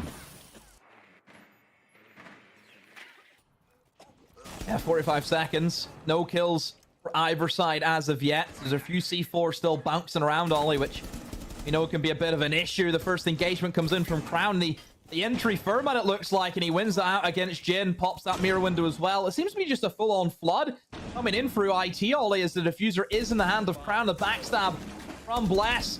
Looking to hit in towards Fish. The Bees will give the position away. If Saka wins it against them, though, it doesn't matter, as Zeram has picked up where his teammate could not. And Vamos in the 1 versus 3 against full health operators right now. Crown has rotated all the way to go for this diffuse. The quick peek cover should be there, and it is from Zeram Blossom. It was close. Able to flood their way in through Fish. Pays off for them. Believe it or not, Ollie, that mirror window on that triple wall actually cost them the round. Yeah. Because as soon as that gets opened up, that then just, it makes the bomb site unplayable. And if you actually look at the defense there, they reinforced the triple wall and garage. They had bandits on it. They couldn't get through that bandit trick. So to see that then be popped by the players pushing in through Fish, yeah. Crazy. Yeah, I think they preempted the reinforcement there, really, didn't they? And they went a bit early. You want to reinforce that if you know someone's pushing warehouse, or if that's where it looks like they're going to come from. If they come from the Fish side, ideally you want that open, and you're kind of willing to play on the catwalk on the understanding that it's the best position to play, but you might have someone come up behind you. Blossom. Their attacks so far on Night Evan Labs have been very good indeed. We're really yet to see Orgless wake up at the moment. Crown 7-2. Seemingly can't put a foot wrong in a gunfight right now. I am a little bit surprised, Demo, especially with how well we saw Orgless playing on Cafe. I thought that would translate quite nicely here onto Labs for him. And it just hasn't done so far. No. At the moment. Like I said, Labs, it can be. Tag him, opens up the first pick, and here comes the Blitz, a quick rush. Does get the down onto the Blitz, does a significant amount of damage as Blossom were just looking only to go quick here, but it's gonna be all for naught. Zeram Gets one back, but all of that rush has failed within the first 30 seconds. But hang on a minute, 2v2 now. Those players from Orgless have just gave their lives away for no reason at all. But a good trade, though, from Vamos. Swings on in, but now it's a 1 versus 1. Vamos versus Zerom. Vamos misses a few bullets there from the SMG, so Zerom lives to fight another day. But the HP ain't going to be with him, and he doesn't have Diffuser in hand, but he has a full 2 minutes to play with. I just want to scream to both teams, slow it down. Blossom have done really well, moving quickly, but the rounds that they've started quick haven't worked out. Orgless, massive overreaction. Now we're left in a tense 1v1. I don't think the Zerom's got any idea, by the way. Vamos should win this engagement, but he's just aiming a little bit too high. The stun going to come in, has to hit the shot, and does. That was a buzzer beater. You see the stun come through, and you mentally take a picture of what you're watching, because you know that in only a second you are going to be full white. Vamos managed to hit that all-important shot. It wasn't even a headshot, by the way. It was fortunate the book was already low. Yep. Yeah, for Blossom, slow it down a little bit, because where you've started the round slowly and then had to move quickly, you've done very well. When they start the round quickly from a rush point of view, it isn't the same thing as starting a round, laying a good foundation, and then making a quick 3-2-1 play. The two very different approaches there. And I'm not too sure if they've, understood that fully or not, because that rush round was a bit of a throwaway. And considering that they had a 3-1 lead going into that, the scoreline now, you start to feel really comfy as Orgless. You're like, oh, it's 3-2. We might go 3-3 here, and you know what? It's been an all right half. 10 seconds to go. Ready? As we move in to our next round, our final round of the half. For Orgless. Can salvage this into an even split, and we'll see what they can do. Whenever they were up against D+ in that second play day, Ollie, they were only able to get 2 attacks and 2 defenses as well. Drone's ready. So it's certainly it's a team that has shown that they can attack on labs. Still have to get this one round over the board beforehand. I mean, Blossom, the last time they were down here for the attack, were really surprised that they actually won the round, because they had lost their hard breacher like straight away. And there was so much information. The operator lineup was like Echo, Maestro, Bulletproofs, the lot.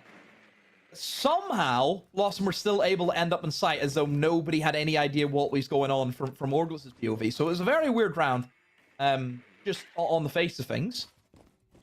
We will be moving through the motions, of course, for the attackers. As a minute gone, they've themselves in towards that top floor and are steadily approaching that mid-floor. Hero, is he in that same position in towards storage? No, he's not. Everyone's in the bomb site this time. I think that's probably a wise-ish choice. Blossom haven't been the quickest team to move on the attack.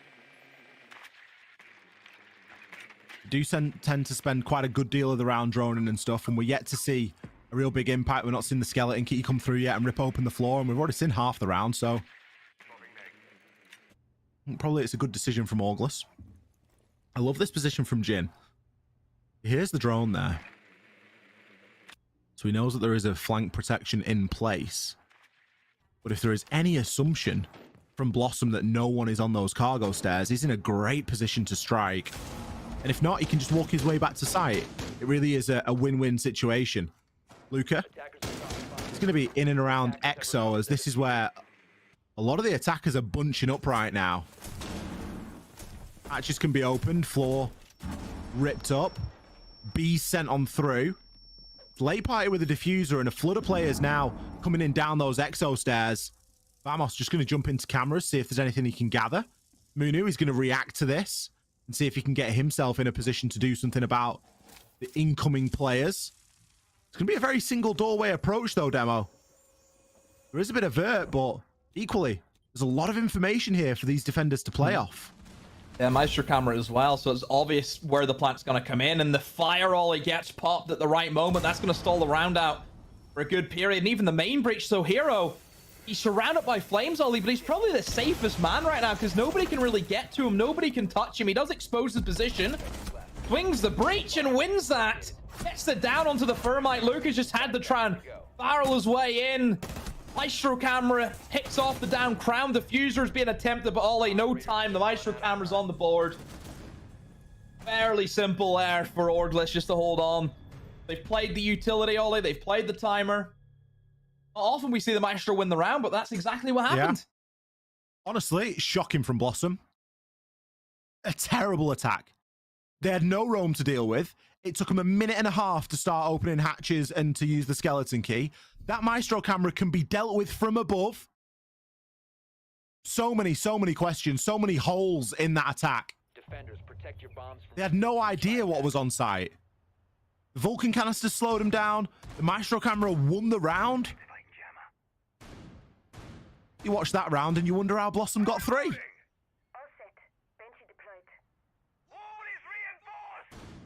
Is that too harsh? No, it shouldn't be happening whenever a team forfeits full map control to you immediately with no fight back.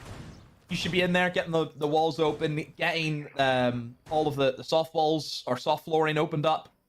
Just, yeah, took too long. I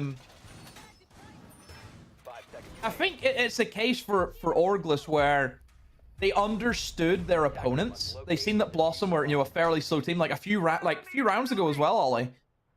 Blossom were winning rounds just by the skin of their teeth. I think Orgless assessing their opponents, they brought in the correct lineup to deal with that. So you have to commend them. I think Orgless have played it really well. Recognizing the win condition, knowing Blossom and knowing what they like to do and what they kind of default into. And honestly, I still stand by it that if Thermite hadn't died on that other on the other basement attack, Orgless would have probably won because Blossom wouldn't have moved as quickly as they did. I think that Orgless had a really good handle of that. And their attacks on Cafe were excellent. And I'm expecting to see more of the same. Late part, he's going to be stunned in at the bottom of Warehouse. He's going to have a Blitz on his tail in no time at all. But Blitz struggled to get through the breach. I think it was maybe a bit scuffed. He's actually going to get shot from the catwalk. That's an SMG-12 finding a brilliant wall bang. Yeah, they're looking to get the Blitz in and finding that lone player, late party, by himself in that mid floor. He has been supported by his teams in towards catwalk, and the reason only why that Blitz basically got killed and why there were so many people in towards catwalk is because the breach wasn't opened up. Before you make any maneuver onto garage whatsoever, IT breach needs to be opened up. It needs to be. That puts that pressure onto the player towards catwalk, where if they move out of position just even by a millimeter, they will be dead.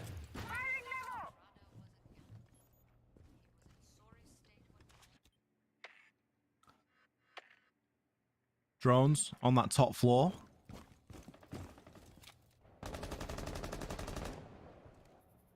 Need to figure out where this attack is moving now because you've lost your pushing power in the Blitz.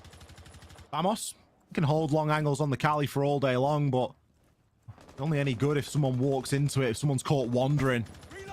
Blossom at the moment not being given too much of a reason to move, and I'll be honest, I don't feel like the attackers have got a lot of control, if any. The breach is open, but no one's playing on it. We're seeing players rotate up toward the outside of Fish Stairs there. That's where Sargum's going to be. He can try and hop his way in through Warehouse, but it's going to be a bit of a desperate attempt right now. We'll be able to take that control. Breach being open means that it's likely going to be fairly safe here. It has been fully reinforced as well. You can hear skeleton keys working in the distance. Munu will be cut off for the time being, and he's able to run through the smoke as it dissipates. Hero finds one before Vamos is traded immediately. Exothermic onto the wall, will open it, and a scrappy shot there from Hero, but gets the job done. Now an equal 3 versus 3, but being forced to push through the smoke and in down but not out state. Mooney is going to drop the diffuser. 5 seconds, a cold diffuser. Kills to find, recovered. Sargum, he's going to be able to get the plant down, but he's now the sole survivor. An easy cleanup there for the remainder of Blossom. As utility flies in, C4s land, and SMG-11s hit their mark. Yeah, you can see how difficult it is to really play from behind sometimes as well. You know, you lose that Blitz, you would love to be rotating over towards Fish, and we know how strong that operator is from just pushing just one corridor. But yeah, losing him, then you're kind of playing, you have that same potency to your attack. And yeah, the util I thought was played well from Blossom. C4s hit their mark. Smoke canisters just stalling out things as best as they can. So yeah, a good start for Blossom on the defense, and you get to go to the basement. I mean, Orgless, it's obvious that they want to try and play a little bit faster than what Blossom were. I think that's apparent. You look at the cafe, for example. There is a drastic difference between both of them. Blossom a little bit more default, a little bit more typical, which I think they've kind of shown that here as well. Whereas for Orgless, it says how fast can they really go about things.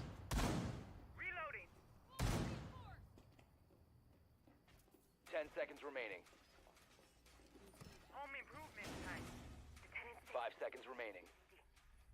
New camera feed up and running. Attackers are moving out to locate a bomb. 4-3.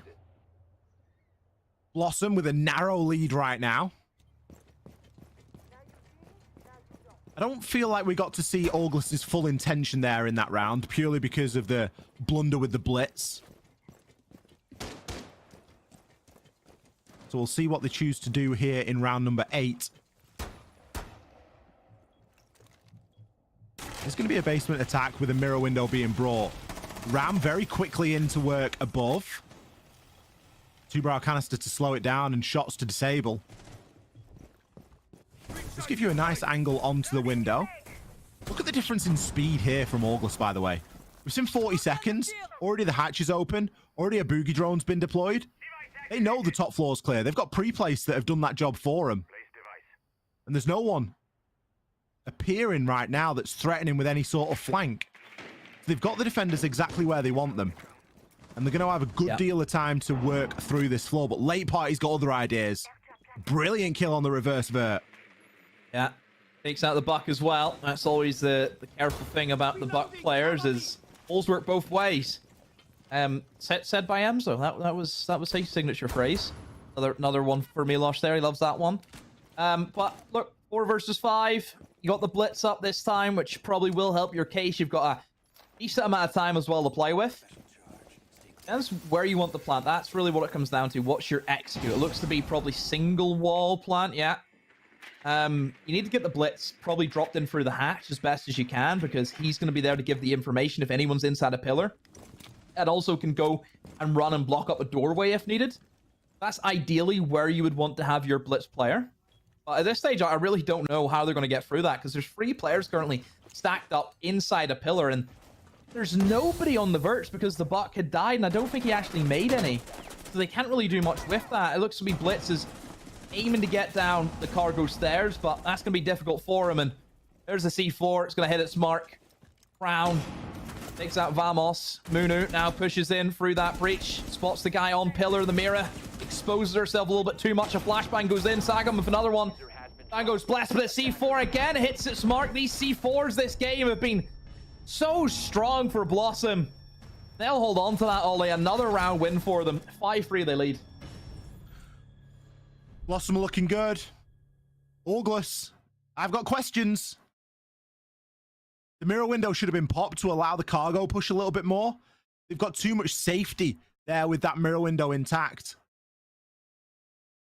Orgless really missing out on a few key things there. I think Hero dying to that reverse vert. Late Party again being that big difference maker in a lot of ways. Not only does he get a lot of kills, but I think he gets some really important picks as well. He's not got anywhere near as many as he got over on Cafe, but 4 and 6 and a lot of really impactful frags right now. Not a lot of exit stuff going on there for Late Party. He's usually in and around that conversation for opening pick and key kills coming through in the round.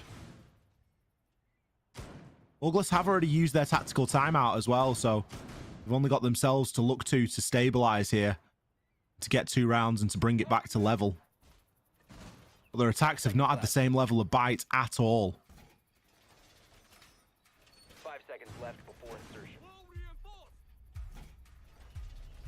Attacker's objective is to locate. We press onwards into our next round, which for Blossom, it's going to have to be the tertiary bomb site, Ollie. We'll be into the storage room now. Lineup, got the Ying. Whenever I see the Ying for this bomb site, I always think, okay, you're just going to try and jump in the single window and just plant. That's usually what we see. You need to make sure the vertical pressure's done beforehand, though, before you even think about that. Which, as you can see, Orgless will start to consider as wall's been opened up. No wall denial on the wall. So very little work to be done. A little bit more of a roam presence here, Ollie. You know, Vigil makes an appearance with the Boss G. So there's always something to consider. Maybe playing for a retake. I'm not entirely sure. There's the castle upstairs. Currently playing in towards rafters, it looks like. Carriage wall opened up now as well. Puts pressure on him. Camera's still there, of course, so it disables the drone, but he easily shot from Sagam's perspective. So, yeah, I mean, looking at Sagam, look where he is, Ollie. Yeah, single window all day, every day.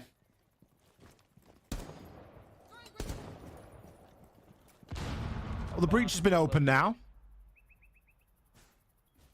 The drones can start to work and find a little bit of info. Hero. I mean, surely we know someone's up on catwalk. Why is catwalk door not open? Orgless, they're trying to walk before they can run. They've even got somebody up here. They've got Vamos on the Ossa shield. It just seems like a real... just throwing himself at... They're just throwing themselves at it at the moment. Yep. Not even getting basement open. This is, again, another thing you need to do if you want to go for this play. You've got the top, but you need to get the bottom. If those walls are reinforced downstairs, then immediately you know, okay, they're playing down here. Let's open it up. But, again, is it a lack of hard breach? I think it is. So, Blossom. Very much in control of this round. Bless, an easy pick. Vamos. A 1v5. This is 1 kill. How many more can he find, though? As nobody seems to be giving him a chance here. 40 seconds on the clock, Ollie. I just don't see this going any other way, but a round win for Blossom. Yeah, it's quite possibly going to be a map point for Blossom at the end of this. 20 seconds, he's getting shot at through the floor. I mean, anything that he finds now is an exit, surely. How's the kit? Another goo mine? It's just death by 1,000 cuts at this stage, isn't it? I think Orgless need to have a good, long, hard think about these attacks because they're really, you know, putting the cart in front of the horse in a lot of instances right now. Hero just walking in. It comes back to the same thing, doesn't it? It comes back to the Blitz and the way that Blitz died in round number 7 demo. When they opened up warehouse wall, Blitz was just stood outside the breach and no one had got electric open and people were still allowed to play in catwalk. It's kind of the same thing. This time electric was open, but the single door wasn't open. And there was no information there at all. They'd not even used a Dokkaebi call yet.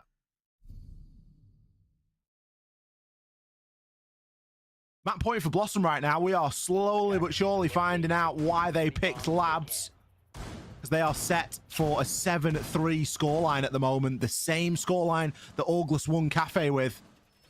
Consular is becoming a more real possibility with every second that ticks by in this map.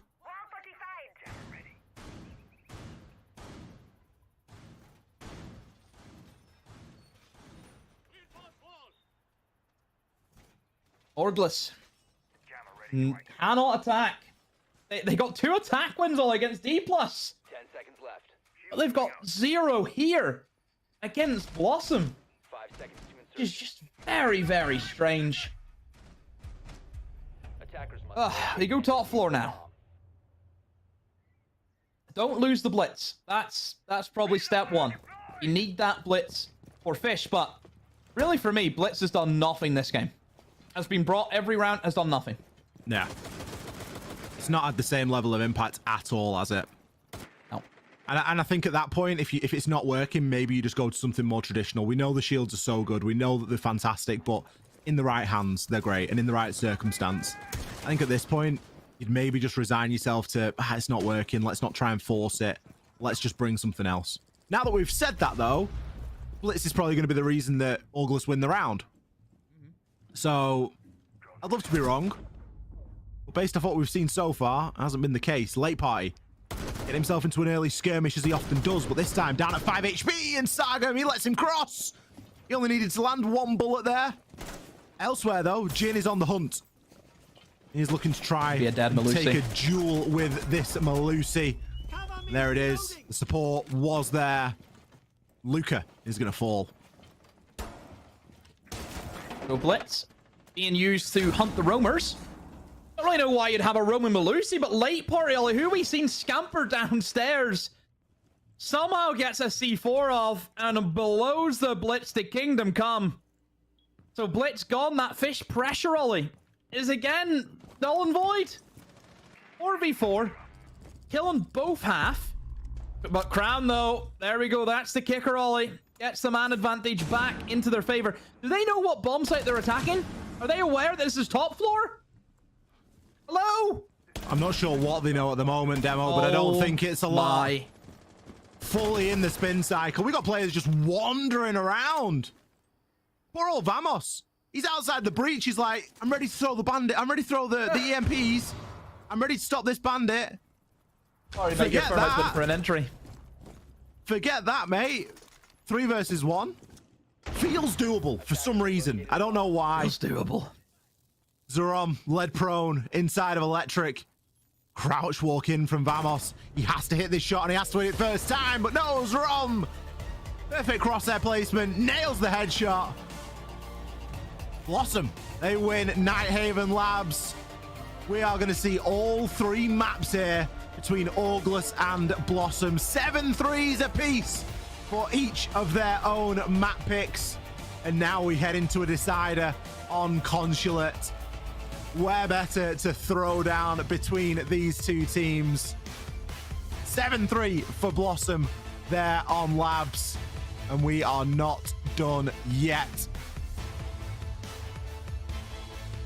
We're going to hear a short break. After that, we will be back with our 3rd and final map of the day. Stay tuned.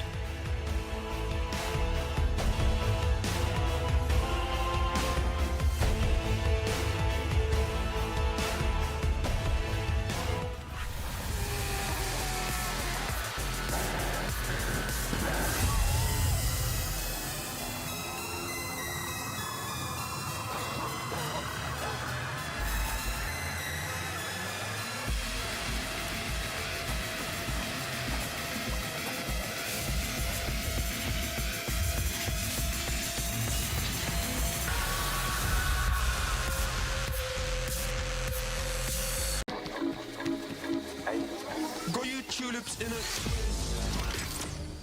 Hand up boss like communist. No, I can never ever get back all the things I missed. But I'm that man there, think you got the gist.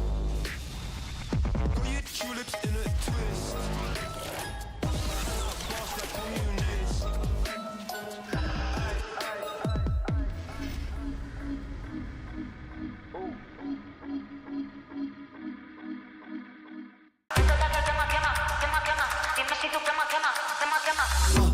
Tap tap, yeah, I want that. No lines, I don't cut back. Sweet, salty, and all that. Let loose, come get that. Can you play that back, back, back? Can you run that back, back, back? I'm trying to play that back, back, back.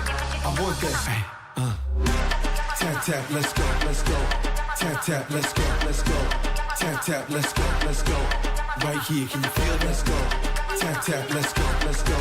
Tap tap, let's go, let's go. Tap tap, let's go, let's go. Right here, can you feel that?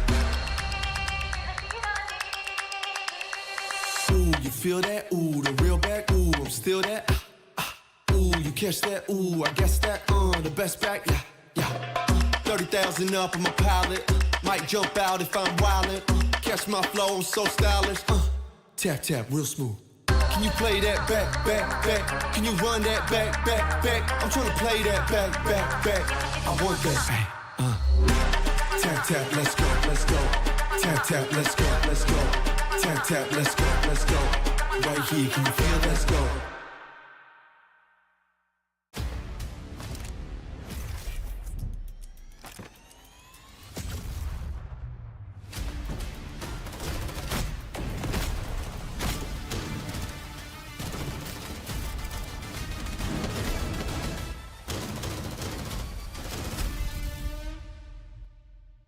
This one could be a real slobber knocker of a game. They've got to clear out that position. That one through the screen as Spirit pops the head. managing to close it out. Spirits must know that they're there, manages to find the kill. 2v1 Freedom is low health though. Oh, what a take from Spirits! In the 1 versus 1, holding onto the back of Spirits. They've traded places, but Freedom has that one extra little bit to tie him.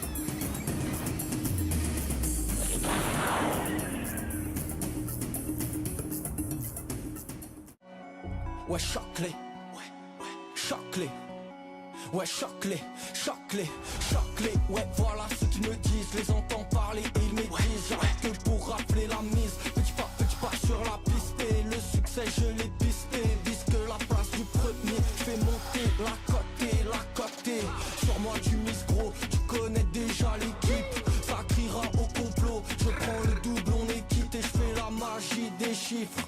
La somme je la triple, la concurrence la dribble et le stade est en délire, ça fait choquer, j'arrive pour tous les choquer, toute la foule elle est choquée, j'espère que t'es accroché, gauche, droite, esquive rageux, coach m'a rajouté du temps de jeu, dans l'action ouais je me sens en feu, je suis on fire, je fais la différence au compteur, money time ça shoot sur le buzzer, switch, je suis on fire, choqué, j'arrive pour tous les choquer, toute la foule elle est choquée, j'espère que t'es accroché, j'arrive pour tous les choquer, toute la foule elle est choquée, j'espère que t'es accroché.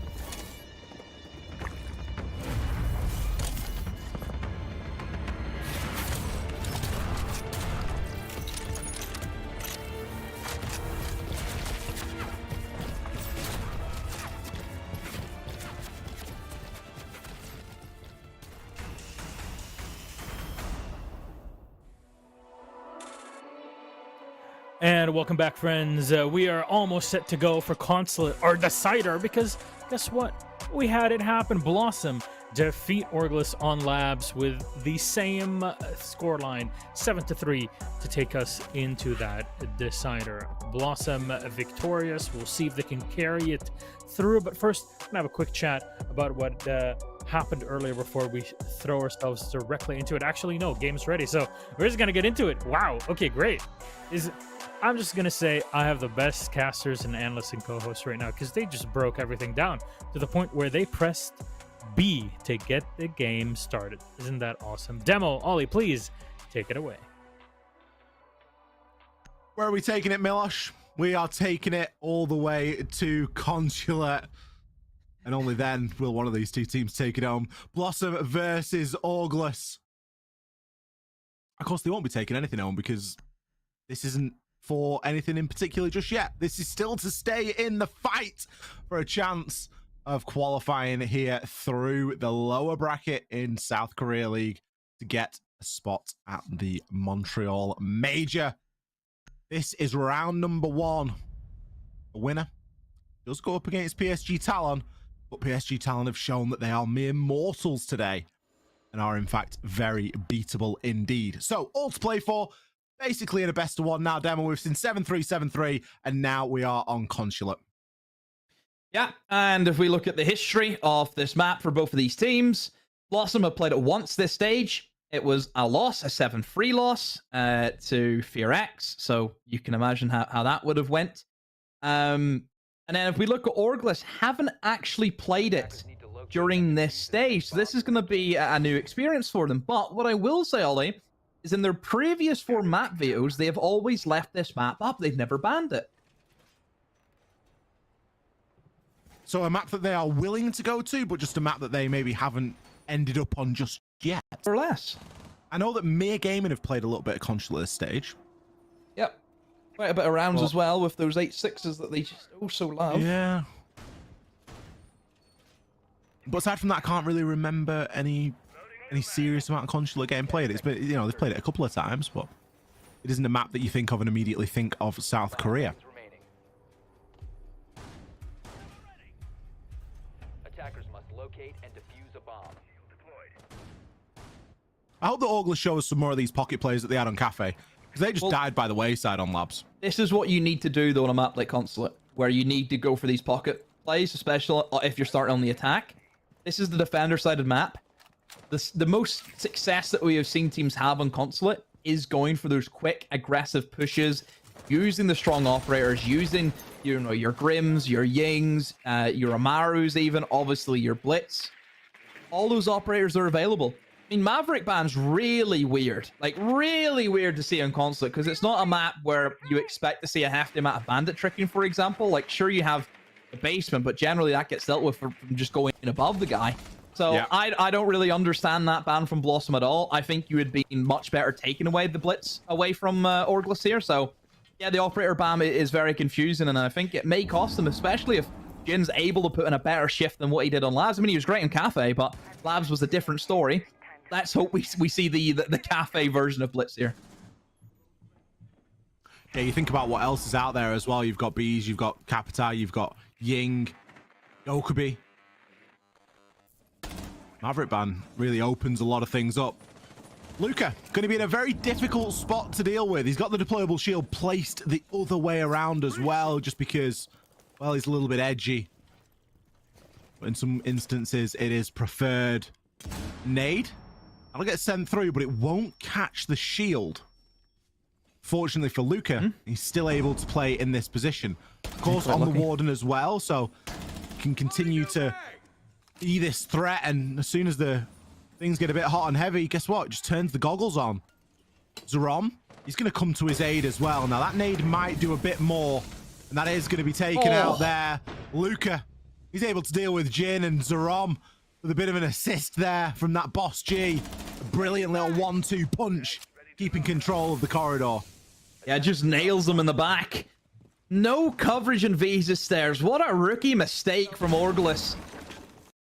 I mean, it was going well. You get rid of the shield, and then the Blitz just goes and gets an easy pick. But that Boss G just, yeah, one-shots him. And Orgless now, they look stunned. The timer is so against them now as well. And Blossom, they should be set to take this first round win. Because there's not just a big lot of nothing happening. I mean, they haven't even got control of the corridor yet, Ollie. I mean, this is like... They should have been in their control by about the minute mark, and we're still here at 15 seconds. No movement. Everyone just standing still. Orgless, who's going to step up? You look terrified right now of attacking. Maybe the Labs is really shaking them down to their core. Crown with one, Luca with another. And Vamos, mate, you've been sat in that corner for the entire game, lad.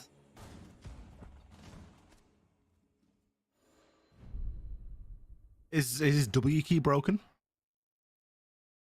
Can he not move? A lot of stuff broken there. I mean, I think my brain's breaking. I'll be honest. I was feeling good in the best of ones demo. I think I was feeling good to part way through Night Haven Labs. And then it's really settled in now. That this is Korea. Yeah, this is where we are. Attackers need to locate and defuse as many bombs as they can. It's just a very bad attack. Just a very bad attack. It's like Visa stairs not being covered, and then it's like you lose that main push, and just nobody does anything, and it's just go next. Go next is the terminology we like to use. We head to the basement. Bandit will be in force. Manufacturers? Not at the moment, so they're gonna have to try and go above if they want to get rid of that utility, unless a nade will do the job for them. Plenty of self-destruction. You've got the Ram, you've got the Buck, even Deimos can do a number as well on the verticality. So that mid-floor control is going to be vital for Orgless. Blossom, is there going to be a roam game established? You would assume so based on the Vigil pick, the Boss G pick, which is just devastating at the moment, we know that. And also, I think the reason why, like, not only has, you know, the gun been found out, Ollie, that this gun is crazy at one shots at any distance. Even whenever that change had happened to this gun, nobody was playing Vigil. The big thing about Vigil is, with Deimos being brought in to the game and being like a big impact operator, you know, a huge pick rate, teams then looked at it and said, okay, the only counter we really have for Deimos, if you're roamer, is a Vigil. Let's just bring the Vigil as, you know, the counter to the Deimos. But then because people were picking Vigil, they realized, hang on a minute, this gun's insane. And that is how we've established the Vigil meta. It's not because the gun has, you know, the gun's been the way it has been for quite some time, but nobody realized. They've only realized because they've had to play a Vigil to counter the Deimos. Was it a, would you say chicken and egg situation? I don't know if I go that far. I don't think it's a case of chicken and the egg. I could just... You think? Yeah. What am I seeing? I'm seeing 2 Selmas be used for a hatch. Hey, still have one. It's okay. I mean, is it okay? It is whenever you lost your buck. Crown's out there on the roam. Yep, those batteries are still there. They can be shot and dealt with. Now, Zrom has fallen. Now the Selma can go onto the wall and we can get main wall open as well. There's still a roam game. I don't think that they're fully aware of it. Crown is really prowling this top floor. With that hatch open, it could spell disaster. It's a very quick and easy way for him to get down. And if defenders are distracted and shooting open floors, then it's only going to be a matter of time. He gives the game away and lands a couple of shots. But even now, the fact that he's there is going to be enough in itself to really stall out and make the attackers question things. Vamos. Maybe could be revived. Sargam, he was on the hatch. Oh, goodness. Oh, no. Vamos still downed. Crown, a masterclass from the hatch. Orgless have gone to bed, mate. They've switched off. Yeah, it's that team's been left in cafe, hasn't it? Yeah.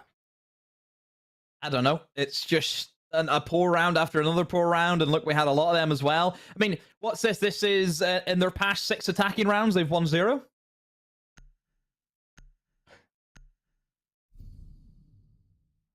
Not good. I just saw a meme. Chuckle, what's the sorry. meme? What did you see? It's the classic "This is Sparta" meme, but this is Korea version. Oh, I see. I see it as well. He looks just very funny, isn't he? And for some reason, the guy's got glasses on. What, Jared Butler has glasses on? Yeah. But as the Spartan guy, I don't think he was wearing glasses in the film. I don't think glasses were invented then. Potential... No deep fake? Potential. 10 seconds left. Milosh is a trained optometrist, isn't he? So maybe he's just a bit glasses bias. Cap can. Couple of cap cans in sight. Why not at this point?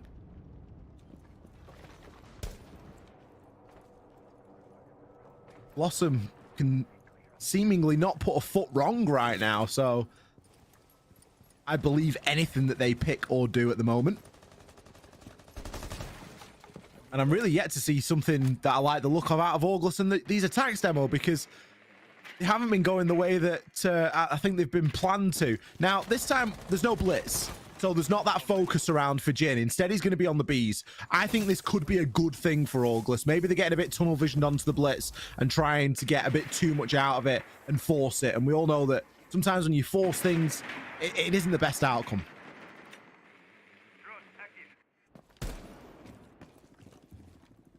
So here we go. Minute gone. No picks as of yet. I say that though, Crown has almost just gave his life away. Oh, and he does. There's that shotgun for shotgun. They trade blows, but the skeleton key is quicker. So Crown goes down. Finally, we see a little bit of something here from Orgless. Zerom immediately with the trade back into their favor. Hero moving his way around, but no, the pre-fire isn't good enough. Zerom's there, but Munu with two. Zerom and Bless both go down. Still one more player that need to try and find. It's going to be late party. He does get droned down. The impact comes in. They know he's right behind the table. Swings back and forth. Somebody needs to help Munu here. There we go. Vamos comes in. 1 versus 3. Ollie, it's very similar to that round in Labs where everyone just died instantly. There we go. Round done. Next. Let's go. Yeah. What was the site again? By the way, everything happening on the top floor. It's not the top floor. It wasn't the top floor. Yeah, Blossom really holding on to that with all the worth. Orgless get around. It is on a third choice site, but they look confident. They look good. They were moving with some conviction. See if they can translate that into one of the more primary bomb sites. I'll be honest. If I was Orgless, I'd be looking for something CEO window. And the reason for that is because unless you deal with that warden, you're going to have a hard time of things. Now, Munu is going to change onto the Amaru. Vamos is going to change onto the Gridders. Book for below on Sargam. Now, you would maybe like bees, but maybe Deimos below could do something. Oh, we're gonna get the Ying instead. Ying's good. We can make this run with a Ying. So yeah, it looks like Orgless are going to switch things up. And I think it's a good idea because you know that they're going to invest heavily into that admin side hold. You know that that's where the deployable shield and the warden is likely going to be. So if you can move quickly, you might find a little bit of success here doing this. I imagine Hero on Blitz probably up onto the roof, down Yellow Hatch, down the skylight.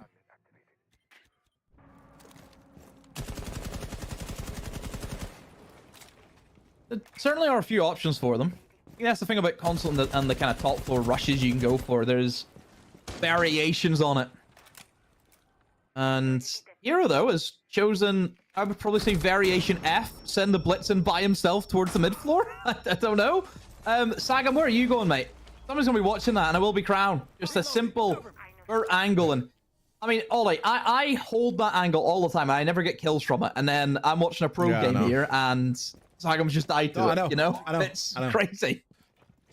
I open that every round. I play this side. I always play Warden, and I always end up opening it with the SMG-12 because no one shotguns it for me.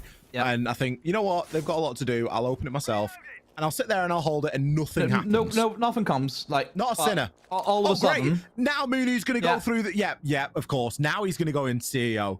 Literally, Warden's on the other side of the other side of the hard wall. There's no one on the rappel, by the way.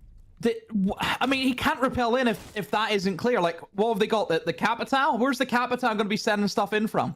I don't even know where Capital is. You got Blitz and Deimos downstairs. Blitz makes his approach up the stairs now, and we'll be looking to go in towards Connector, but he's got a pesky crossfire to deal with.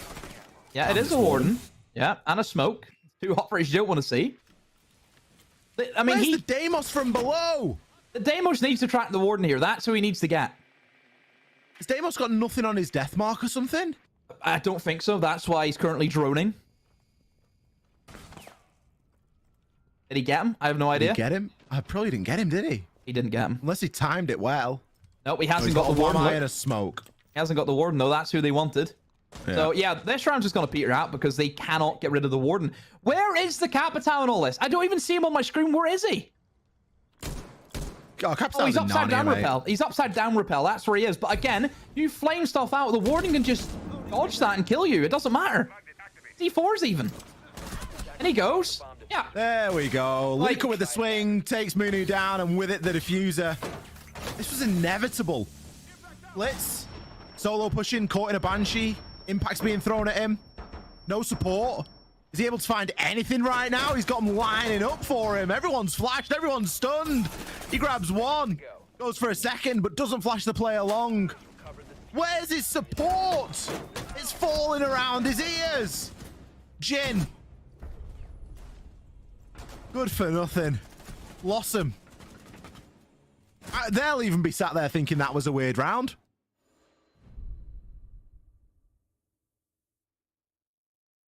Like, what do you want us to say, chat? You want us to go in and say this and this, or just accept it for what it is? I'd rather just accept it. I don't think there's any point in me wasting my breath. I've accepted it. I don't think there's any point. They've called a timeout. Somebody needs to get a hit on the back of the head because they're sleeping. Yeah. It's time for cold water in the face. We see this, though, so often in best of threes, don't we? Teams running out of steam. Momentum playing a huge role. I think momentum plays a much bigger role in games where teams are this caliber than it does where teams are top of the tree. The momentum that you get from winning the second map in a series can often lead you to win the whole thing. It's one of my favorites. Team that wins the second map wins the whole wins all three. It goes to 3 maps. It's this team that gets the second map that tends to go on and win everything. Attackers need to locate this isn't over. as many bombs as they can. But it may as well be for how lifeless Orgless are on these attacks right now. Timeout. Is it going to be good for anything? Is it going to be good for a round? Can it steady them here? Ahead of round number 5. They're just not even speaking. Like you look at those rounds that just played out. You look at those kills that last round. No comms. That Blitz is just there, fighting against an army. Nobody's there to help him. Like, what was the Deimos doing that entire time, by the way? 10 seconds left before insertion. I think Deimos ran out of ammo in the Vendetta. By the way, what happens if you shoot all the bullets in the Vendetta, so you've got no bullets, then you deathmark someone? Knife. It's knife only, is it? Yeah. Wow. Have you been there? No. I just know the mechanic. Oh, okay. Maybe that's what Deimos should be. Maybe he can only have his knife out when he's tracked someone. You should take it whenever somebody gets tracked. You both get EP'd into a 1v1 knife. Ooh. Straight into a gulag? Yeah. That would be good. Oldie but a goldie there. Vamos suffering a bit of damage. It really softened up from that printer window. I mean, what does the Brava do here, by the way? What is Brava hacking the BP? And is that it? Is that what do you think you brought it in for? With the way that Brava's moving, I'm not even sure what they know they brought it for. We need extra drone guys. We're not doing enough drone work. Okay. Maybe. Quite possibly. Well, at least the wall's been open nice and tidily this time. Yep, but you still have mirror windows to go through. You need to get the Selmas on that lickety split. So if there's mute jammers to combo that, ain't getting through it. So a minute 40 left. They've got the mid floor controlled. The main issue that I would have is we're already at a minute 30. They've got mid floor established, but I'm seeing Nomad with all 3 air jabs still available. So potential flanks up Visa, coming up Spiral, coming up Yellow are all still a potential. You've got the one guy actually looks like inside a piano. I actually missed him. So there is still one guy they have to deal with, but again, I don't really know what the idea is here for Orgless. They've put a logic bomb out. Munu has the user. It's gonna be a back take, but taking no map control at all while doing this. Still free air jabs, Ollie, as well. Like, I don't know. There's a mirror window as well, faced in towards construction for this very push. So they can't even get through that anyway.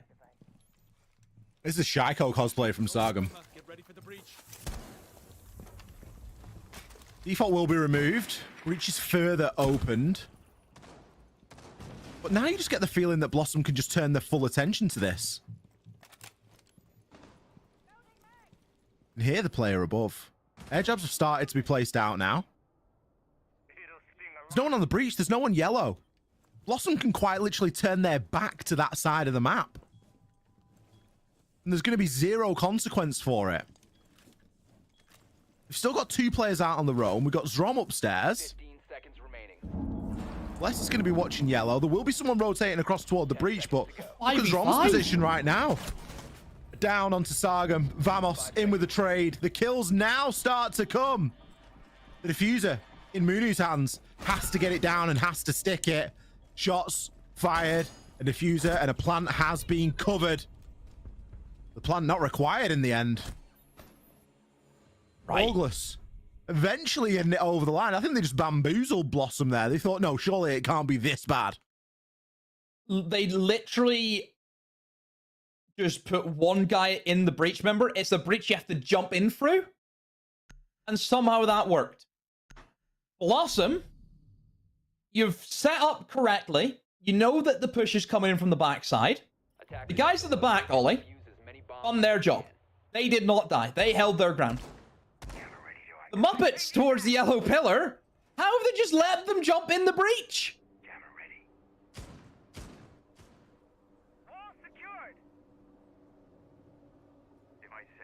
I didn't think Muppets could jump. I thought they were puppets. I thought that was the whole point of it. I'm not calling the attackers the Muppets. I'm calling the defense the Muppets. Ah, understood. Okay.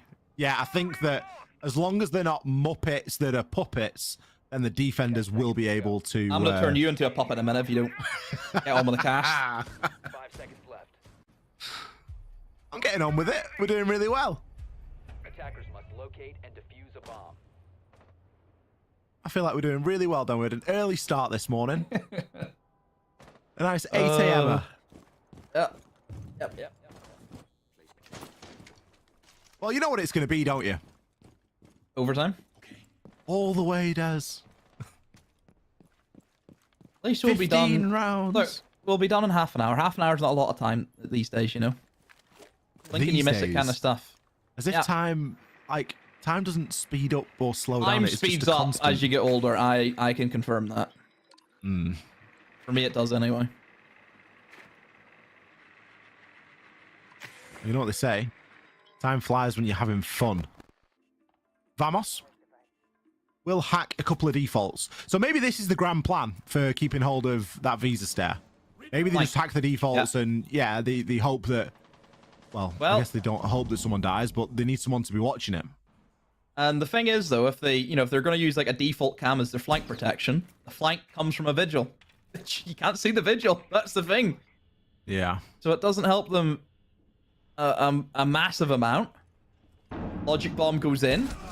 A lot of them's actually been standing on mute jammers, but the only one who was not standing on a mute jammer all day was actually the mute. And because of that, gets picked up. This is much better here from Orgless. We have given them a hard time, but credit where credit's due. They've been able to pick an opening kill. Started to rip open that floor. Another logic bomb getting sent in now. That's been used pretty much back to back, but it's been to great effect. Zerom taken out on that top floor. Hero has been everywhere. get the feeling that he is one of the hardest workers on the side, even if the kill board or the scoreboard doesn't always reflect that. He does cover a lot of ground and often does get caught trying, but main try here is coming from the flank. Surely dealt with, and yes, Sargum. I guess it's a bit confusing there to see the mirror flanking all the way up when your team's already in the site, but the defense really just fell apart. One thing I've noticed a lot on sand. The thing with Blossom, and I've seen it throughout all 3 maps, is whenever they are at a man disadvantage, they just throw everyone on a flank to hope to get the men back, but then it just leaves the site completely open. It's one thing they seem to do a lot of the time. As much as what we have talked about Orgless and how shocking some of those attacks have been, they've actually walked away with 3 attacks on Consulate, Ollie. This is only going to be good for them. Yeah, it is actually unironically really good. Yeah. But I think that the thing to remember is that when they've been bad, it's been really bad. Now, that doesn't affect the scoreline in any which way. Orgless could very well go on to win this 7-3. Who knows? Oh, goodness. We're hiding a bandit on a top floor defense. 10 seconds to insertion. I tell you what, they love hiding an operator in Korea, don't they? 5 seconds remaining. We've seen it half a dozen times today. Attackers are moving to defuse a bomb. Oh no, what are we going to do? There's a bandit. Like, he'll get shot somehow.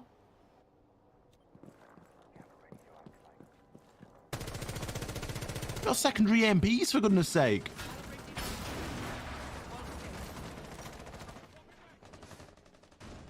Oh. Not sure about the mirror window, I'm going to be honest with you. I guess it's a good first layer. Well, not for top floor. I don't really see that many good mirror windows really be placed. Mostly because like the one that you would like maybe put in the site is going to be covered off by like a connector window, so you just completely shut that down. Mirror, unironically, used to be really good for the top floor back on the old Consulate. It used to be really good. You had some like really good bathroom mirrors, for example, the way just the layout has changed and you just don't really have that anymore. Oh, a great C4 2 from Hero! 2 birds with 1 stone. My, oh my. Surely that's round dead and buried. It has to be. It's the second time we've seen him get a double C4 as well today. A lot of C4 kills this series. Yeah. I mean, at that point, if you're getting 2, it doesn't even matter who you get. He's got the ace and the ash, which is, of course, fantastic. It means those mirror windows are very likely going to remain pretty potent right up until the bitter end.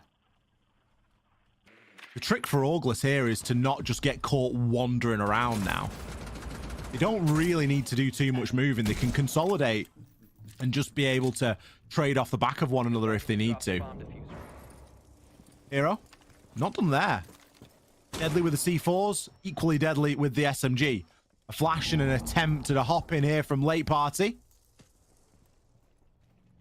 Does he get a glimpse? I think he saw somebody inside of admin and he'll find his prize. Picks 1. This is the time not to overreact. Attackers recovered the diffuser. Swapping mags. Don't need to move. All Orgless need to do is sit in their hands. This is a near impossible position. Blossom are in. Don't have the operators to really do the job here, and they don't have the utility either. Tons of utility still on the board. C4s galore. Smoke canisters as well. It's gonna peter out here really well. I mean, I wouldn't say the fire ever really got started, to be honest. And yeah, the smoke blocks off the doorways. Obviously, plant is what they want, but not going to be happening. Late party will rotate and try and look for a different avenue. It's going to be up towards Spiral, but I would say that default camera is probably going to spot them out beforehand and makes the rotate up. That warden behind the shield is still there, and Bruno actually misses a lot of shots, but as expected, late party goes down, and the stats is what Zerom's going to do. The timeout actually gets called as well by Blossom. Surprise him. We've seen 1 attack and they want to call a timeout. Feels a little bit strange. Obviously, something fundamental going on in the Blossom camp. Blessed to feel it's necessary to call a timeout at this stage. I'd say this is probably the least popular round that we actually see a timeout. Start of round 8. Because you only had one round of the defense or the attack. So it is largely unknown what you are going to be going up against for the rest of the phase. And it gives Orgless a bit of a time to get their head straight as well. They're going to lead for the first time in this series since Cafe. Yep. Which is pretty mind-blowing.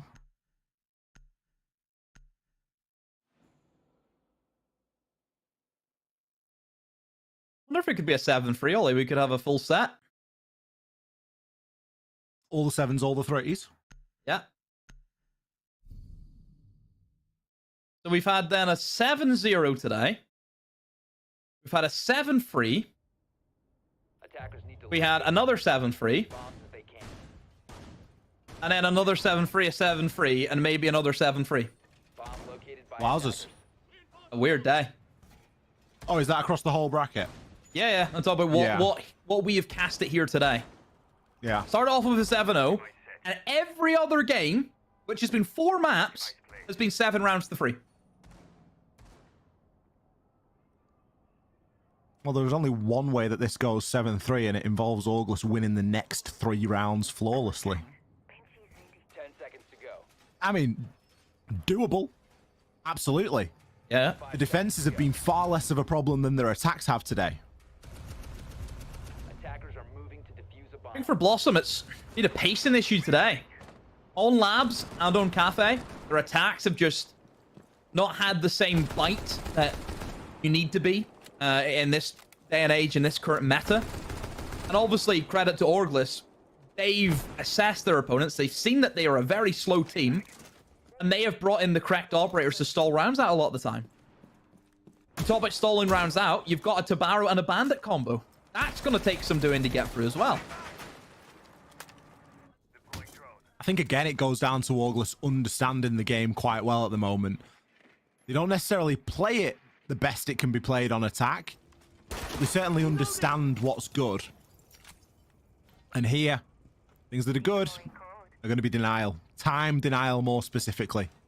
A couple of C4s, Two-Brow, Bandit, and the smoke.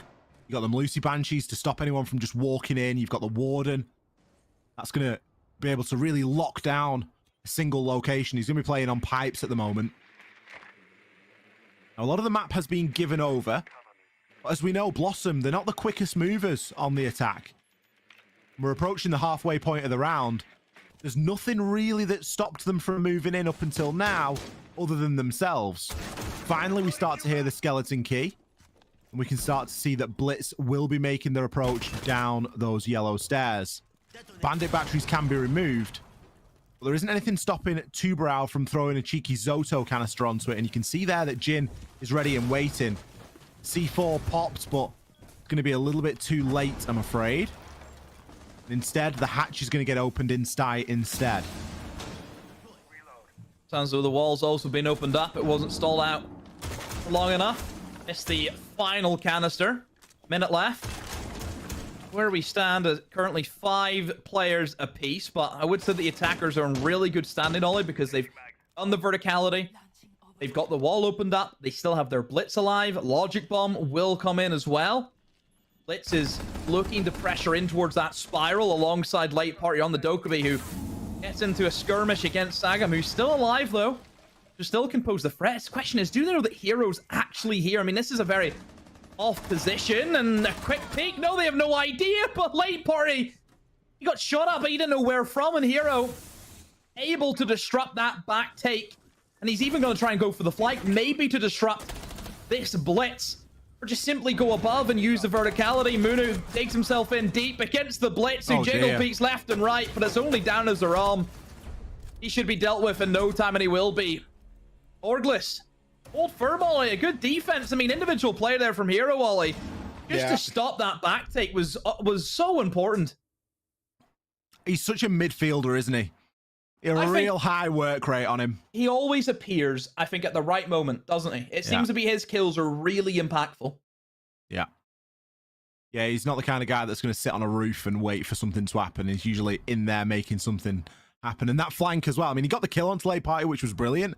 That in itself was fantastic and really contributed to Orgless winning the round. For me, it was the flank that he then went on after it, because he got another 2 kills off the back of that. Orgless in the driver's seat right now. 2 rounds clear of Blossom. And if they can pick up a round on this mid floor, then they will have done a full sweep here on the defense.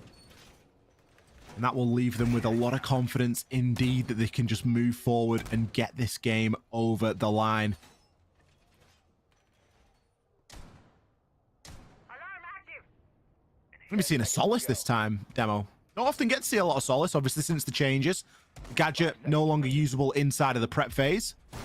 Instead, it spends the prep phase charging, and once the prep phase is finished, then you can turn the goggles on. The Halo device, I believe, as it's called. And you can use it as you normally would to spot out electronics and stuff like that. But main reason for bringing a Solace previously was just hunting drones. You could really do a lot of damage to the drone economy for the attackers. That not being a thing now has meant that we've seen a greater reduction in the amount that we've seen Solace picked. However, here and now, it is still going to be useful.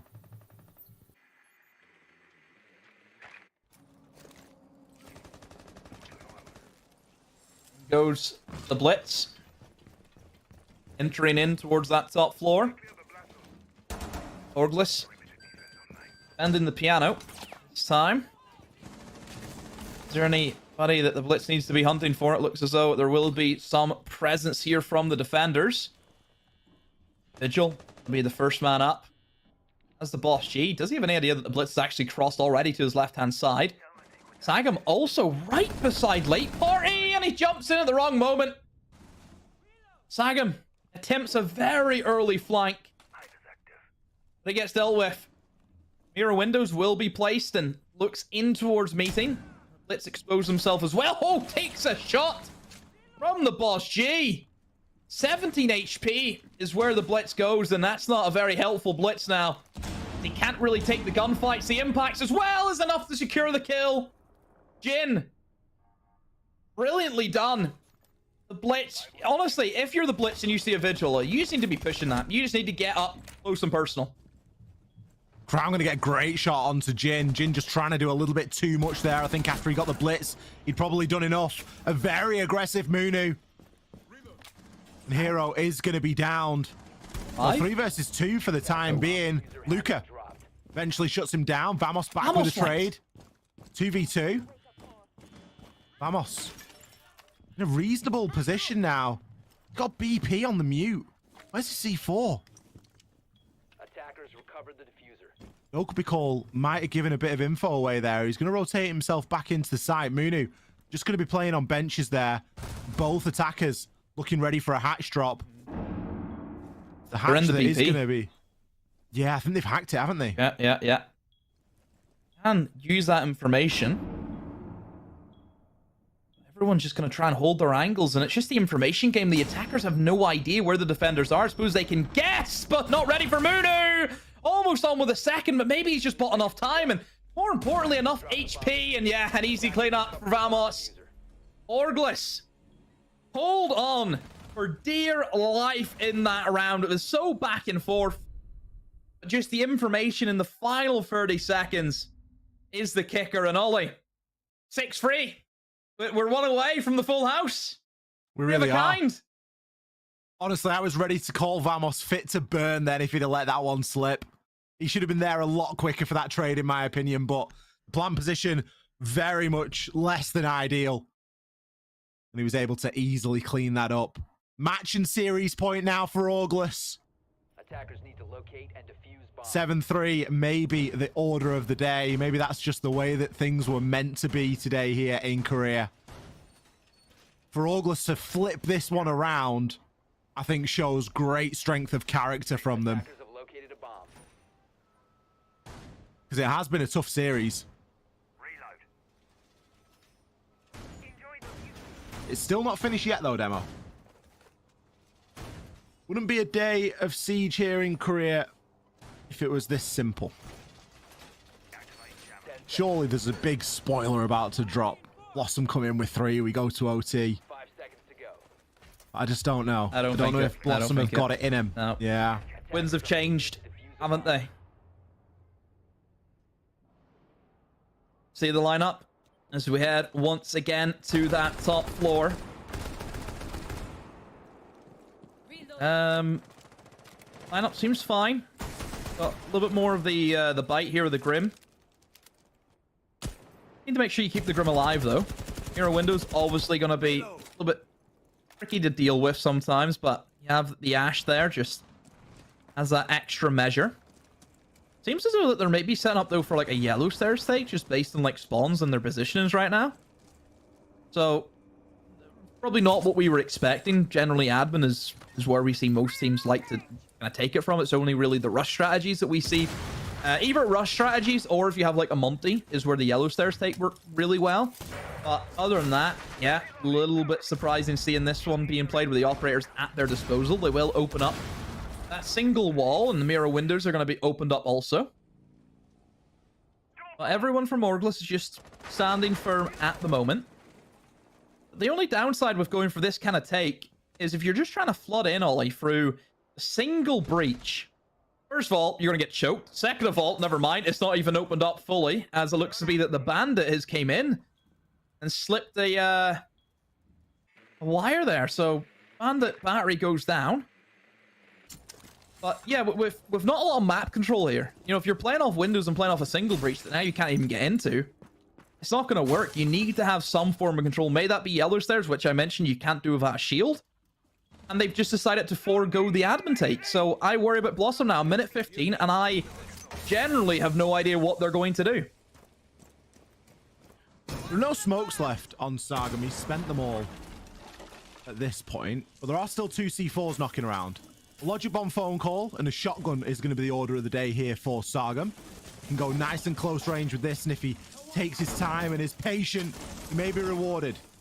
73 HP onto Crown, the nade. Easily dodged out of the way of.